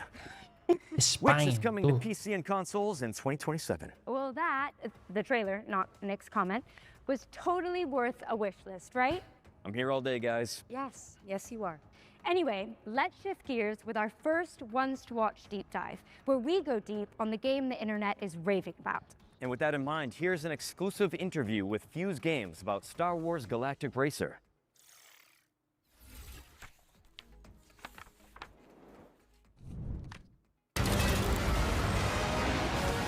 Ah, este es el de Star Wars. Hey, Future Game Show. My name is Matt Webster. Este es de I'm the carreras de Star and Wars. CEO at Fuse Games, and we're Carrera de here naves. to talk about Star Wars Galactic Racer, the Puede high-speed estar chulo run-based este, con las reinvention of naves. racing set in the Star Wars galaxy. Debe estar guay este, our love of racing games and Star Wars, and we're doing this with destrozar a fresh naves take para on the racing adelantarlos y genre. tal. We've got a Puede estar interesante este. innovative run-based campaign mode. It's a campaign mode with real consequence. Puede estar interesante este. And we think that, combined with racing, is a match made in heaven, because racing games thrive on replayability. The more I play with a vehicle, the better I get, the more I can drive for mastery at a second-to-second level. You're racing with 3 speeders on the track at the same time, cutting each other up, taking different racing lines, using the different features of the vehicles. Y les puedes disparar. You're probably familiar with land solo es speeders, adelantar. which we have in there, and in our game they're all about drifting and boosting. It's all about keeping your foot on the gas, holding speed through corners by drifting around them. The speeder bike is at the opposite end of the spectrum. It's fast, it's ferocious, but it's Está guapo, fragile. Got a fantastic ability where it can slow down into corners and store that kinetic energy and then do a kinetic burst out of the corner. And it's all about kind of threading the needle in thin lines. And then our final vehicle is something that's brand new to Star Wars, and it's called the Skim Speeder. We've designed this in collaboration with Lucasfilm Games, and this vehicle is more akin to a lower level racing plane. Acrobatic airplanes that gracefully handle corners until they need to flip up onto a knife edge. The Skim Speeder is perhaps the most elegant of our vehicles, with its carving, banked turns, as well as its ability to roll up onto Está a knife guapo edge porque and puedes, high G maneuvers around puedes the tightest inclinar of la nave la puedes inclinar mucho para el lado para no chocarte. Sweeping through the tracks and then snapping up onto that knife edge and cutting. Es como una into the sensación, apex. ¿sabes? The sound design is fantastic, and then the visuals on top of it of how dramatic. Es lo que pasa, que te pones así en vertical. Well, our audio team have done a fantastic job on making the Skim Speeder feel like an authentic Star Wars vehicle. Making a new vehicle in the Star Wars galaxy is an amazing opportunity. So we collaborated deeply with Lucasfilm Games to make something that felt uniquely Star Wars. All 3 of those speeders have different racing lines, and it's where they intersect that things get interesting. This is where the drama happens. Hostia, más de 40 títulos en una hora y media, tío, van a anunciar. The pod racer. Pues tendrá que ir rápido, make a Star Wars racing game without including the iconic pod races. Sense of speed is a hugely important aspect of the game. And it's something that we poured a lot of love and attention into. When you then step into a pod racer, the speeds are absolutely wild. The best thing about seeing people pick the controller up is that immediate smile on your face. Wow, this is fast, but this is controllable speed. And when I make a mistake, I have this wonderful audio-visual payoff inside the crashing that's expected, but fair. Star Wars Galactic Racer is coming October 6th on PlayStation 5, Xbox Series X and S, and PC. Thank you for watching and enjoy the rest of the show. Van rápido, van muy rápido anunciándolos. Por eso, el 6 de octubre. Now that Puede estar guapo este, Thank you to Fuse Games for the inside scoop on Star Wars Galactic Racer, which is coming to PC and consoles on October 6th. And what do you know? It's time for another world's premiere. Here's World your premiere. first look at an alchemical action-adventure game. And I'm told that what you're about to see is captured entirely in-engine and built from in-game assets. Let's check it out. A ver, voy a meter el subtítulos, a ver si puedo meter subtítulos, tío. No hay no se pueden meter subtítulos. No deja meter subtítulos. Mierda.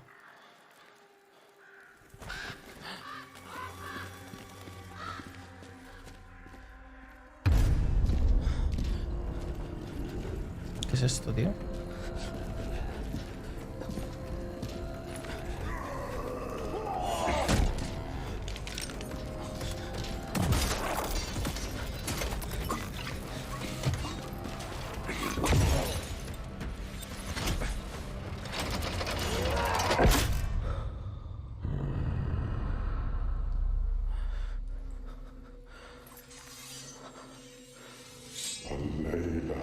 Hostia.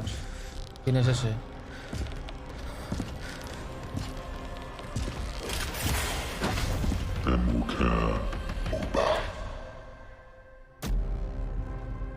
Alquimia. That was Alchemia, House of Wisdom, which you can wishlist now on Steam. It's coming soon to PC and consoles. Right. This next game sounds like our comeuppance for all the green herbs we've eaten. It's called Trees Hate You. Tree Hates You.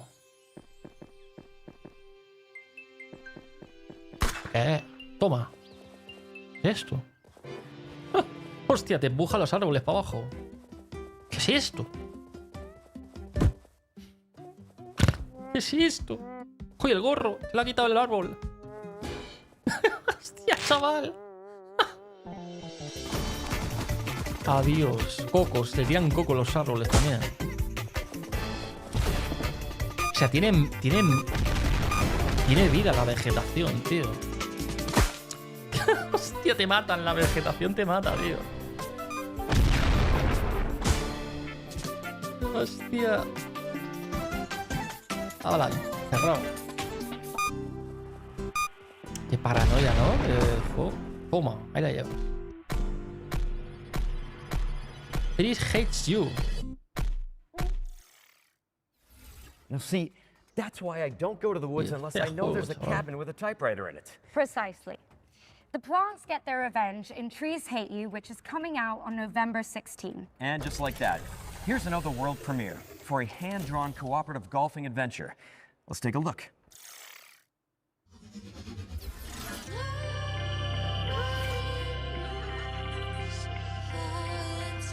Raw Liri.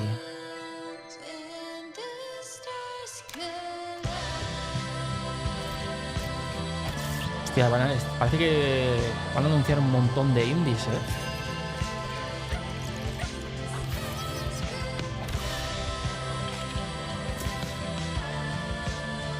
Cooperativo también.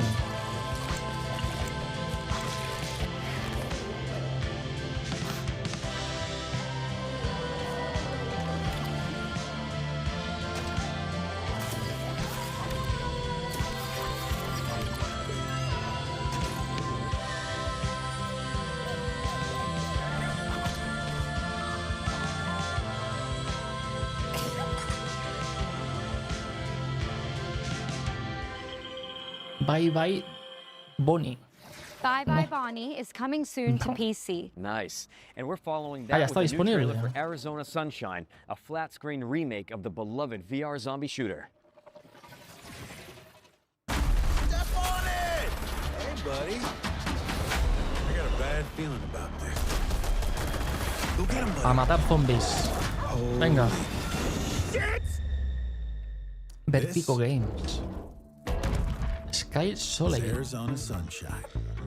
A third-person co-op shooter set in a zombie apocalypse. You play as Sonny, an unhinged, foul-mouthed survivor. ¿Qué es esto, tío? Seeking connection. Hey, Fred.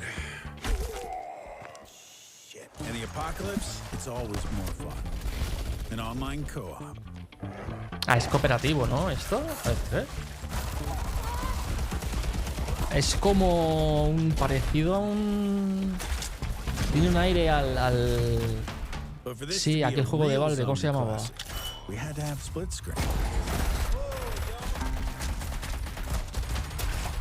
And of course, you can play as Buddy.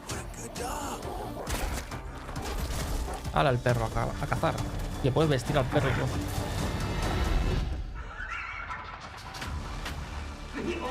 What the hell have they been doing here?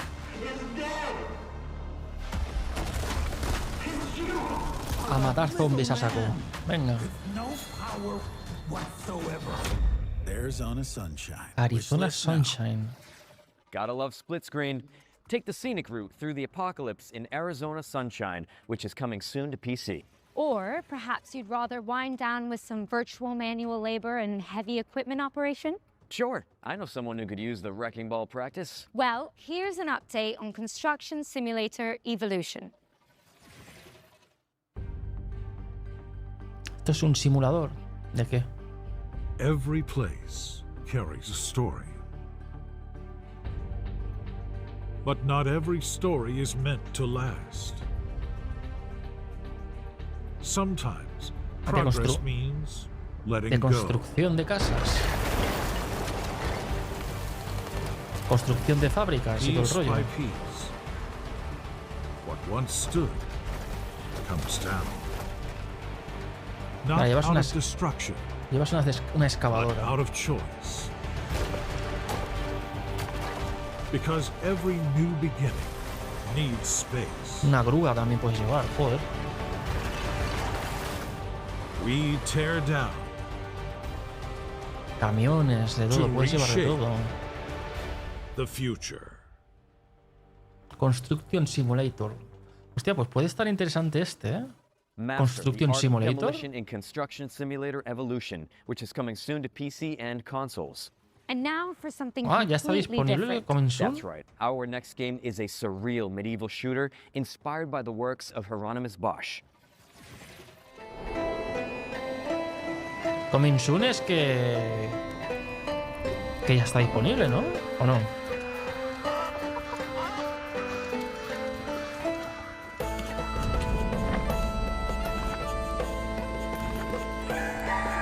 Ya, vaya pajarraco, tío. Más feo.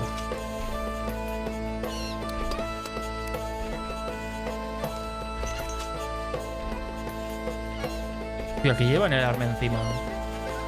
Hostia, con un embudo. Hostia, qué original, ¿no?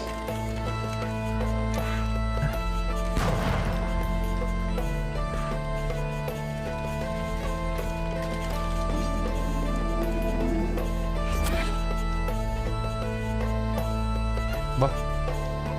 Un poco rollete, ¿no? Este juego. ¿O qué?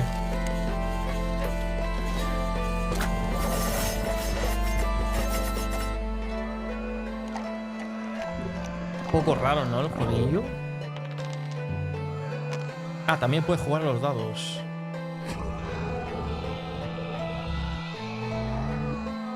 Ah, para adentro. Se los comen vivos, tío.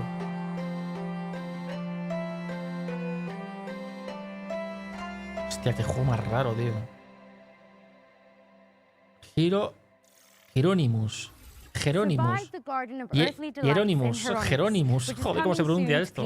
Get it on your wish list ASAP, but don't close that tab because it's time for yet another world premiere. It's the next game from a beloved Kyoto indie studio. O estos son todo world premiers, tío. Aunque sea un anuncio solo, pero... A ver, esto...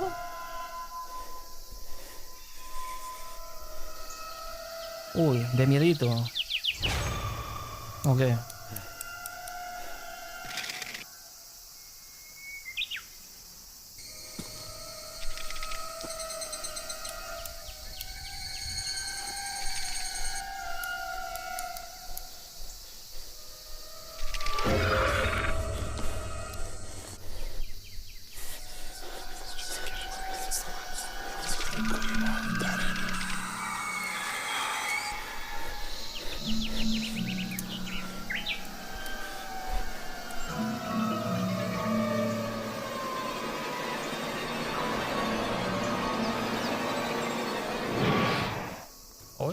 tanto miedo más. Das mucho miedo.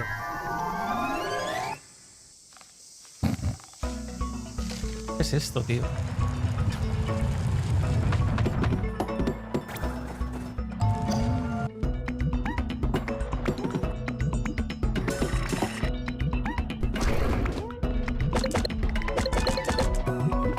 ¿Qué es esto, tío? ¿Qué cojones es esto, tío?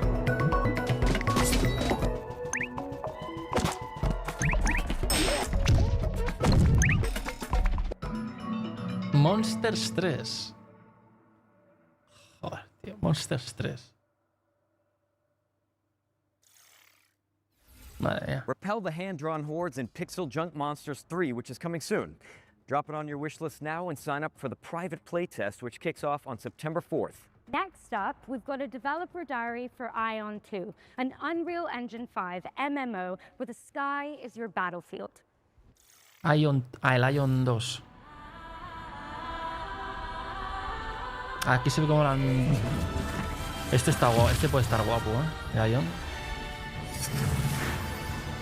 Yo no, el 1 no lo he jugado. 안녕하세요. tampoco. No. 아이온 2의 개발을 총괄하고 있는 백승욱 CBO입니다. No, el 1 no lo he jugado. 완전히 새로운 MMORPG를 만든다기보다 기존 MMORPG 플레이어들이 아쉬워했던 부분을 그동안의 경험과 발전된 기술을 결합하여 해법을 제시하고자 하였습니다.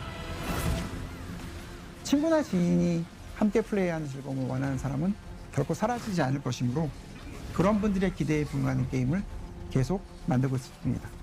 아이온2가 그런 기대를 충족시키는 게임이라고 생각합니다. 아이온2는 자유로운 비행뿐만 아니라 하늘과 땅, 물속까지 눈에 보이는 모든 곳을 직접 가볼 수 있다는 것이 핵심입니다. 단순히 넓기만 한 필드가 아니라 공간의 제약 없이 세계를 직접 탐험하면서 진정한 오픈월드를 경험할 수 있도록 만들었습니다.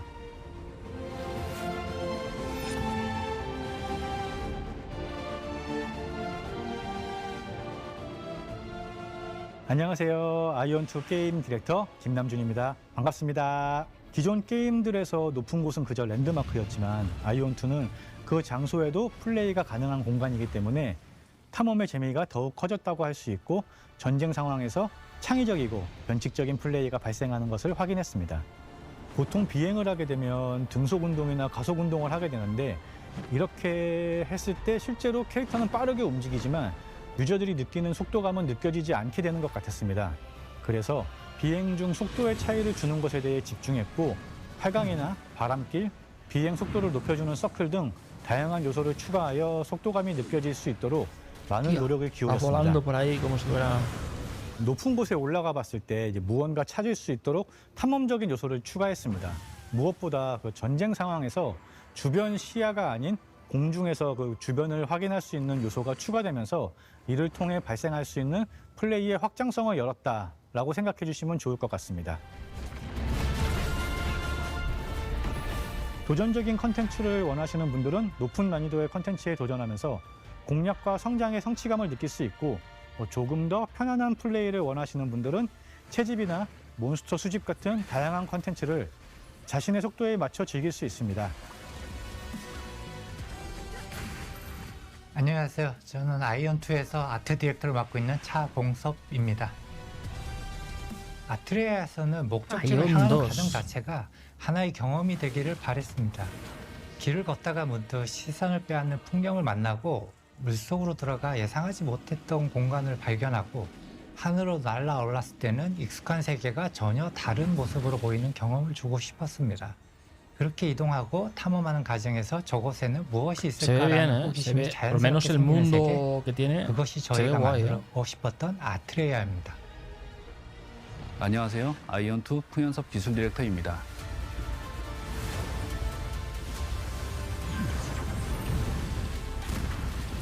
언리얼 엔진 5의 새로운 렌더링 기술을 활용해 더 많은 오브젝트를 효율적으로 렌더링했고 넓은 월드에서도 자연스러운 그림자를 표현했으며 Bueno, hoy en día la mayoría de juegos tienen este motor. Hoy en día.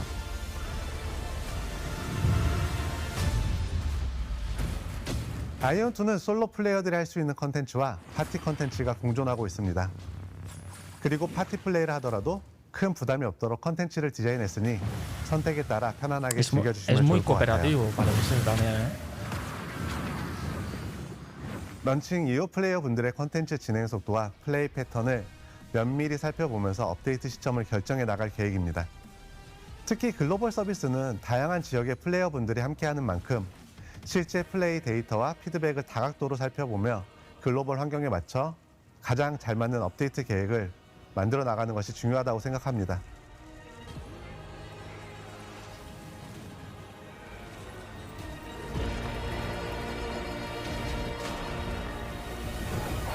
이걸 빨리 글로벌 유저들한테 어서 빨리 보여드리고 싶은 그런 마음, 너무 기쁜 마음으로 기대하고 있어 사실. 지금 바로 스팀 위시리스트에 추가해주세요. 9월 17일과 18일 이틀간 진행되는 런칭 스케일 테스트에도 꼭 함께 해주세요. 10월 5일에 플레이해보세요. El 8 de octubre ponía, ¿no? Ah, el 5 de octubre. Mark your diaries for Ion September 2. when you can finally get your hands on Ion 2.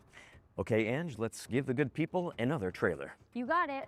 Here's the release date trailer for Star Trek Outposts Unknown, a Starfleet city builder where you chart alien worlds.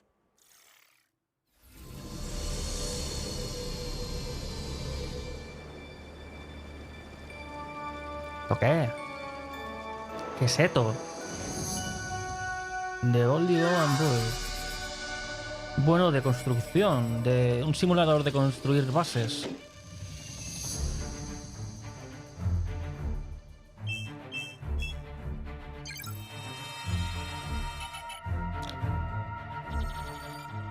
No simulador, tú. Sí, construir bases, ¿no?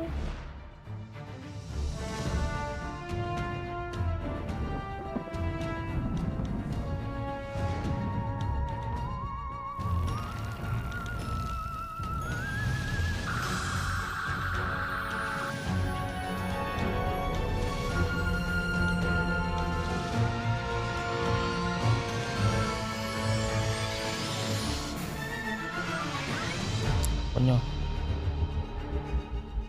Out STS. No. Star Trek Out STS. No sé. You heard it here first. Star Trek Outposts Unknown is coming to PC on October 20th. Next up, we've got a brand new trailer for the tactical shooter War Dogs, and I think it's about Hostia, el time War we Dogs, el que find está- out the el- release date for this game. Don't El you? War Dogs había una beta cerrada, ¿eh? Sale dentro de poco, ¿eh?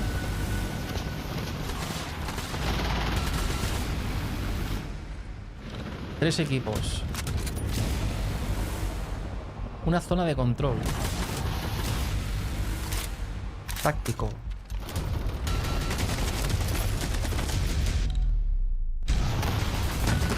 Hostia, por los tanques, chaval. Y los helicópteros también. Buah. Esto va a ser. Este juego va a ser tocho, ¿eh?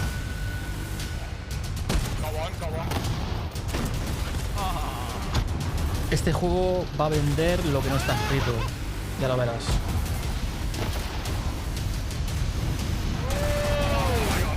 Sale ya el 10 de septiembre. O sea, sale ya como quien dice. Este va a vender bastante, ya lo verás.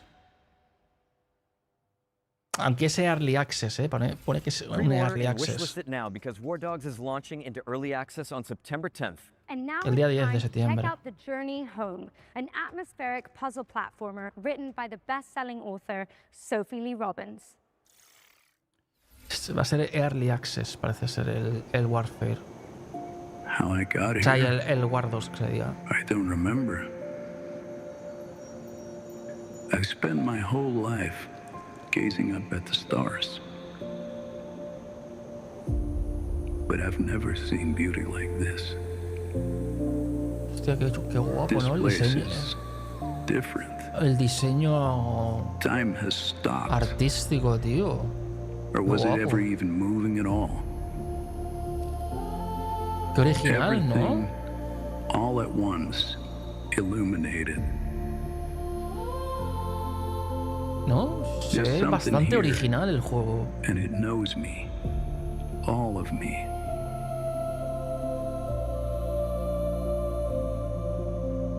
Puede estar muy bien este juego, ¿eh? Just beyond my reach, there's a face, a voice I know better than my own. pulling at me.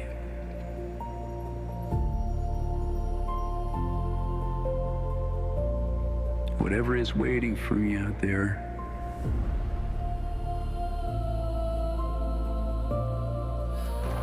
has been calling me my whole life. Hostia. Le pone la mano para que... I have to find out what it is.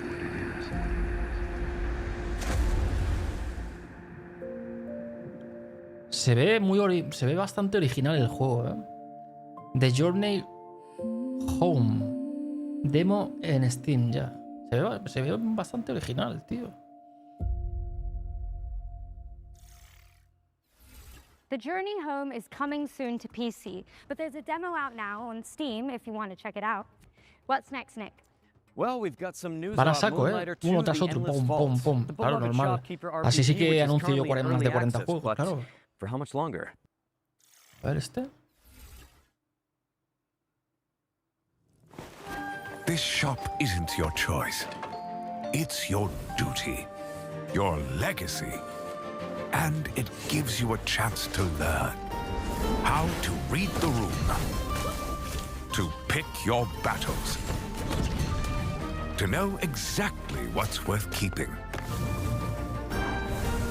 You learn that not all fights are won with steel. Some are won with patience. Some with care. Because greed will fill your pack. But only wisdom brings it home. Driven by heart, you balance both worlds, not to escape your legacy, but to own it. This is who you are. Moonlighter 2. Noviembre, 13 de noviembre. Moonlighter 2, The Endless Vault 1.0 release lands on September 2nd for PC and consoles. Don't miss it. For this next trio of trailers, we're going to pass over presenting duties to some awesome HoloLive creators. So, while we go hit the safe room for some green herb smoothies, please welcome Shiori Novella and Vestia Zeta to the Future Game Show. How's it going? Thank you, Leon and Grace, or Thank Nick you, and Angela. thank you. I'm Shiori, and this is... Hi, I'm Zeta. And we're so excited to be here with you guys. All right, let's get into it. First up is Everwind. a first-person survival game where you and your friends command a flying ship across Bueno, the son shattered juegos un sky. poquito... Super cool. Super cool. Hay algunos, pero hay algunos que están bien. ¿Qué? ¿Qué es esto?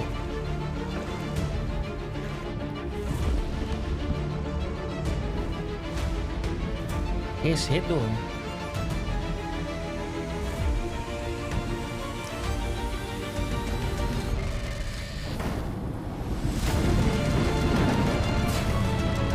Además, te puedes montar un barco tú para...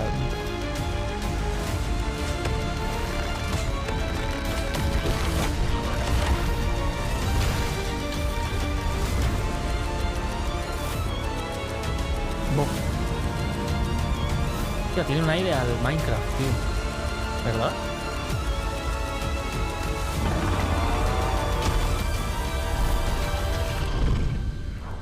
Everwind.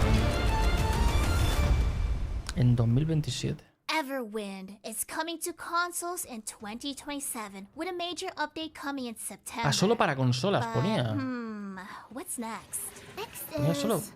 Ooh, this one's a good one. Sword Sage Awakening, a third-person action RPG where you take down beasts from Chinese folklore. Even better, Un there's RPG. even a cute red panda friend. A ver.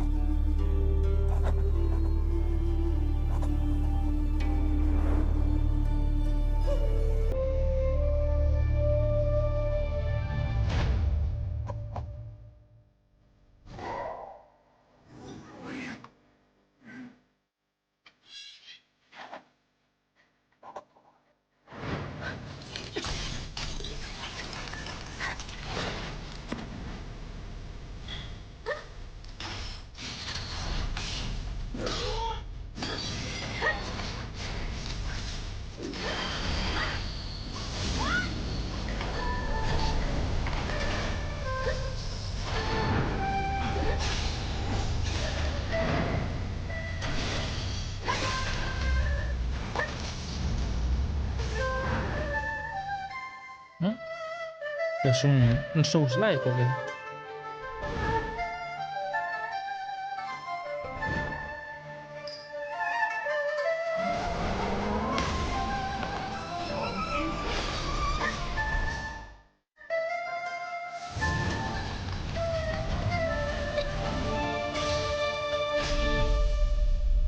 Sword Sage Awakening. Sword Sage Awakening is coming soon to PC and consoles. But you can wishlist it now on Sword Steam. Sage, puede estar bien Because it este, looks really cool. It does look really cool. We have one more game to show you before we hand it back to Nick and Angela. Here's a new trailer for The Sinking City 2, a survival horror el Sinking game set City in 2 a este ya ha creepy salido. Lovecraftian world. Este está bien, ¿eh? Este tiene... He visto algunos gameplays, está chulo. El Sinking City 2 está bien.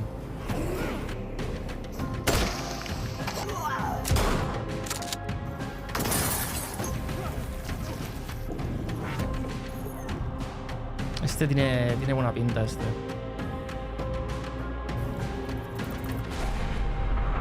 Este ya está. Para Nintendo Switch en 2027. That looks so cool and spooky. The Pero para PC Sinking ya City está, 2 ya is hace out días. now, and creo. it's coming to Switch 2 in 2027. Enjoy the monsters then. And with that, we're out of here. Thanks for having us, Future Game Show. Thank you for having us. Now back to Nick and Angela. I mean, Leon and Grace. I love you! Thanks for stopping by. And as for what's next, we've got our second Ones to Watch deep dive. Here's an interview with the team behind Tides of Annihilation, a fantasy hack and slash set in a fractured London. Tides of inspired by Annihilation. Arthurian Este está legend. bastante bien, ¿eh? El Tides of Annihilation, ese está bastante guay. Este tiene buena pinta.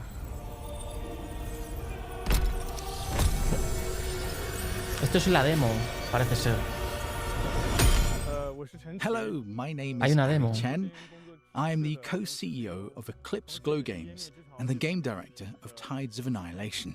Tides of Annihilation tells a story inspired by Arthurian legend.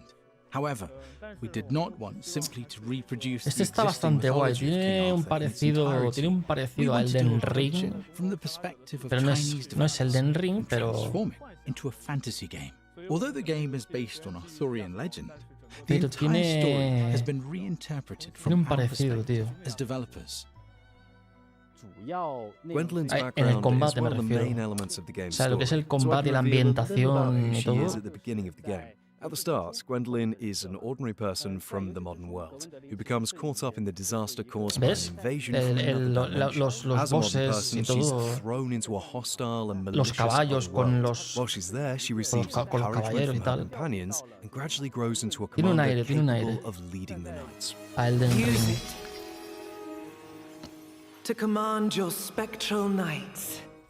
We wanted to present a point at which the game has settled into a relatively stable rhythm, and the combat systems are being used more fully. El combate, As a result, tío, the section muy being tocho, shown ¿no? takes place around the middle of the game, and features a relatively high level of combat intensity.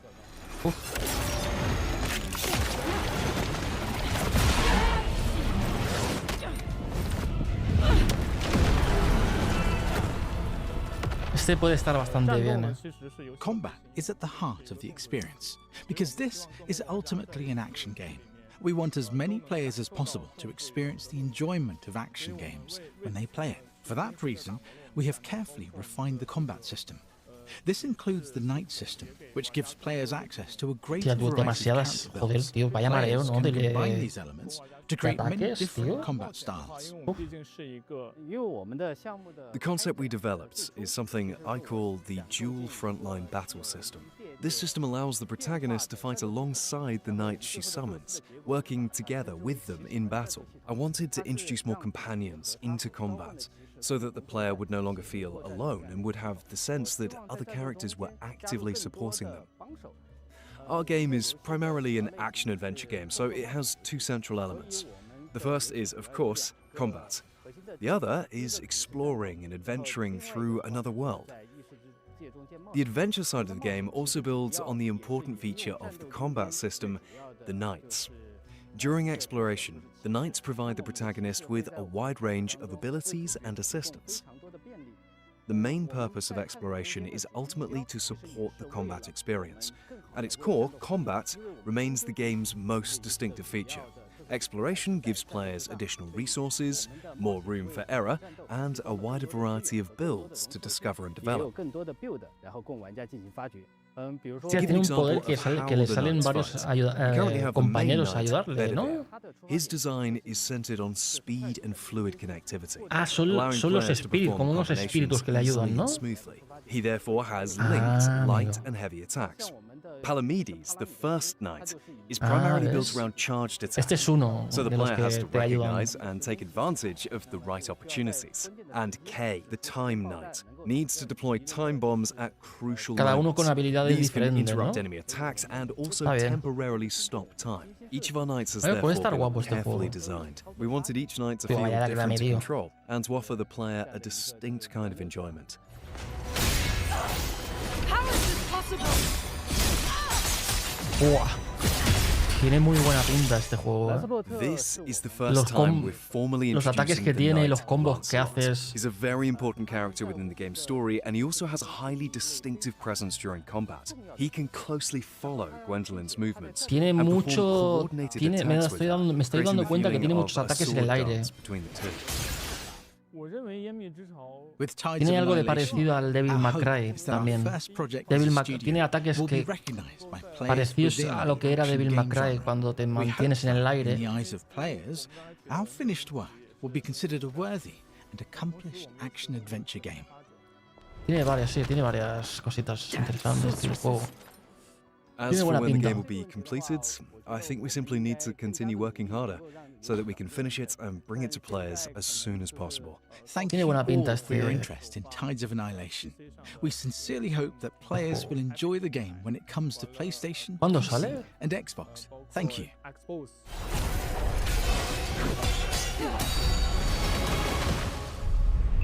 Tides of Annihilation. Wishlist now. Shout out to Eclipse Glow Games for the insight on Tides of Annihilation, which is coming soon to PC and consoles. All right, eyes up if O you sea, like ya co-op está, games, 'cause we have some disponibles. exciting news to share about the latest entry in the We Were Here series. The We Were Here Tomorrow. Now, if you're not in the loop, this is an asymmetrical co-op game where you use walkie-talkies to solve puzzles. And we're about to find out when you can start playing it. We were Ready up, Captain. The walkie-talkies are back. Testing, testing. Eagle 1 to Eagle 2. Eagle out. Do you see that canister behind you? Does that fit in there? Call me big brain, call me big brain. So all my drawings, they're all black and white, so I could probably only go based off shapes. Okay, well, it looks like a button and it's spiky.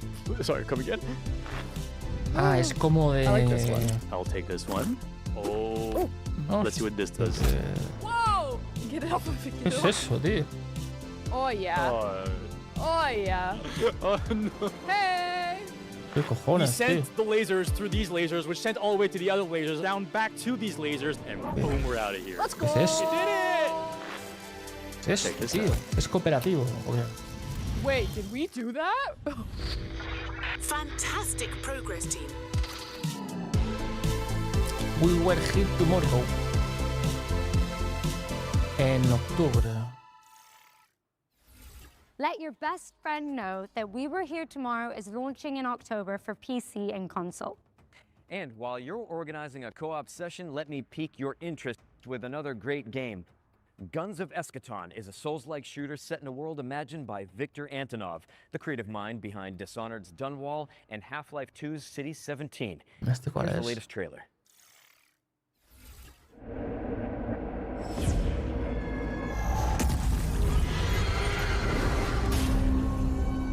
This place is an inevitable conflict. It approaches. This world will burn. It starts with you. Dios. And ends with you.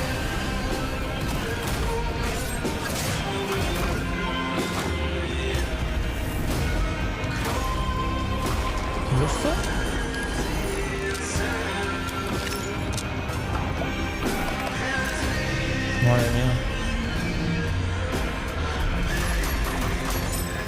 vas con una pistolita todo el rato. Y con escopeta. Puede estar muy guapo este también, ¿eh? Guns of... puede estar guapo este también, ¿eh? Que están anunciando un porrón de juegos, ¿eh? Madre de Dios santísima, tío. Qué locura, tío. Hillthorn is a card-based detective game where knowledge equals progression, but don't take my word for it.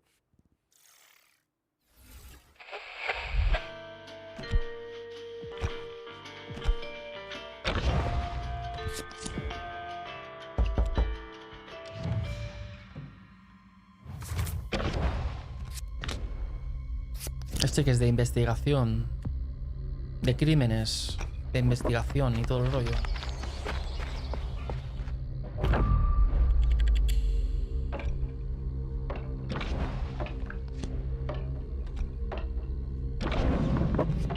Ah, de cartas. Ah, es un juego de cartas. ¿O cómo va esto?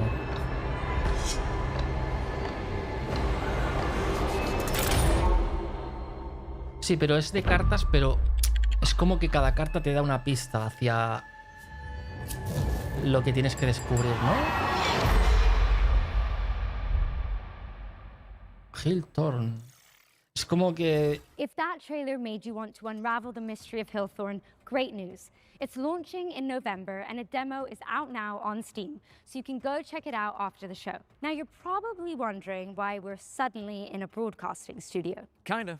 But I'm really just digging the jerseys. And if I had to guess, though, I'd say it had something to do with our next world premiere. You're always one step ahead of me. World premiere. Here's the next game from the team that brought you Journey to the Savage Planet. Han anunciado varios, ¿eh? World premiere.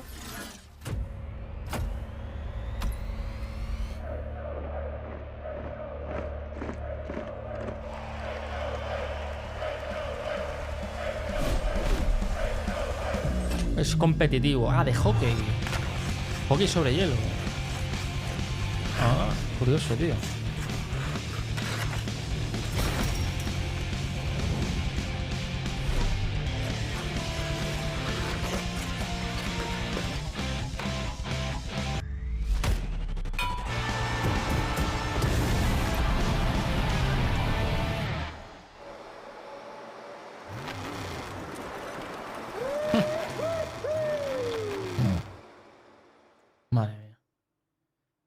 Breakaway. Now that is a play no one saw coming. Breakaway Hockey League is the first modern hockey game coming to PC in nearly 20 years. It's a fast, skill-based, hace 20 años que no se anuncia un juego así de hockey sobre hielo. ¿Ha dicho por lo que he podido entender o cómo va eso? Es verdad que nunca se ha anunciado un juego sobre hielo, de hockey sobre hielo, ¿eh? Now, we need to get changed and make our way out of the studio. So, for this next part, we're going to throw it over to a por lo que entendí, hace 20 años que no se anunciaba un juego de hockey sobre hielo.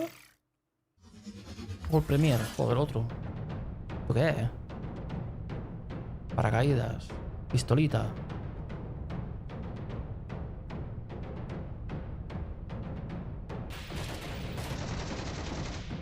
Tercera persona. Ya puedes ponerte personajes así raretes, ¿eh?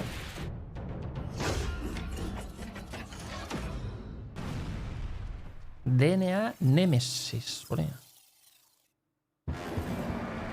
Ni idea. Gallipoli.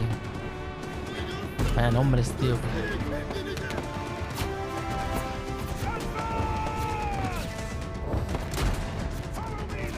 Este es así de guerra.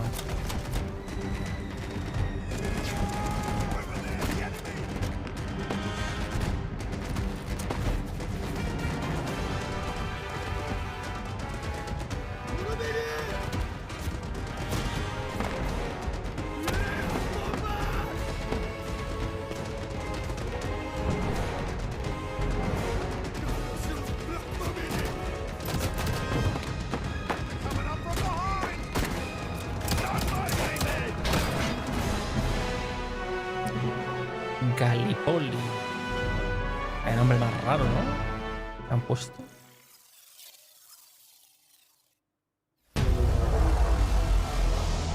Van uno detrás de otro, Pum, pum, pum, pum, pum. Uf. Madre mía.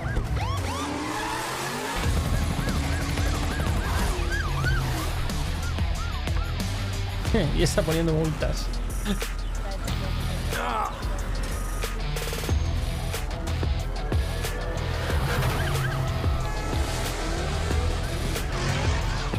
Que van a toda pastilla, Nothing exciting ever happens around here.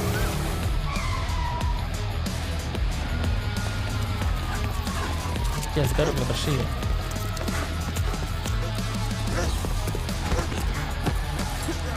Ah. Se atraparon.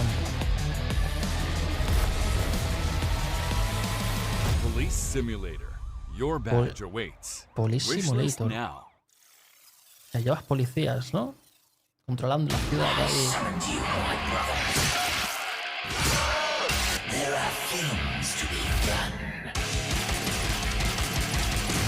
Coño, ¿qué es esto? Hostia, Bohemia Interactive. Estos hacen buenos juegos, Estos hacen buenos juegos, Bohemia Interactive no son los que hicieron...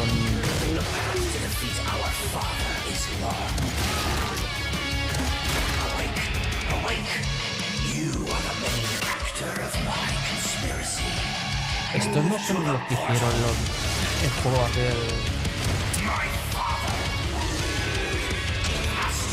Ahora no me acuerdo cómo se llama, pues que ahora no me sale la cabeza ahora esto. Guau, coche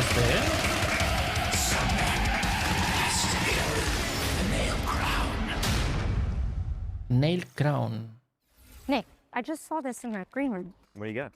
Ran out of coffee, morale is gone, Un montón everyone de is juegos, tío. exhausted, itchy, Madre mía. tasty.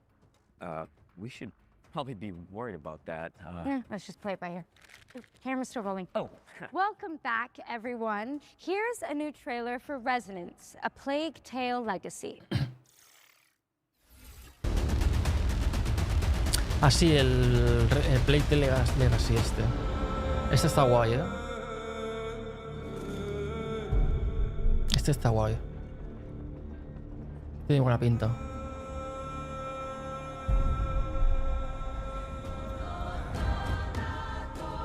Mañana está disponible para precomprar. Ah, no. Mañana disponible, pone. Ya se puede precomprar. Ah, pero está mañana, dice.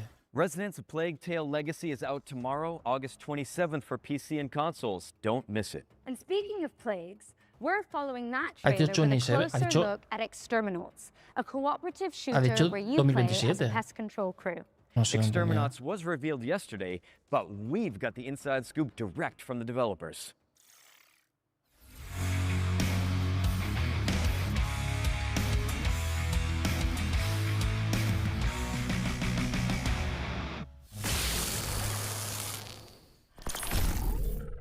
Hey, Future Game sí, Show. I'm Vincent Exterminatus. from Behavior Interactive. Este lo vimos Montreal, ayer, el Quebec, tráiler. and I'm creative director on Exterminauts, which is a Exterminauts. co-op PvE shooter where you're part of a blue-collar crew Este lo vimos whose job ayer. is to Este repair tiene and exterminate. es muy It's fast, parecido relentless al action that rewards teamwork, creativity, and skill to get the job done. a este Thankfully, you have último all que the salió de weaponized power tools cooperativo. at your disposal on your work shift.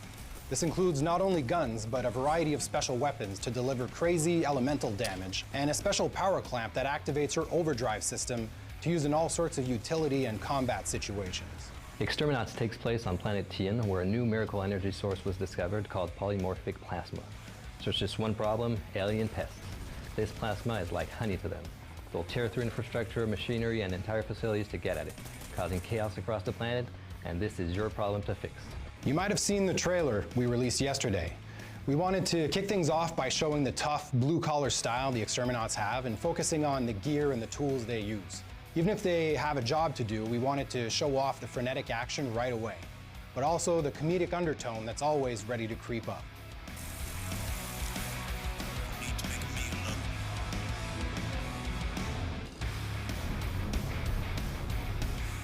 The game's core loop is a 20 to 40 minute run that begins with players selecting a work order from the job board, gearing up, and punching in. Once deployed to the worksite, the mission is simple: fix, fight, and collect. Players repair damaged infrastructure, exterminate pests, and gather valuable resources while completing contract objectives. Every job culminates in a hectic final stand, holding the line against waves of pests while waiting for extraction. Tío, chaval, vaya arma.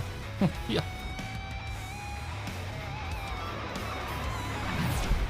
Back aboard the rig, players can cash in their earnings, purchase upgrades, customize their loadouts, and prepare for the next shift before punching in for the next contract. After almost 5 years of working on this game, you know, at this ¿Cómo point, se llamaba este juego que triunfó tanto, que salió el 1 y el 2? If you want me to pick one, I'd pick No, the o salió el special 1, weapons, no me man, acuerdo I cómo love se our llamaba, special tío. weapons. Shooting a massive Que era behemoth with a cooperativo, ibas cryo blaster matando or the bichos de stasis esos railgun también. is just one of those satisfying things ever. Ahora no me acuerdo. Exterminats is coming to PC and consoles in 2027, and we'll have more to share about the game over the course of 2026. And in the meantime, you can wishlist, pre-order, and check out our social pages.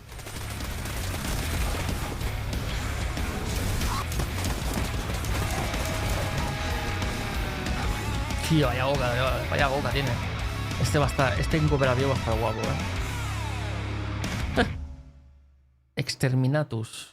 Exterminauts is headed to PC and consoles in 2027, so get it on your wish list Ah, now en and keep an eye 2027 out on este. socials for more info. Now, let's take Este a va a hard estar guapo. pivot into the world of Mr. Records, a vinyl shop owner with a Mr. rhythmic Records. imagination. Vaya, nena.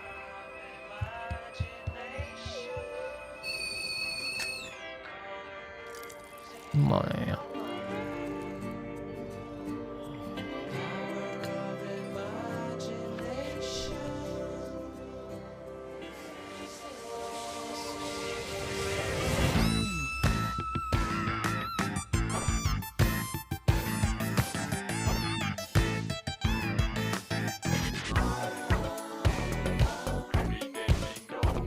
Madre mía. Madre de Dios, ¿qué es esto? ¿Qué es esto, tío? Good morning. ¿Qué es esto, tío? Hostia, chaval. Hostia, tío. Alright. Tafiru. Oh.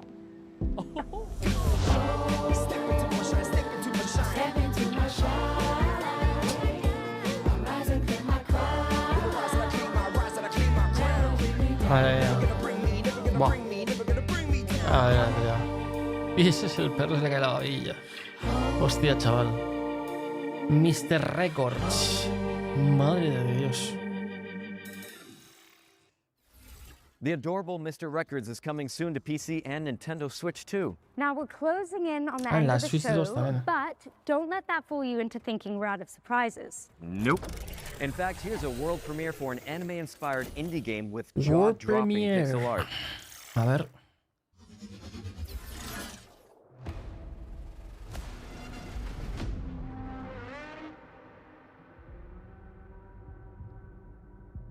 World Premiere.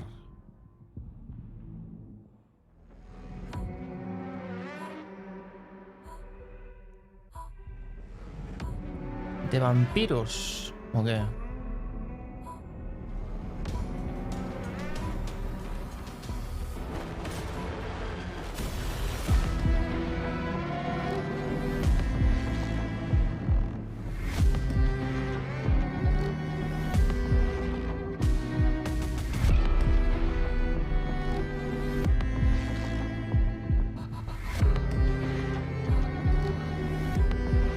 Es así artística, pixel art. Es un pixel art de estos. Está bien.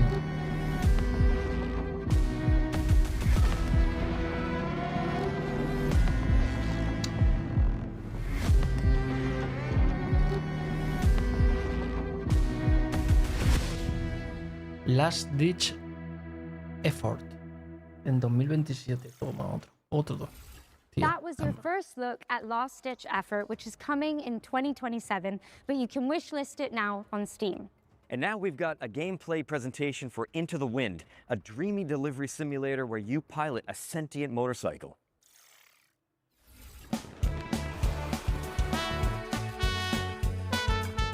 Hi, I'm Robin from Bloom and Gloom Games, and this is a gameplay sneak peek at Into the Wind.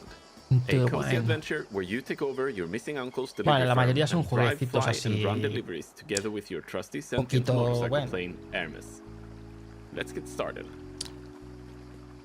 Sencillitos, ¿no? Bueno. Bueno, de vez en cuando han anunciado alguno bueno, ¿eh? El Annihilation ese estaba guapo, tío. We are saving up for some engine upgrades for Hermes for a race in a few days. So let's go down to town and see if we can find some packages to deliver. Different types of cargo affect driving and flying in different ways, and more challenging deliveries means more pay for your efforts. Esto que de llevar una Today, we're looking for something fairly chill. This red sign means they're looking for some delivery help. Let's see what they have for us. Looks dangerous. Too lively. Some heavy ones. They'll bring in a good deal of money, but the weight will make it hard to fly. So let's pick a good route and stick to the road. Eres un As with repartidor cargo, there are different kinds of jobs that come with different challenges. y tienes que ir a The job we recoger picked up cajitas is a standard delivery to Falco Homestead, de meaning we comida can y de take our bebida. time. We could also stop in the villages we pass through to pick up new jobs or browse the shops for new parts or customizables. Currently, we're fully loaded, so we'll just refuel before we continue. Pirates ahead. With our current load, we would have a hard time fighting back or flee without damaging our cargo. Better to pick a way around instead. And here we are. Let's just pick up the right thing and head inside. After delivering our heaviest package, we're now light enough to fly. Launch pads are not necessary to take off, but they sure help. Let's go back to those pirates and chase them off for our next reward. Flying offers a great deal of freedom and potential for aerial acrobatics, and we will use what we can to get behind the pirate airplanes for a better shot. Our weapon today is the machine gun, so we have to get up close in tight dogfights to get in a fast burst. Que puedes disparar con la Pirates moto. come in packs, and we need to take them down one at a time, while the rest are bombarding us from several directions. If we take down the leader, the whole bunch will flee, presumably back to the hotel bar, where we could visit them later if we wanted to. Y esas cajas tienen pegamento, tienen un buen pegamento, para no caerse. Occasional landslides, the No se weather, caen nunca, tío. and not least of all, local traffic.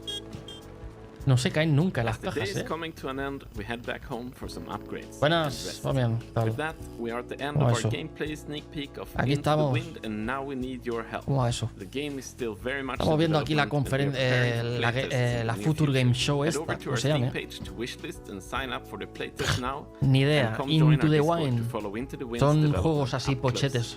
Cheers. Hombre, pero han anunciado algunos juegos Into guapos, the Wind tío. is coming soon to PC, but you Nah, can la sign mayoría up son for the juegos playtest now and pochetes, join the pero bueno. official Discord to chart its development. Okay, what's next? Pero bueno, está a punto de acabar, ¿eh? Ya no, bueno, aún queda un poquito. World premiere. Here's Han a anunciado brand varios new World entry Premiers, in a ¿eh? beloved series of strategy games. Han habido algunos que han estado guapos. Ha sido un indies, algún indie guapo, tío. Legends speak of a world once whole. Hay algunos que se han estado before the guapillos. shattering plunged it into darkness. Sí, le queda The nada. crown of creation, No le queda guarding mucho. the memory of all things. Wielding shards of great legacy, the lost lands could rise once more. Hay algunos que están bien. To be explored, to be claimed. But deep beneath the forest boughs, Hoy entre la Xbox Game Show, o sea, la Xbox Gamescom y el Future Game Show este, no, vaya tardecita de juegos. Madre de Dios. Kingdom Rising no sé qué. Es esto. ¿Un pelijuego o qué? Reclaim the land in Kingdom 3 Rising Realms, which is coming soon to PC and consoles. And continuing the fantasy theme, this next game has you catering for weary heroes in a cozy A ver si anuncian algo bueno, tío. I've got a great recipe actually. A ver si anuncian alguno que esté guay, tío. Green herb, add a little seltzer water, and it fixes everything. hangovers, chainsaw wounds. Pero todo es in-game footage, o sea, no es como va a ser el juego al final. Bueno, sí, bueno, es un... Supongo que son escenas que hacen, pero no son gameplays. Algunos sí que tienen gameplay, ¿eh? Algunos sí, no todos. Algunos meten gameplay y otros no. Depende del videojuego. Aunque yo creo que la mayoría han metido gameplays, creo. No es que ahora no me acuerdo bien. ¿Ves? Pero van como... Sí, esto es gameplay también. ¿Ves?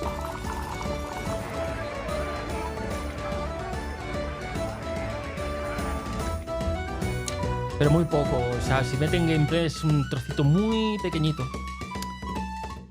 ¿Sabes? That was your first look at Dungeons & Dragons Long Rest Tavern, which is coming to PC in early 2027. All right, time for our final ones to watch deep dive of the Gamescom showcase. Now this time we're focusing on No Law, a cyber grunge revenge thriller from the team that brought you The Descent. Están en desarrollo, están en... ¿Cómo se llama? En Early Access. Y otros no todos son Early Access. Algunos sí que han anunciado que son Early Access, pero hay otros que no. Creative director here at Neon Giant, working on No Law. No Law is a cyberpunk immersive sim. By that we mean sí, este lo anunciaron ayer también. Tienen es un cyberpunk, pero the city of Port Desire, however he pleases. We provide you a toolbox. We provide you with abilities and actual tools to use. And instead of building a problem, a puzzle, if you will, where we design a solution for playstyle A or playstyle B, we just lay it all out for you. Sí, en algunos casos sí son alfas, sí. And we just say, you go have fun. Demos, hay muchos que son demos, pero anuncian como demo. Que ya está disponible la demo. Y otros hasta 2027 no salen. So, in our recent trailer, este, por ejemplo, ¿ves? Meten un poquito de gameplay, pero muy poco. Están metiendo un poquito de gameplay, pero no mucho. Este lo anunciaron ayer también. Es un estilo cyberpunk.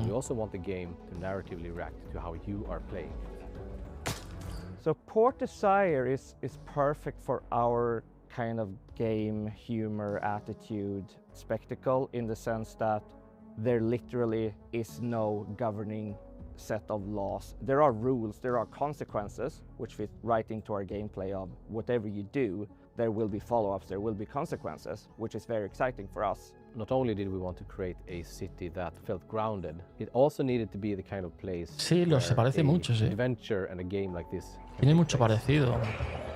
We've chosen to build a smaller city, but just make sure that it's super interesting and super rewarding to explore. De hecho, las naves y todo eso son iguales, casi, tío.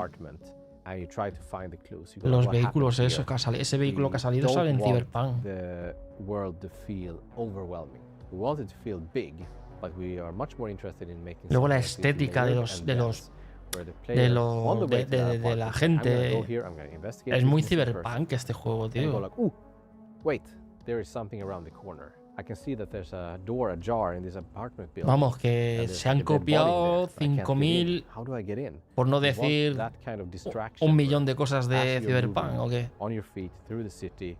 If you see an open balcony, you can probably get up there. And again, we're not telling you how or where to go, but we want you to kind of choose your own approach, choose your own playstyle, and choose how to get there.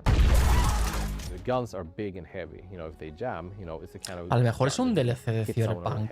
Right? Like we want that feeling everything we do in the game.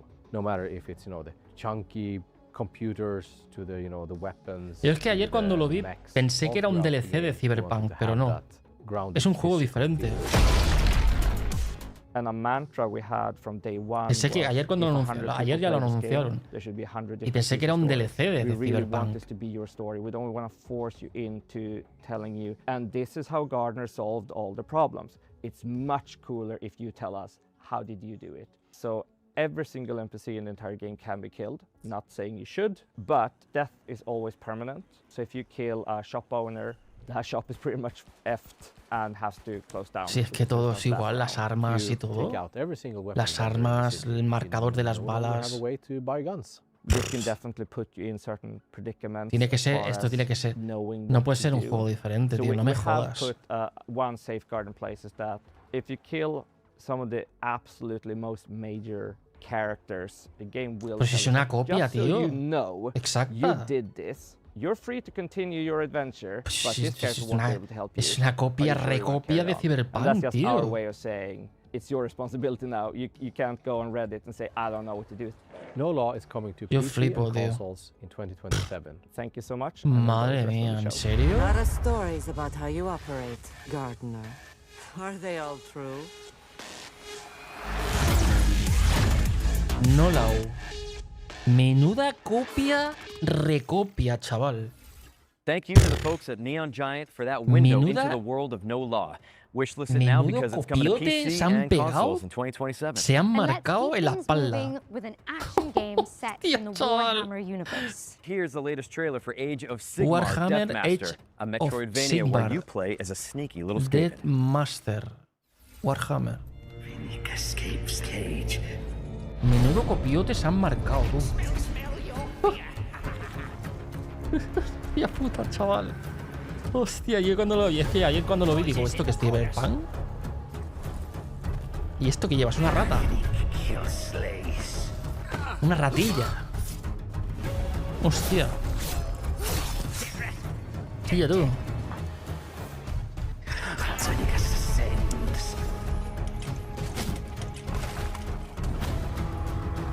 Bueno, es un indie de estos. Estos indies así están chulillos, están guapos. Los indies estos.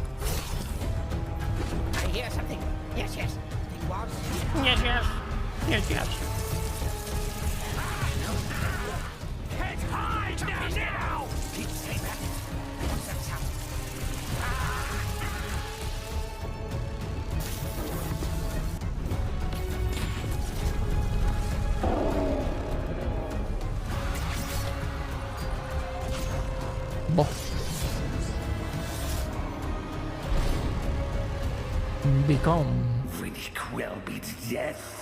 Deathmaster. Warhammer Age of Sigmar Deathmaster. En 2027. Rise through the ranks of the Ratmen in Warhammer Age of Sigmar Deathmaster, which is coming to PC and consoles in 2027. Now, hay muchos que son para 2027. La mayoría que han anunciado son para 2027. full of Lovecraftian creatures. And the team at Vertpaint have put together one hell of a trailer. You ready for the grand finale, Edge? Ooh, whatever it takes. Count me in. Es el último, este. Ha hecho el final. El final, ya. ¿Qué es esto? Tiene que ser un juegazo este, no me jodas. No pueden acabar con un juego de mierda. Fuck, where am I? ¿Qué es esto, tío? Well, you didn't die. How very interesting. Please, come. Joder, ¿qué es esto, tío? Oh. Hostia, el caracono, tú. No veas, ¿no? We have a lot to discuss. ¿Qué es esto, tío?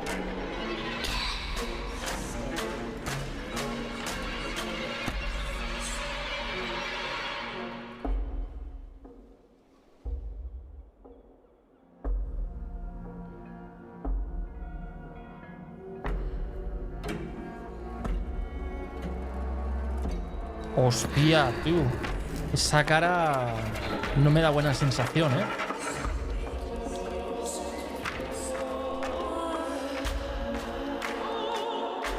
¿Qué juego es este, tío?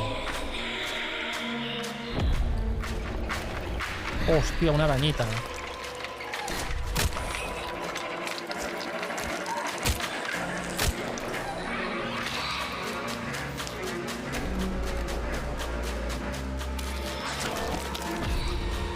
Joder, quien tenga aracnofobia en este juego, mejor que no le dé. Adiós, para adentro. Switch, ¿qué era, tío? Ritual. Pides. Ah, sí, lo estaban anunciando al principio. Ritual Tides. Qué juego más raro, tío.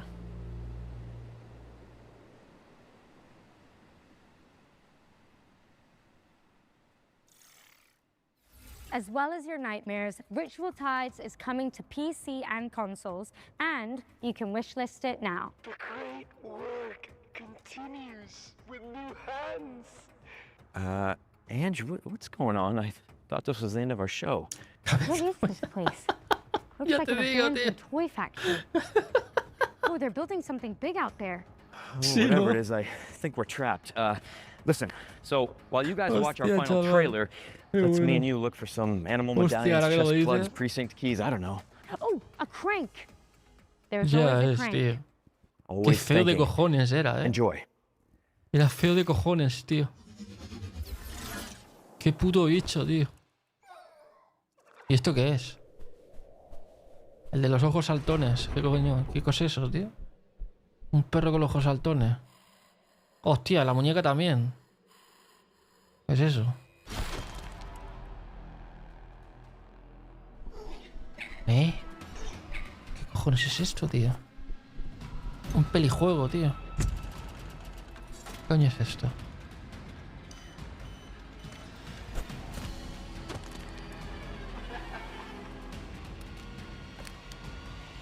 Ah, que se te va acercando, se te van acercando.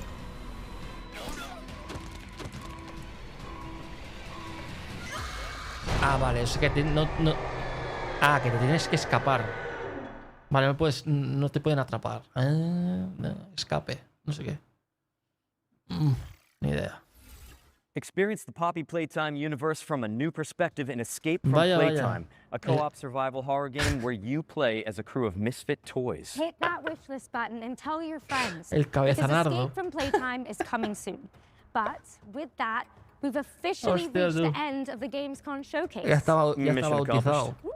But guys, really, don't go anywhere. FGS Live from Gamescom is airing right after this, with even more exclusive trailers and premieres that you don't want to miss. And the fun continues on August 30th for the FGS Best of Gamescom, where bueno, editorial esto se team acaba, is taking you onto the show floor for a debrief of the biggest news from the event. And in the meantime, remember to head over to the official Future Game Show Steam page to wishlist everything you saw from today's show. Bueno, gente, and you can also check out gamesradar.com for all the follow-up intel. Hasta aquí. I'm Nick Apostolidis. And I'm Angela Santalbano. And this has been the Future Game Show at Gamescom 2026. Look at that.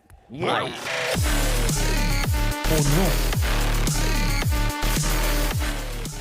Tío, que me quedo sordo, tío. Que me quedo sorderas. El Annihilation estaba guapo, ¿eh? Bueno, pues nada, gente. Peggy 18. Hasta aquí. Bueno, aquí ya supongo que anunciarán un poco el resumen de todo lo que han anunciado. Este es un resumen de todos los que han metido. Pero la mayoría han sido juegos muy raretes, ¿no? Han sido juegos muy pelijuegos, ¿no? Como le llaman. Esto aún sigue. Bastor. A ver, le voy a quitar esto. Hostia, tío, qué rayado de música, tío.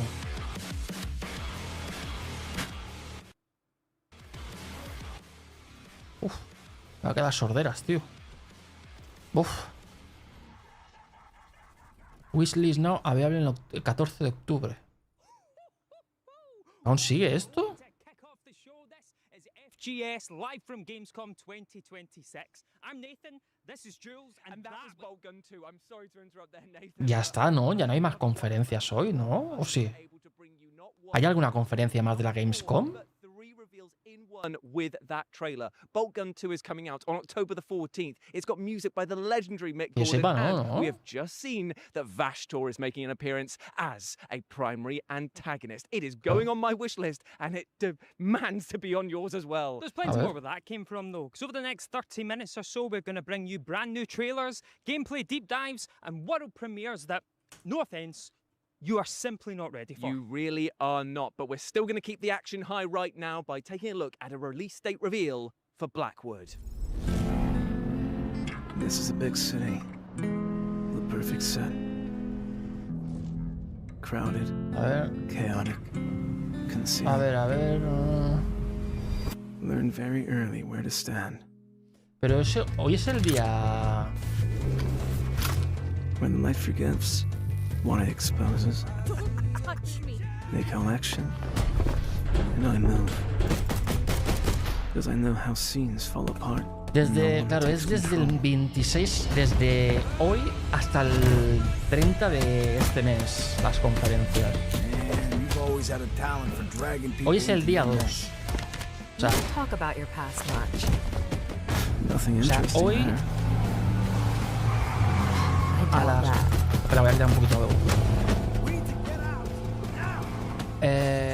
La Game Show ha sido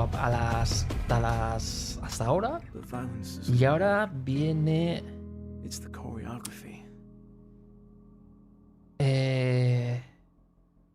Ya está, ya no hay más eventos hoy. Ya está. El último evento era el futuro Game Show de y hasta mañana. Mañana es día 2, el día 2 de... A las 4 creo que también. Mañana. Mañana es el día 2. O sea que todo está lleno de conferencias hasta el día 30, ¿eh? Uf. Xbox, Gamescom. Mira, el día 27 está dedicado a indies. Solo a indies.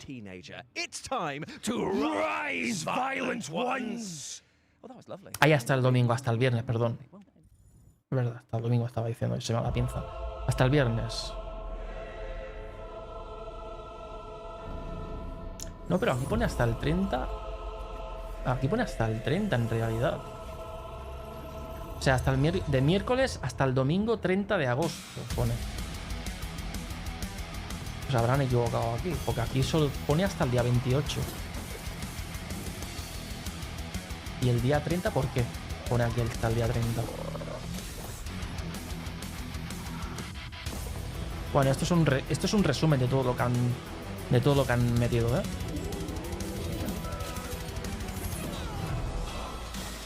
Esto es un resumen de todo. Y el día 3 de la Gamescom es el viernes. Pero entonces, ¿por qué pone aquí hasta el día 30?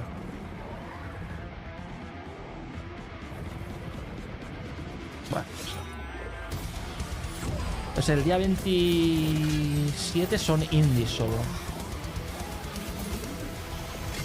O sea, mañana. Mañana solo... mañana a las 4. No, hora en España pone aquí. A las 3.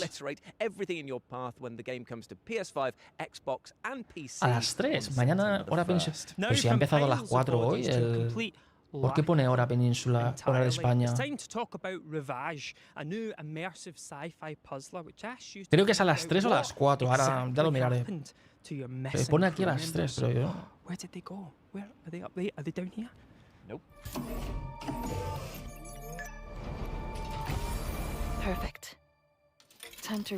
Bueno, mañana es la Gamescom día 2 a las...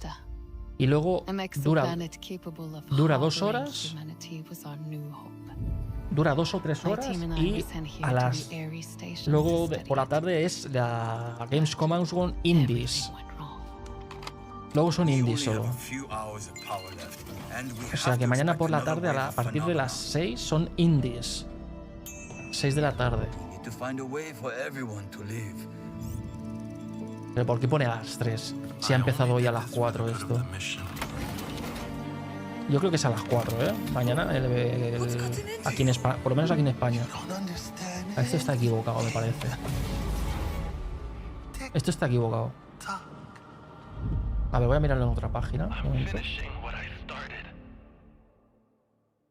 And you can trap yourself in the time loop that is Ravage when it releases on PC, PS5, Xbox Series S and X on September 22nd. Now, Nathan, you know that thing that you wish for as you drift off to sleep every night? Oh yeah, that someone would take the best level from Titanfall 2 and turn it into a full game. Well... Has it happened? This is Tempus Vitae. He's quite excited.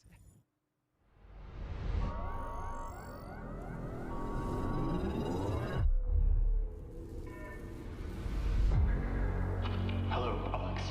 My name is Boris Oswald. I'm the one that left you a keycard likely. I don't know how much you know. We are in the Theta Space Station. Esto es un resumen de todo lo que... A ver. Fechas. Vamos a mirar las fechas aquí. Horarios.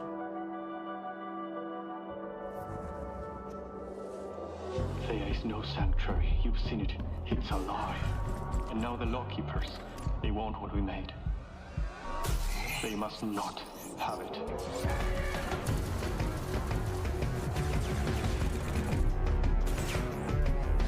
Vale. El día 26 y jueves 27 a las 4 horas peninsular. ¿Ves? A las 4. Esa es a las 4 de la tarde.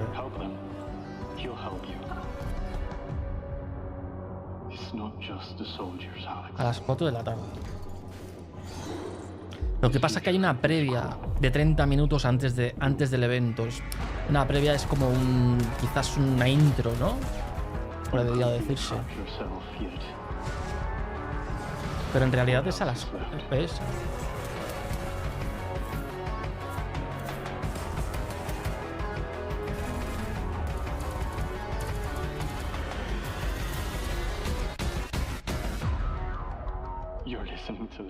O sea, en principio empieza mañana, el día 2 de Xbox de la Gamescom es mañana a las 4. Y creo que dura, si no me equivoco, 3 horas. That was Tempus Vitae there, letting you hop between two of the O 2 darkest horas. timelines possible. 2 o And 3 fun horas, no fact, lo we sé. actually saw this game 3 years Y ago in la Brazil, and have been Gamescom desperate to bring it de to you, so it's lovely Indies to have it here mañana dura on the entre showcase. So, 60 y you know, jump on the 75 game when it minutos. releases in 2027 by adding it to Vamos, your 1 wish hora y list cuarto, now. como And tell you mucho. what, why not just head to the FGS Steam page and wishlist every single game we've covered so far? Show those devs some Bueno, love. mañana. But next A ver, up, keeping mañana. with the sci-fi theme, we have A ver, Neon mañana que Abyss anuncian. 2, which has quite an exciting announcement.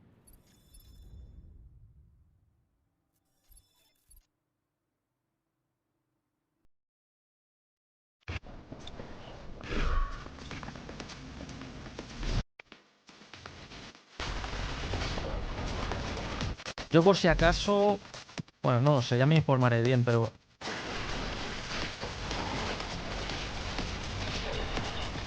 Vale. Ya se verá. Eso. Bueno, esto ya está, es un resumen. Lo vamos a dejar aquí. Pero se supone que es a las 4.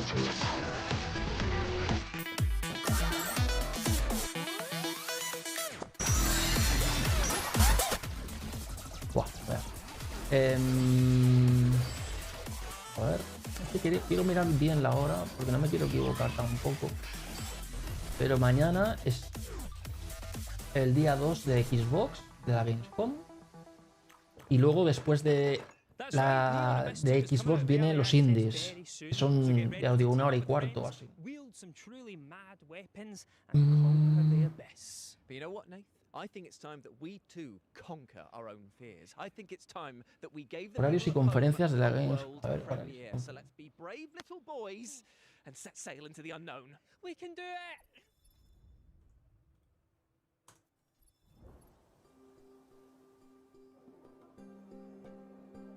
Esto es como un resumen de todo, ¿no? Quizás lo que han dado. Parece ser.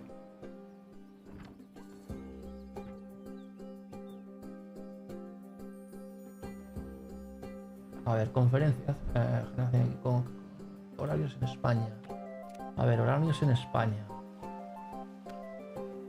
Supongo que a las 4 igual que hoy. Hoy ha empezado a las 4 el evento de Xbox.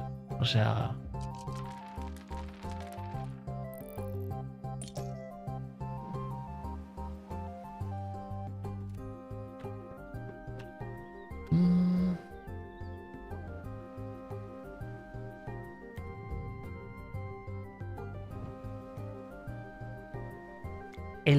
Mañana, ojito que puede ser que veamos algo de GTA 6.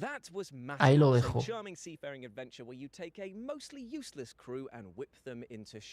Eso he podido leer.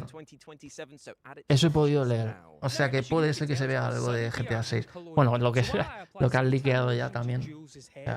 Ya no hay mucho que ver, pero bueno. Sí, se ha liqueado muchas cosas, tío. Y espérate que aún no han acabado. Ya veremos a ver cómo sale, por dónde sale los tiros.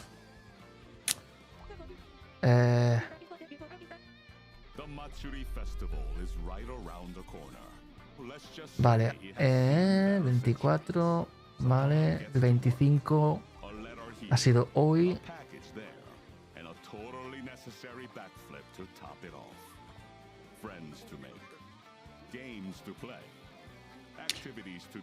¿Ves? En España ha sido a las 4 y el día 27 a las 4. Confirmado, a las 4. A las 4 empieza el evento de Xbox mañana. Mañana es el día 2 de la Gamescom de Xbox. Día 2, mañana. Mañana parece ser... Bueno, aquí he podido leer que va a haber algún anuncio de GTA 6, pero no sé. Pero si de Xbox, GTA 6 es de PlayStation, ¿no?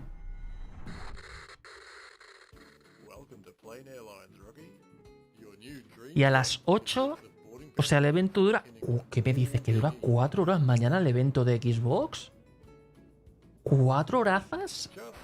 No me jodas. Hostia, 4 horas no puede ser. De 4 de la tarde a 8 de la tarde, 4 horas, tío, de evento de Xbox. Vaya pelijuegos se están dando aquí ahora. Esto no sé qué cojones es esto, tío. Estos son pelijuegos, tío.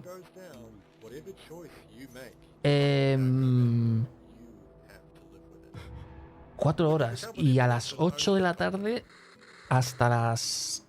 que creo que ha sido 1 hora y cuarto lo que dicen, parece ser. Serán indies. A las 8 de la tarde serán indies. Mañana en España, horario español.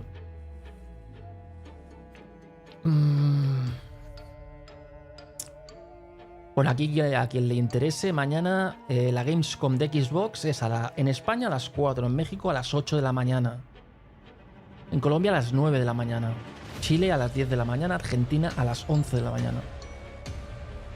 Y lo de los indies, México a las 12. España a las 8 de la tarde. México a las 12 del mediodía. Colombia a la 1 del mediodía. Chile a las 2 de la tarde ya. Y Argentina a las 3 de la tarde. Y luego a las 9 de la noche, GTA 6, gente. Mañana se viene GTA 6 a las 9 de la noche, hora española. 1 del mediodía, México. 2 de la tarde, Colombia. 3 de la tarde, Chile. Y Argentina, 4 de la tarde.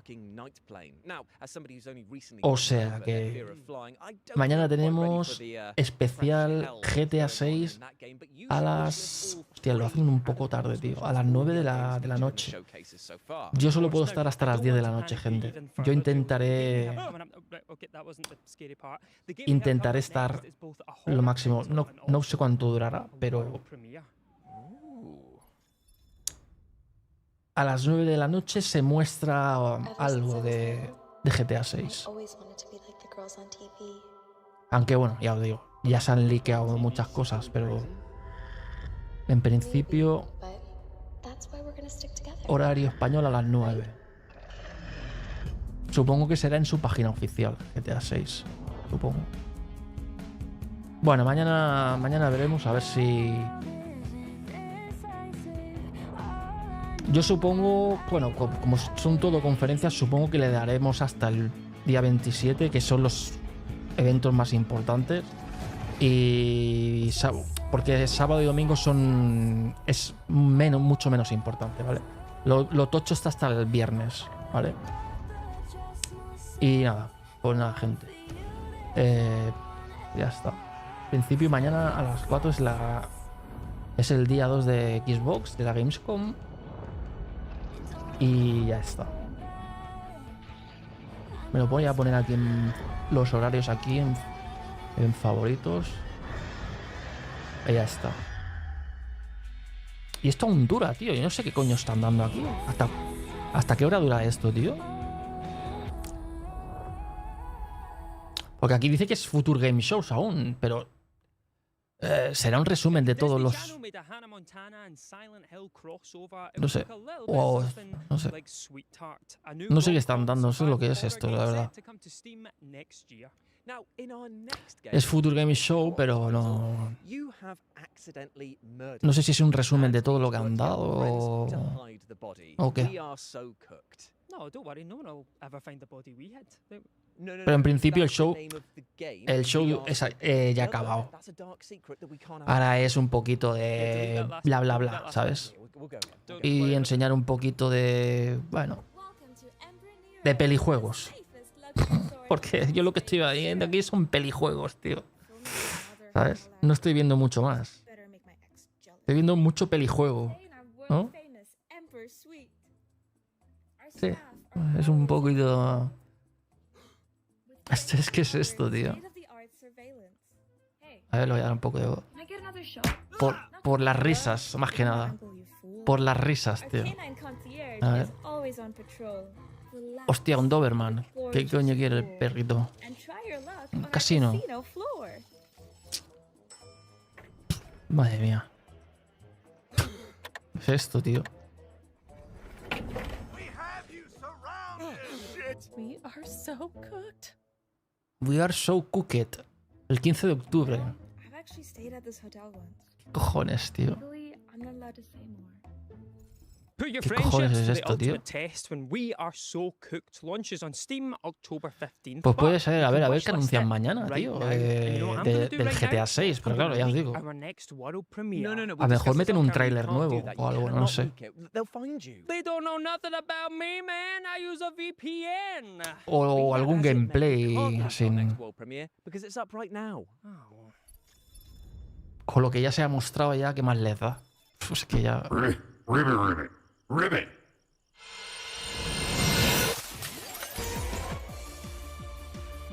¿Qué es esto, tío? Lagarto guancho. La rana Gustavo. ¿Qué es esto, tío? Pelijuegos. Hay gente que le mola estos juegos, ¿eh? Los pixel arts, tío. Hay algunos pixel arts que están guapos, tío, pero... Ya, esto parece un pelijuego de cuidado, ¿eh? ¿No? ¿O qué? Toma. Ahí la llevas.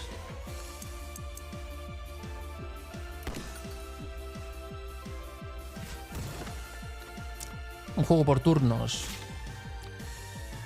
Es por turnos. De matar bichos y animalicos. Amphibian. Wishlist now. Amphibian is coming soon to PlayStation 5, Switch, PC, and Xbox, so get it on your wish list now so that you know exactly when it hatches. Do tadpoles hatch into frogs? Does that make sense? Oh, you put me on the spot. I don't actually know. I'll tell you what, we'll Google that, and while we do that, why don't you take a look at this next world premiere? Double trouble, mate. ¿Por Premiere? Pero no se había acabado ya la Future Game Show. ¿O es un...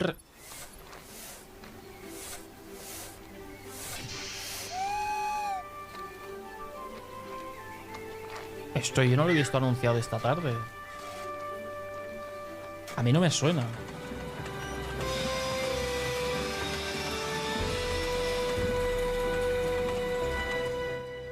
Voy a bajar un poquito el volumen. Próspera. Wishlist now. No, esto de esta tarde no lo han anunciado, ¿eh? That was the world premiere of Próspera. a rather unique city builder in which you can play in the first or third person. Build your city from the ground up and walk through its streets when Vas a Prospera ver comes to PC a las 9, ¿no? next Empieza ahora year, ya. with a console Ahora. release planned for the near future. A mejor la Now, segunda our parte. next game sees you play as a zombified child Sí, who's yo accompanied estaba a by punto the de ir cutest a punto de ir a verlo también. No. Or like a Ahora a lo tiny mejor little voy, porque es que aquí está. No. Son todo pelijuegos, ¿eh? This is a part. Mañana está la chicha buena. No sé cuánto durará esto. ¿Cuánto puede durar esto?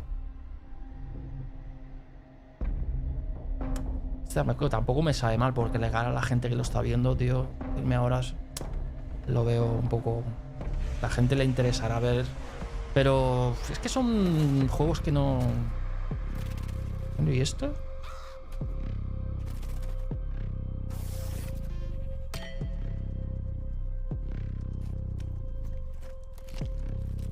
Bueno, aguantaremos hasta las... Intentaremos aguantar hasta las 10, una hora. Pero es que estos juegos ya... Es que en verdad la conferencia ya se ha acabado, pero... Esto no sé, no lo he visto, no lo han anunciado esta tarde estos juegos. ¿Cómo es que se ha acabado la Future Game Show y siguen anunciando videojuegos? No lo han anunciado tampoco esta tarde. No me suena.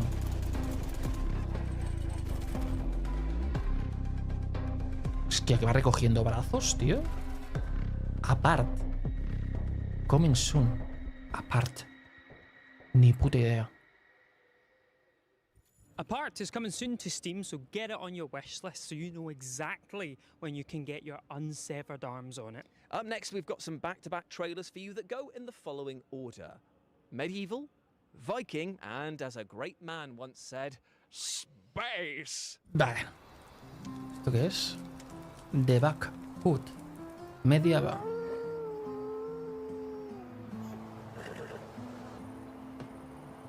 Ah, de construir tu casita y todo el rollo.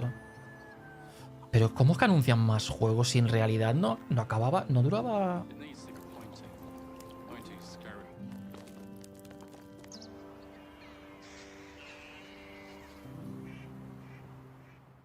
No entiendo muy bien por qué dura tanto. Si en realidad ya tendría que haber acabado.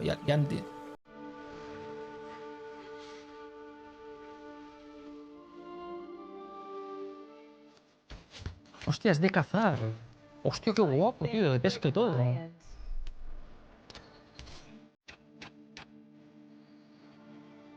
Hostia, este puede estar interesante, ¿eh? De caza y de pesca y todo el rollo. De montar tu casita. Es un juego medieval de estos.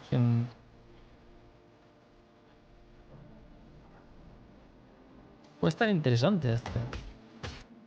Hay lucha también.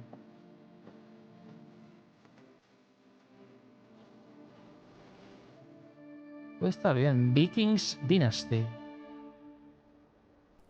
Pero entonces, tío.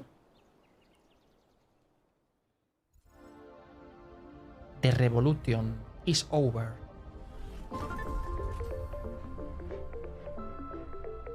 Pues vale, merci por pasarte. Merci. Sí, yo tenía pensado ir a verlo también ahora, ¿eh?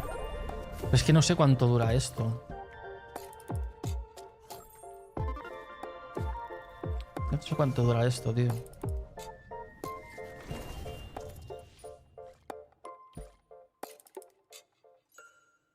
Cooperativo. That was Medieval Dynasty, Viking Dynasty, and Young Sons, all of which you can wishlist now by heading to the FGS. Es que están anunciando juegos como que es FGS Lightroom. Future Game Show y Lightroom. A ver, ¿cuánto dura? Future Game Show y Lightroom. Voy a ver cuánto dura.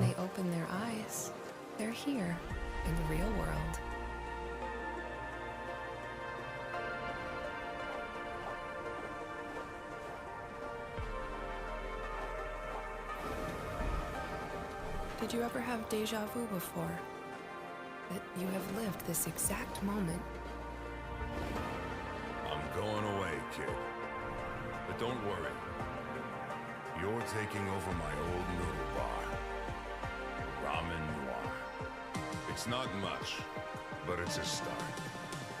Ava will look after you. She knows which docks have No the sé lo best que dura. fish, which streets have the best stories. They say you die twice. Once when your heart stops, and once when you're forgotten. So, tell me, how will Nivalis remember you?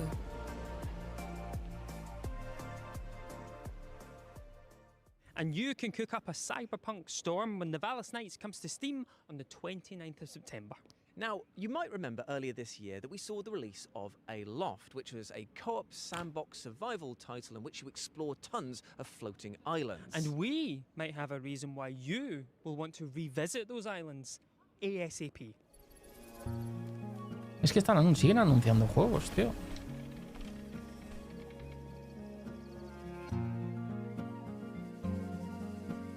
Aunque algunos son un poquito pelijuegos, pero hay algunos que están chulos.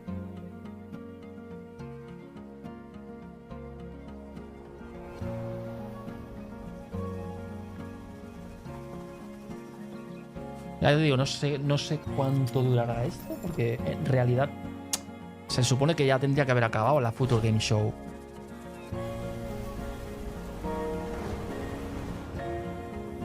No lo sé.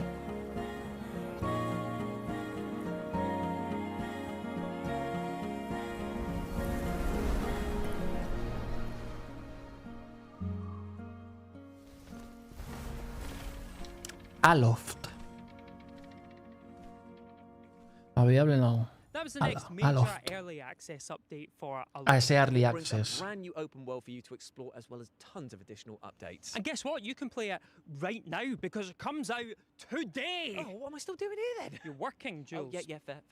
Our next game starts out as a good old cleaning simulator until you find a submarine in the basement. And while you at home try to figure out what that sentence means, take an exclusive look at Hoarder. Are you satisfied with your work? ¿Qué es esto? Otro pelijuego. ¿Qué es esto? ¿Ves? Hay algunos que... pelijuegos total. Este como es que de investigación o algo de esto que... No sé. Un poco... No sé. Learn.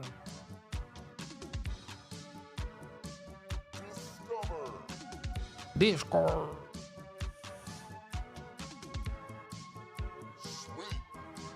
Madre mía.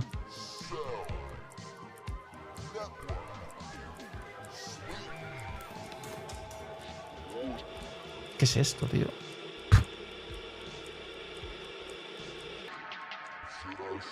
¿Qué cojones es esto, tío? Hoarder comes next year to Steam, PlayStation 5, Xbox Series S and X, and Switch 2. And let me tell you, it's an experience not to be missed. Now up next, we have an exclusive developer interview with the minds behind Afterworld, a new strategy game that sees you build your Mad Max empire in the ruins of a post-apocalyptic North America. You'd be my slave. What was Nothing, that? sorry. Roll VT. What? Friend. That's crazy.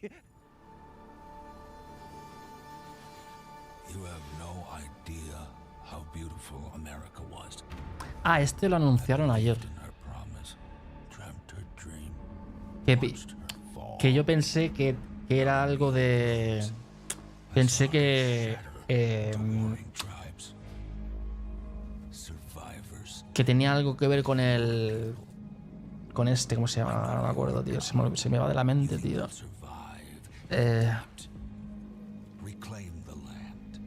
Sí, del Borderlands. Que tenía algo que ver con Borderlands, pero no. No tiene nada que ver con Borderlands. Yo pensaba que sí. Porque las estéticas de los personajes y todo. Los vehículos y todo. Pero no. Ah, no. Borderlands es diferente. La estética animada del Borderlands no es la tiene este.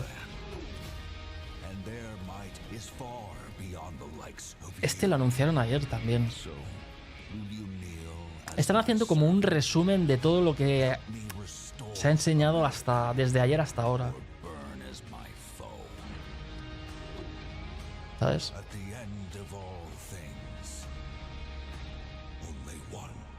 Afterworld. Your Empire from Ashes. Sí, están haciendo como un resumen, sí. Hostia. Han cambiado. Game Director. Han salido otros aquí hablando ahora.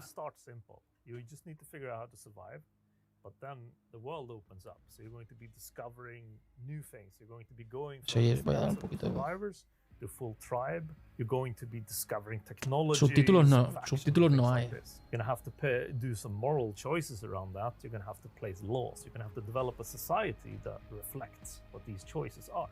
So throughout the game, you're going to sort of define what kind of empire you are. You're going to be Paradox Interactive. Estos de Paradox suelen hacer buenos juegos. At least until you start running into our biggest foes, which we call the Ancient Tyrants, which are these immortal warlords, essentially. How immortal are we talking? Pretty immortal. They've been around since before the apocalypse, so hundreds of years. Very powerful. Okay, but hundreds of years have given them calm, rational outlooks on the world, I'm sure. Maybe not so much. There are ways for you to deal with them, though. You can both grow strong enough, of course, to challenge them, but also there are ways to deal with them internally. You can work under Este tiene buena pinta, So you can expect all the standard Es un estilo, podría decirse, Borderlands, pero diferente, ¿sabes? And we also have Pero some tiene un parecido. most newest modding tools available for Afterworld as well. So you're going to be able to kind of turn the game into what you want to do as a modder as well. When can we all play it? So hopefully before the actual apocalypse happens. But Ahora se ponen aquí a hablar, a paliquear, madre mía. Si podía meter subtítulos, pero es que no hay. No me deja. Subtítulos no disponibles. And thank you for not having me cannibalized by a ravenous horde of mutants. Just a little bit. Like, how much was a little? Just a leg. Afterworld is coming soon to PC and you can wishlist it now, and I recommend that you do because the post-apocalypse doesn't look too friendly. Yeah. Now, Jules, have you ever taken your shoes off and thrown them at a person's head? What do you mean? Like this? Oh, sorry, ma'am. That was the most fun I've had in years. That was amazing. How about a video game that lets you do that again and again? Oh, Game of the Year, my friend. Game of the Year. This is Shoe It All with an exclusive release date reveal.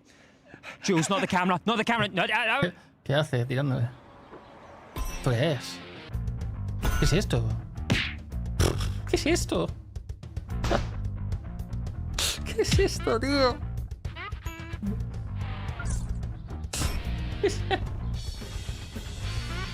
¿Qué cojones es esto, tío? Que tienes que tirar zapatos.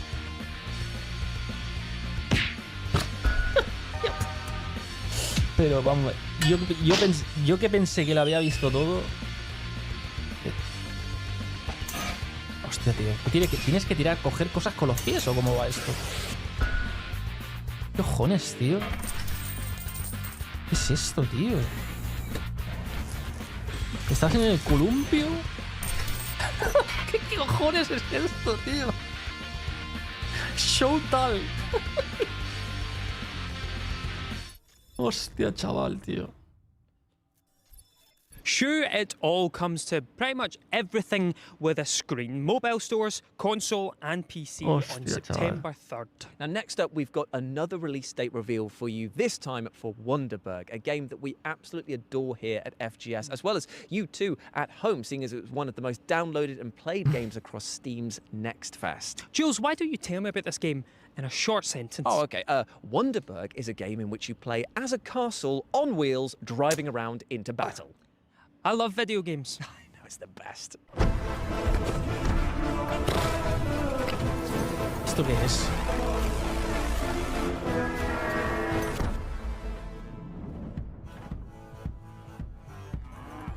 ¿Qué llevas? ¿Una torre? ¿Qué es esto, tío?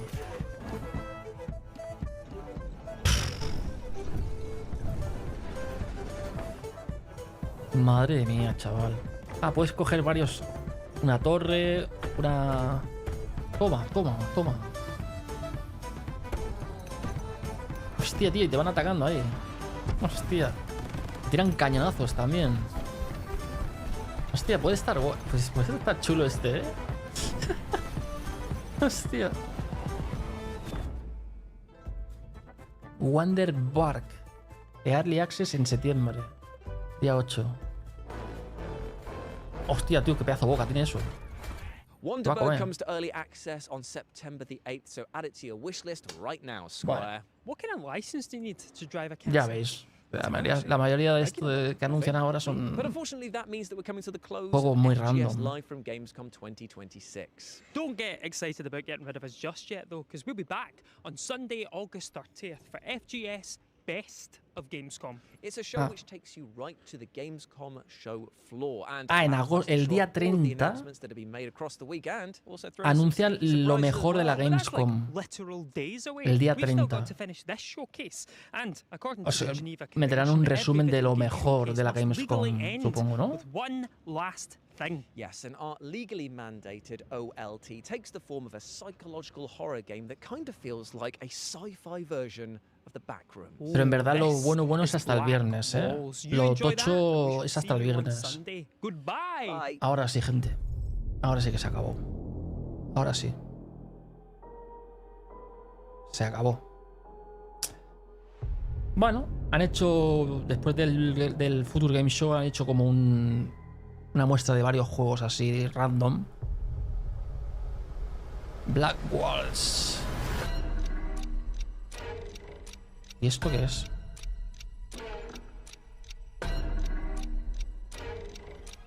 ¿Qué es esto, tío?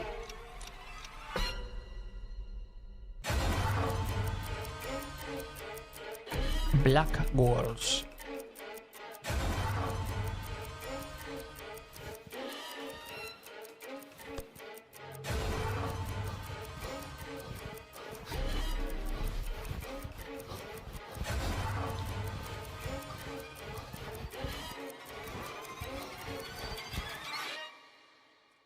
Black Walls en 2027.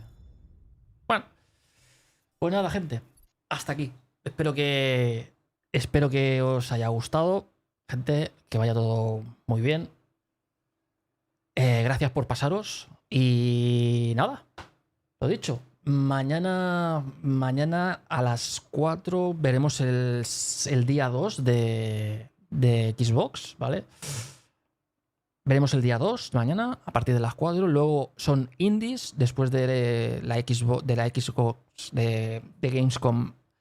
Después de eso viene una muestra de varios juegos de indies que duran 1 hora y cuarto así. Y en principio mañana es solo eso. ¿Sabes? Un poco de conferencia de Xbox y varios indies que mostrarán. Lo veremos mañana. ¿Vale? Mañana veremos otra vez. Y el viernes, pues miraremos. Y sobre todo mañana a las 9, es verdad que no me había acordado. A las 9 muestran algo de GTA 6. A las 9 de la noche. No sé cuánto por rato podré estar a partir de las 9, pero bueno. Gente, lo dicho, gracias por pasaros, que vaya todo bien. Y nada, que descanséis. Y mañana más. Chao, chao. Adiós. Chao, chao.